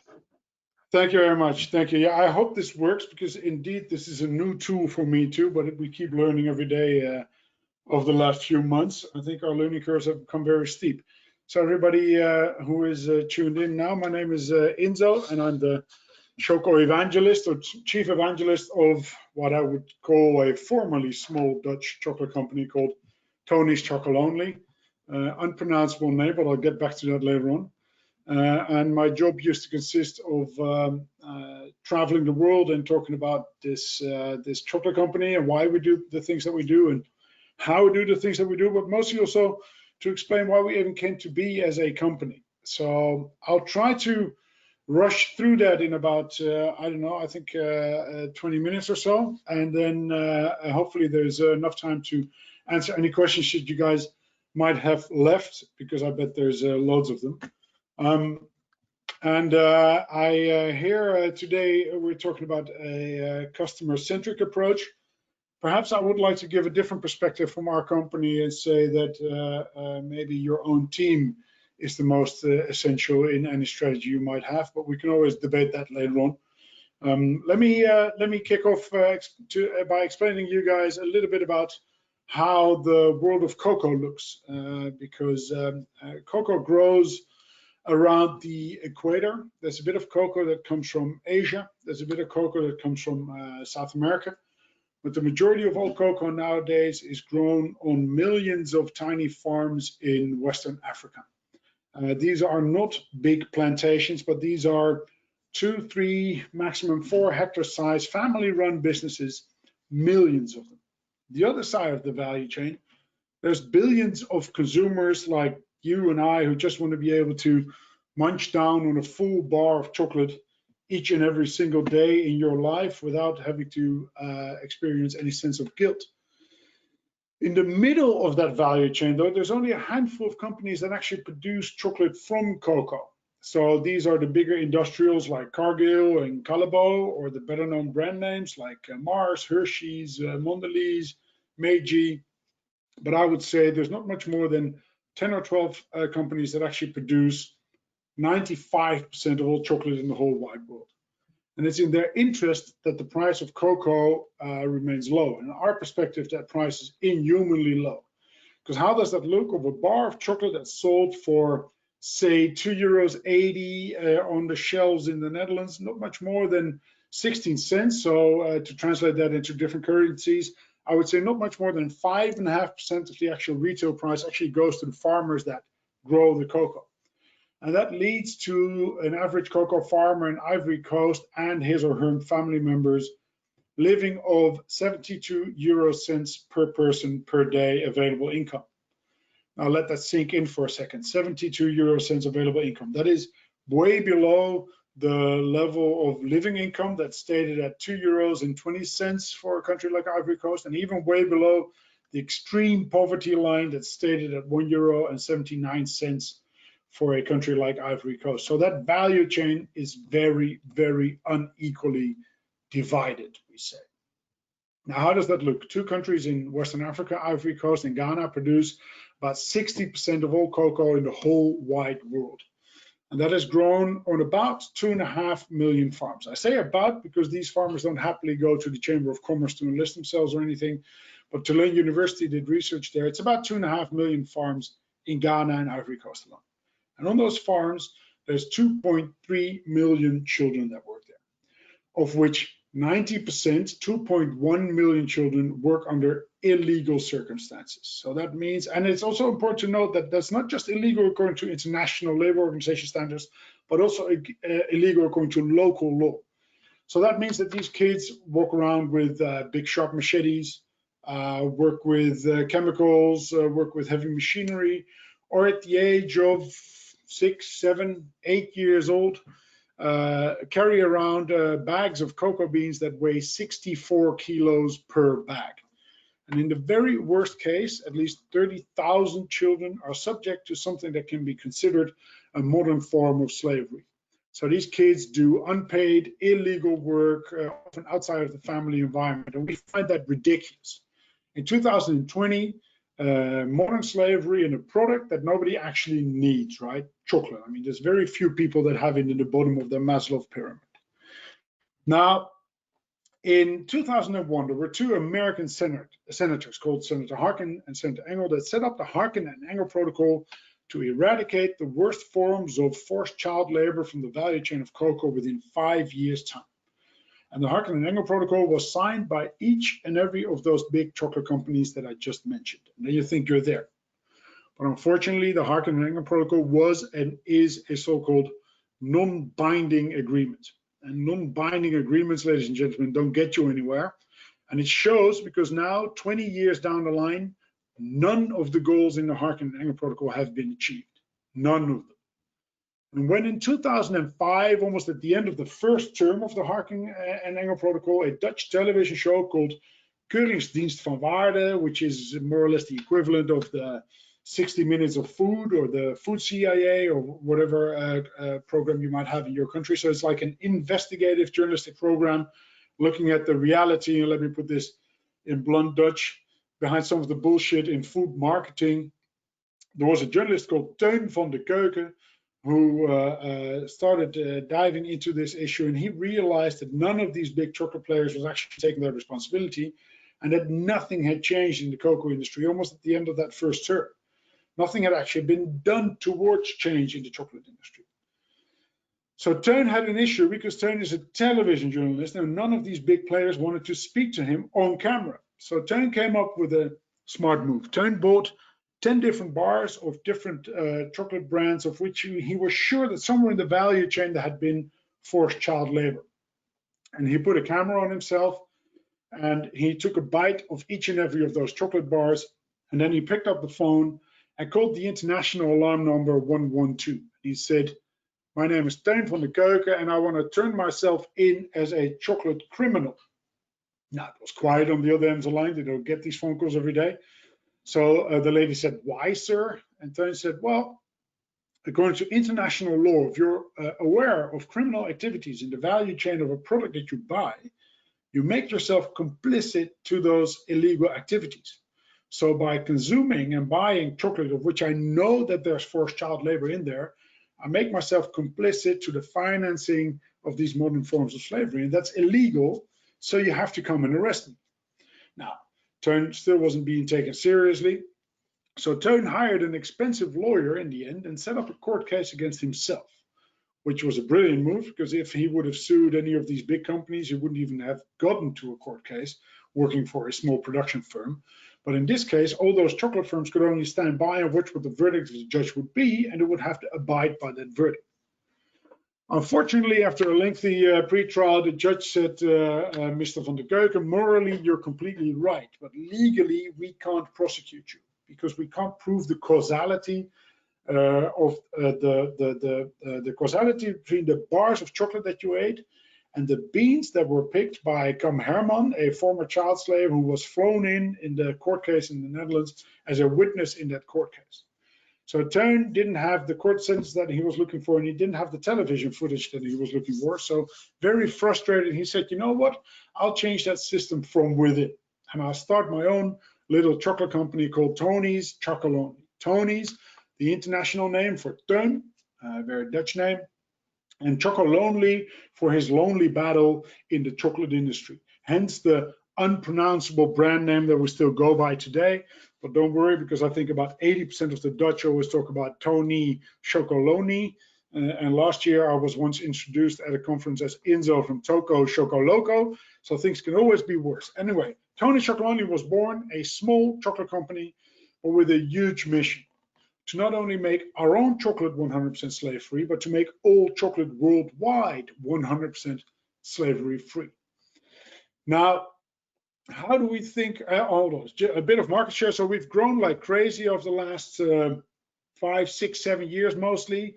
So we quickly became market leader in the Netherlands, outdoing all traditional competition, and are now available in Scandinavia, Germany, France, Belgium, the UK, US, and exotic places like we just launched in New Zealand 2 weeks ago, Taiwan, Mexico, anywhere.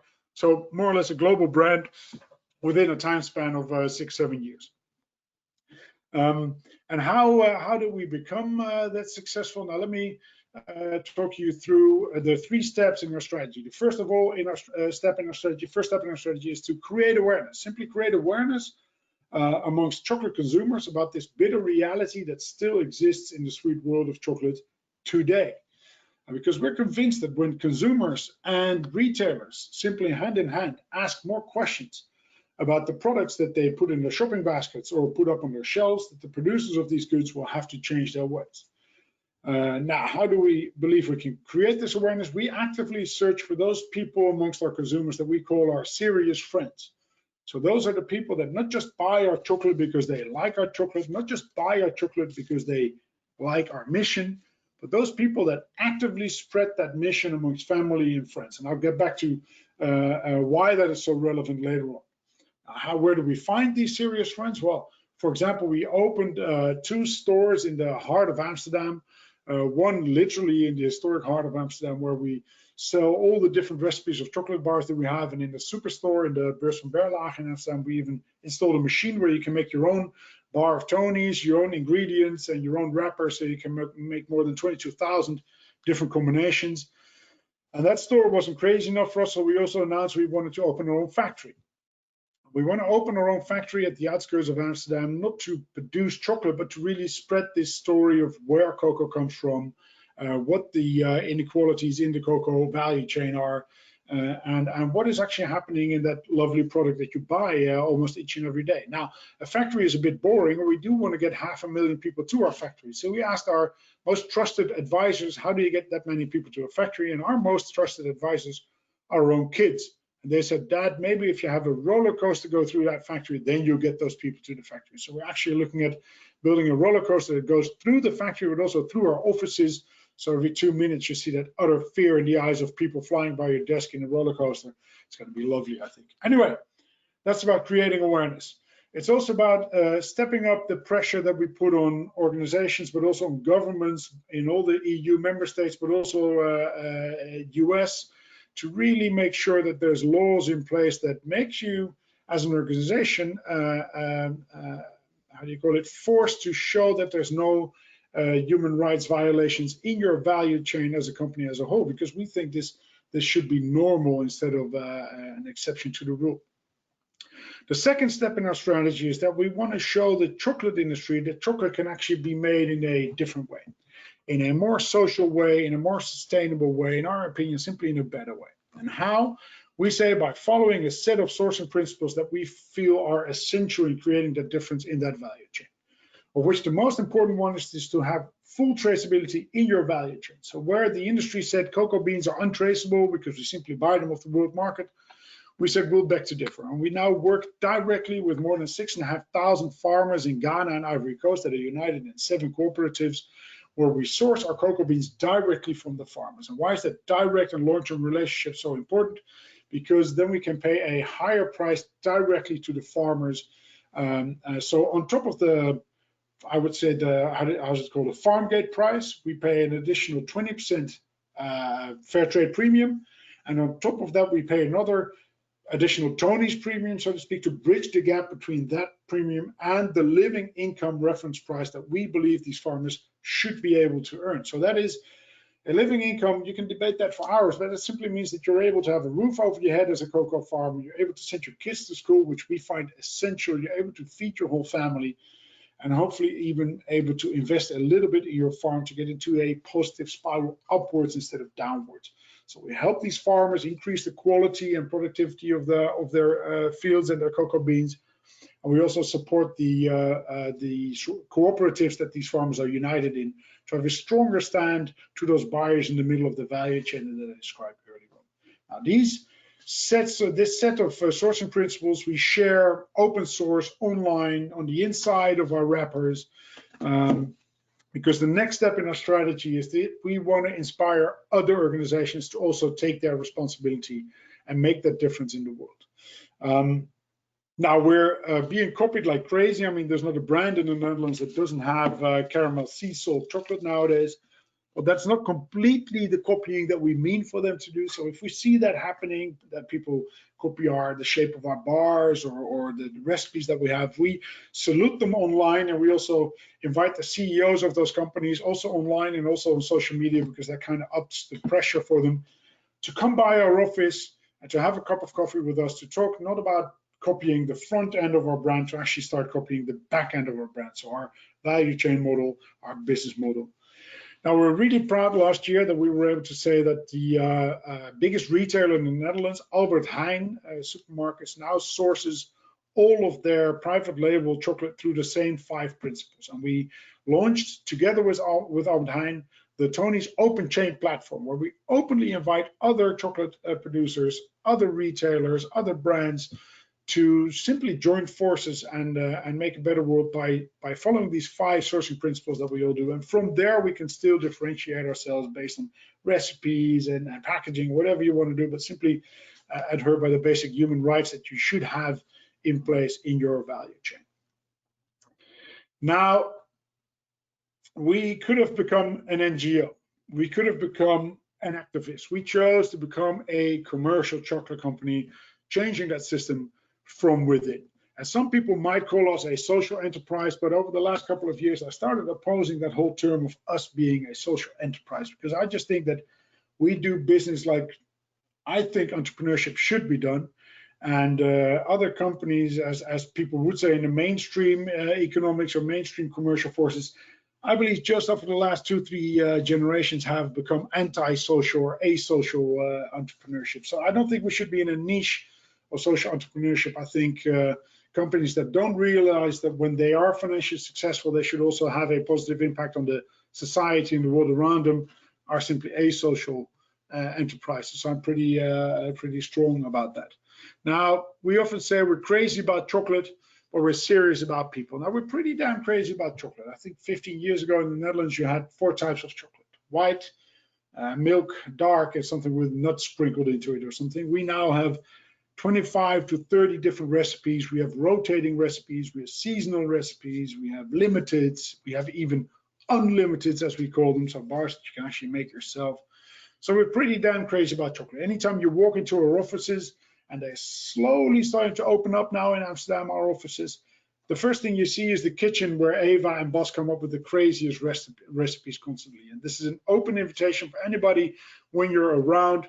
Come to our offices, because we have this saying that anybody walking into our office will never leave our office without chocolate. So we have the happiest mailman in the world, we believe. Anyway, crazy about chocolate, but we're serious about people. And here comes my part where I think your own team should be probably center in your whole strategy and in your company, because on number 1, we put our own team, because we're convinced that we can only reach that humongous goal of 100% slavery-free chocolate worldwide by having the most engaged and committed team you can imagine. So we work on a very difficult and harsh subject each and every day, so we try to make that work as fun as possible. In your contract at Tony's, it specifically states that you can bring home as much chocolate from the office as you can physically carry each and every single workday. And if you want to get it in the weekend, you just open the office and you get your new stack of bars within the weekend. We have unlimited holidays, because we're convinced that we're grown-ups and interdependent as colleagues. Anybody will get their job done, so you can get your job done. And as long as you get your job done, you can take as many holidays as you need over the year. What else? We have great work environment, great workplaces.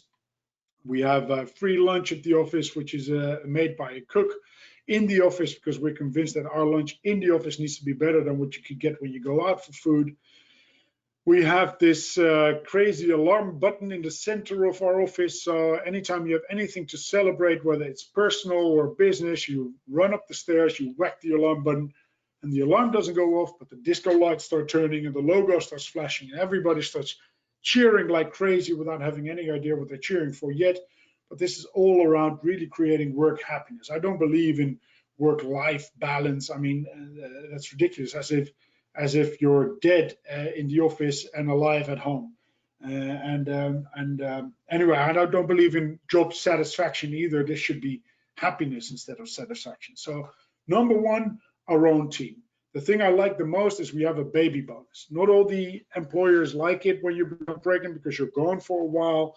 We applaud it. So anytime a Tony's has a baby on the day of birth, we give that Tony €1,000 cash in their hands, or £1,000 in the UK, or $1,000 US in the US. And if you make a child with somebody else within Tony's, you each get €1,000 in your hands. So it's a business model to make Tony's, at Tony's, with Tony's, Anyway, so team on number one, I'm convinced of that. Number two, obviously those 6,500 farmers that we work with in Ghana and Ivory Coast. And on number three, we put the consumer. Whenever you call Tony's, you never get one of those annoying switchboards that'll tell you dial 1 to speak to a human being, dial 2 if you're sure, dial 3 to wait for another 20 minutes. No. If you call Tony's on the one phone number we have, the Shoko phone, it's always on our packaging, and we put Shoko in front of everything. We have one phone number. You call the Shoko phone, you get to speak to my office champions, Paul or Keisha, directly. And when Paul or Keisha are both busy, then all the phones in the whole wide office go off at the same time.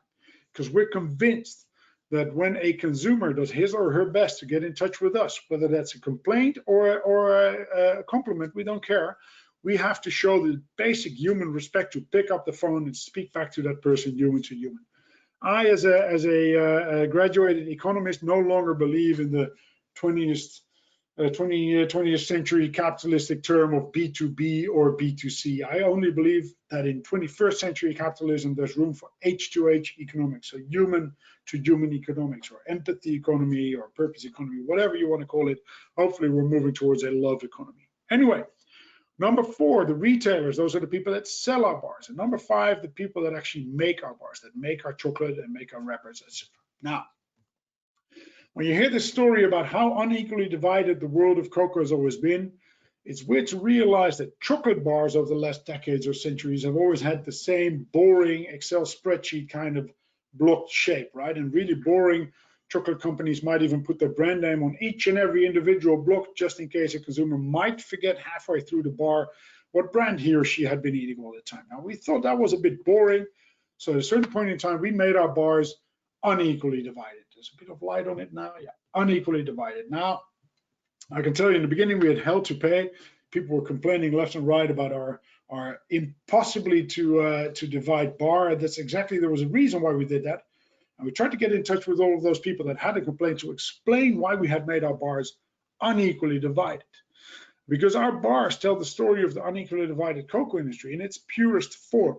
Our bars actually become a discussion piece. If you open a bar of Tony's at the dinner table, wherever you tend to eat a bar of chocolate, and the person next to you will probably ask you, why is that bar so annoyingly unequally divided? You're going to have to explain this story yourself. And why is that essential? Because even though we've become market leader in the Netherlands in a very short time frame, we've never spent a single cent on advertising, ever. It's all been word of mouth by chocolate lovers, by Tony's lovers. That is why we always tell this story to people around us. Now, not too many people know that even though our bar looks very randomly unequally divided, we actually managed to put the map of Western Africa in our bar, showing the origin of our cocoa beans and the pride that we have in the strong farmers that we work with in Ghana and Ivory Coast.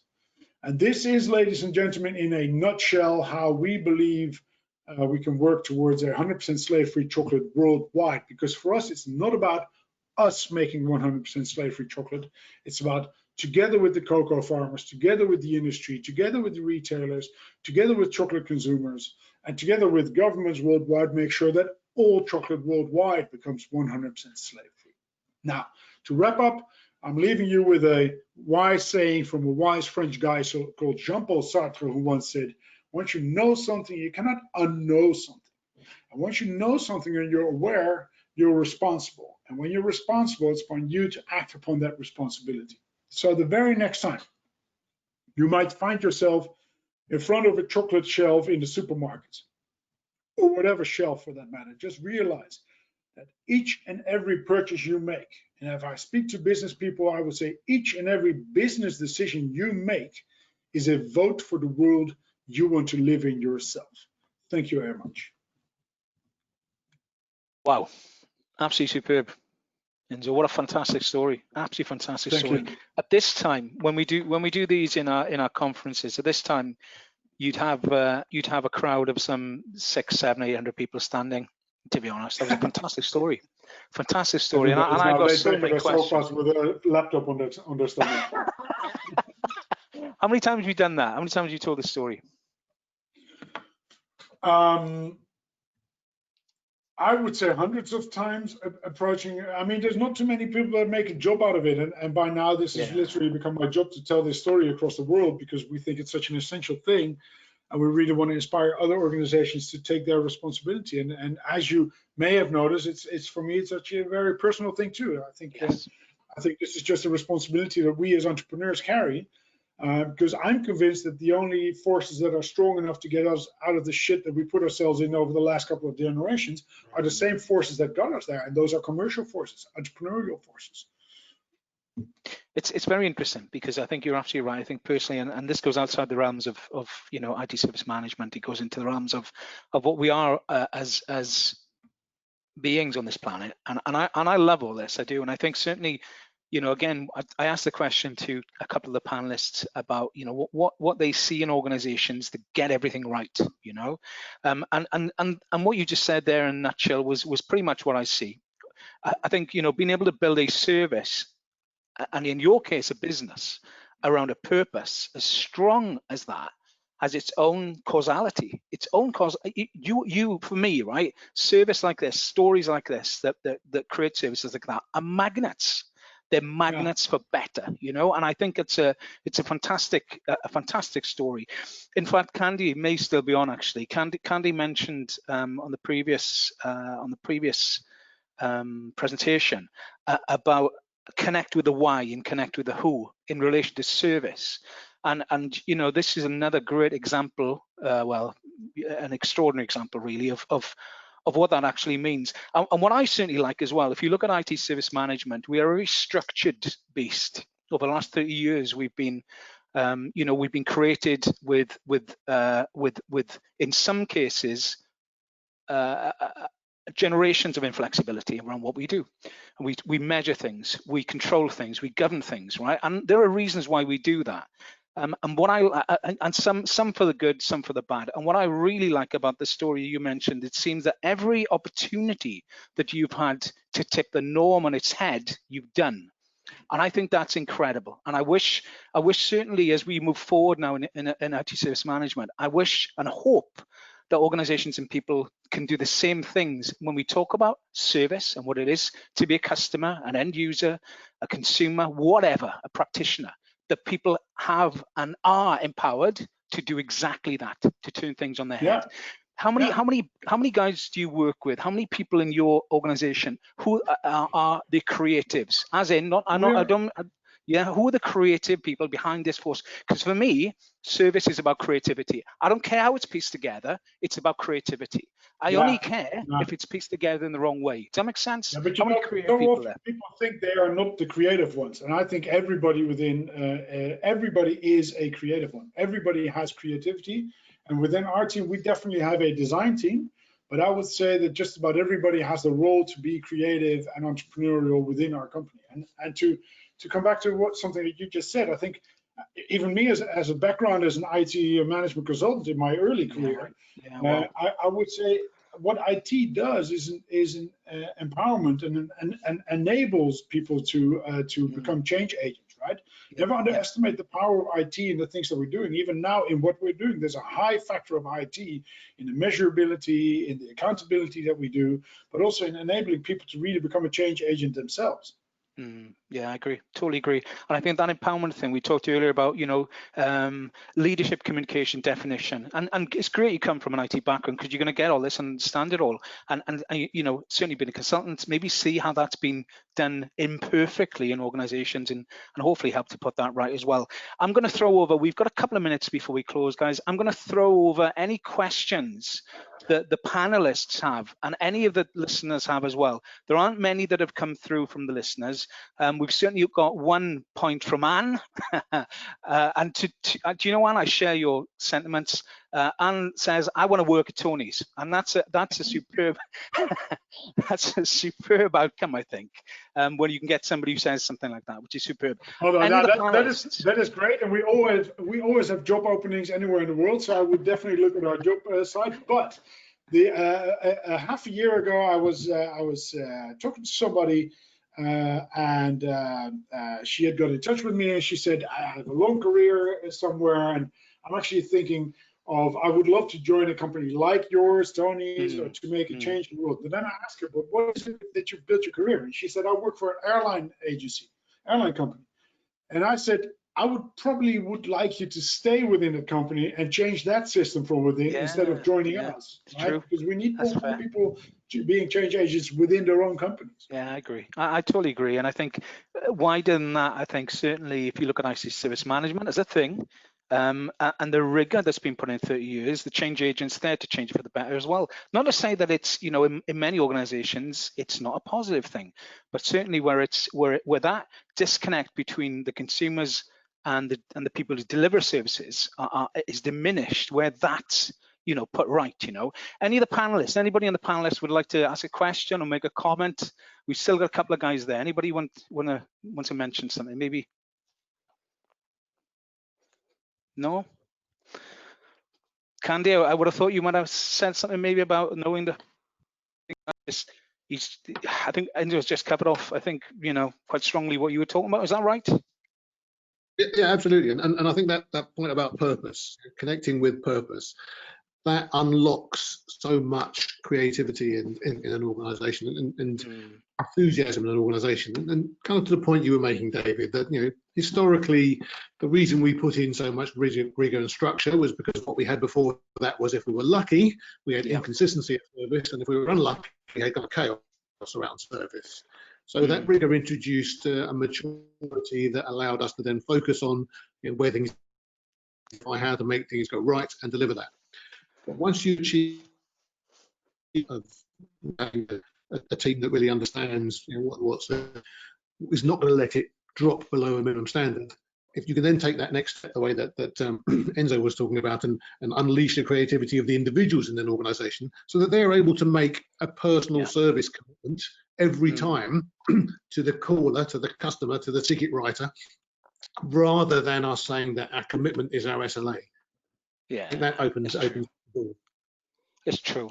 And I think, you know, if you look at the way that we've defined work historically, and think where we are right now, you know, you look back and you look at the industrialization of the workforce and productivity measures and what that means, not just in you know, in Tony's situation when we look at modern slavery, but how and why people work in organizations. I think, you know, I'm hoping, and I said this at the start of this thing, I'm hoping that many of the wrongs maybe that we've seen over the last 200-300 years in what we do in our everyday is changed through some of the stuff that we've gone through over the last 4 or 5 months.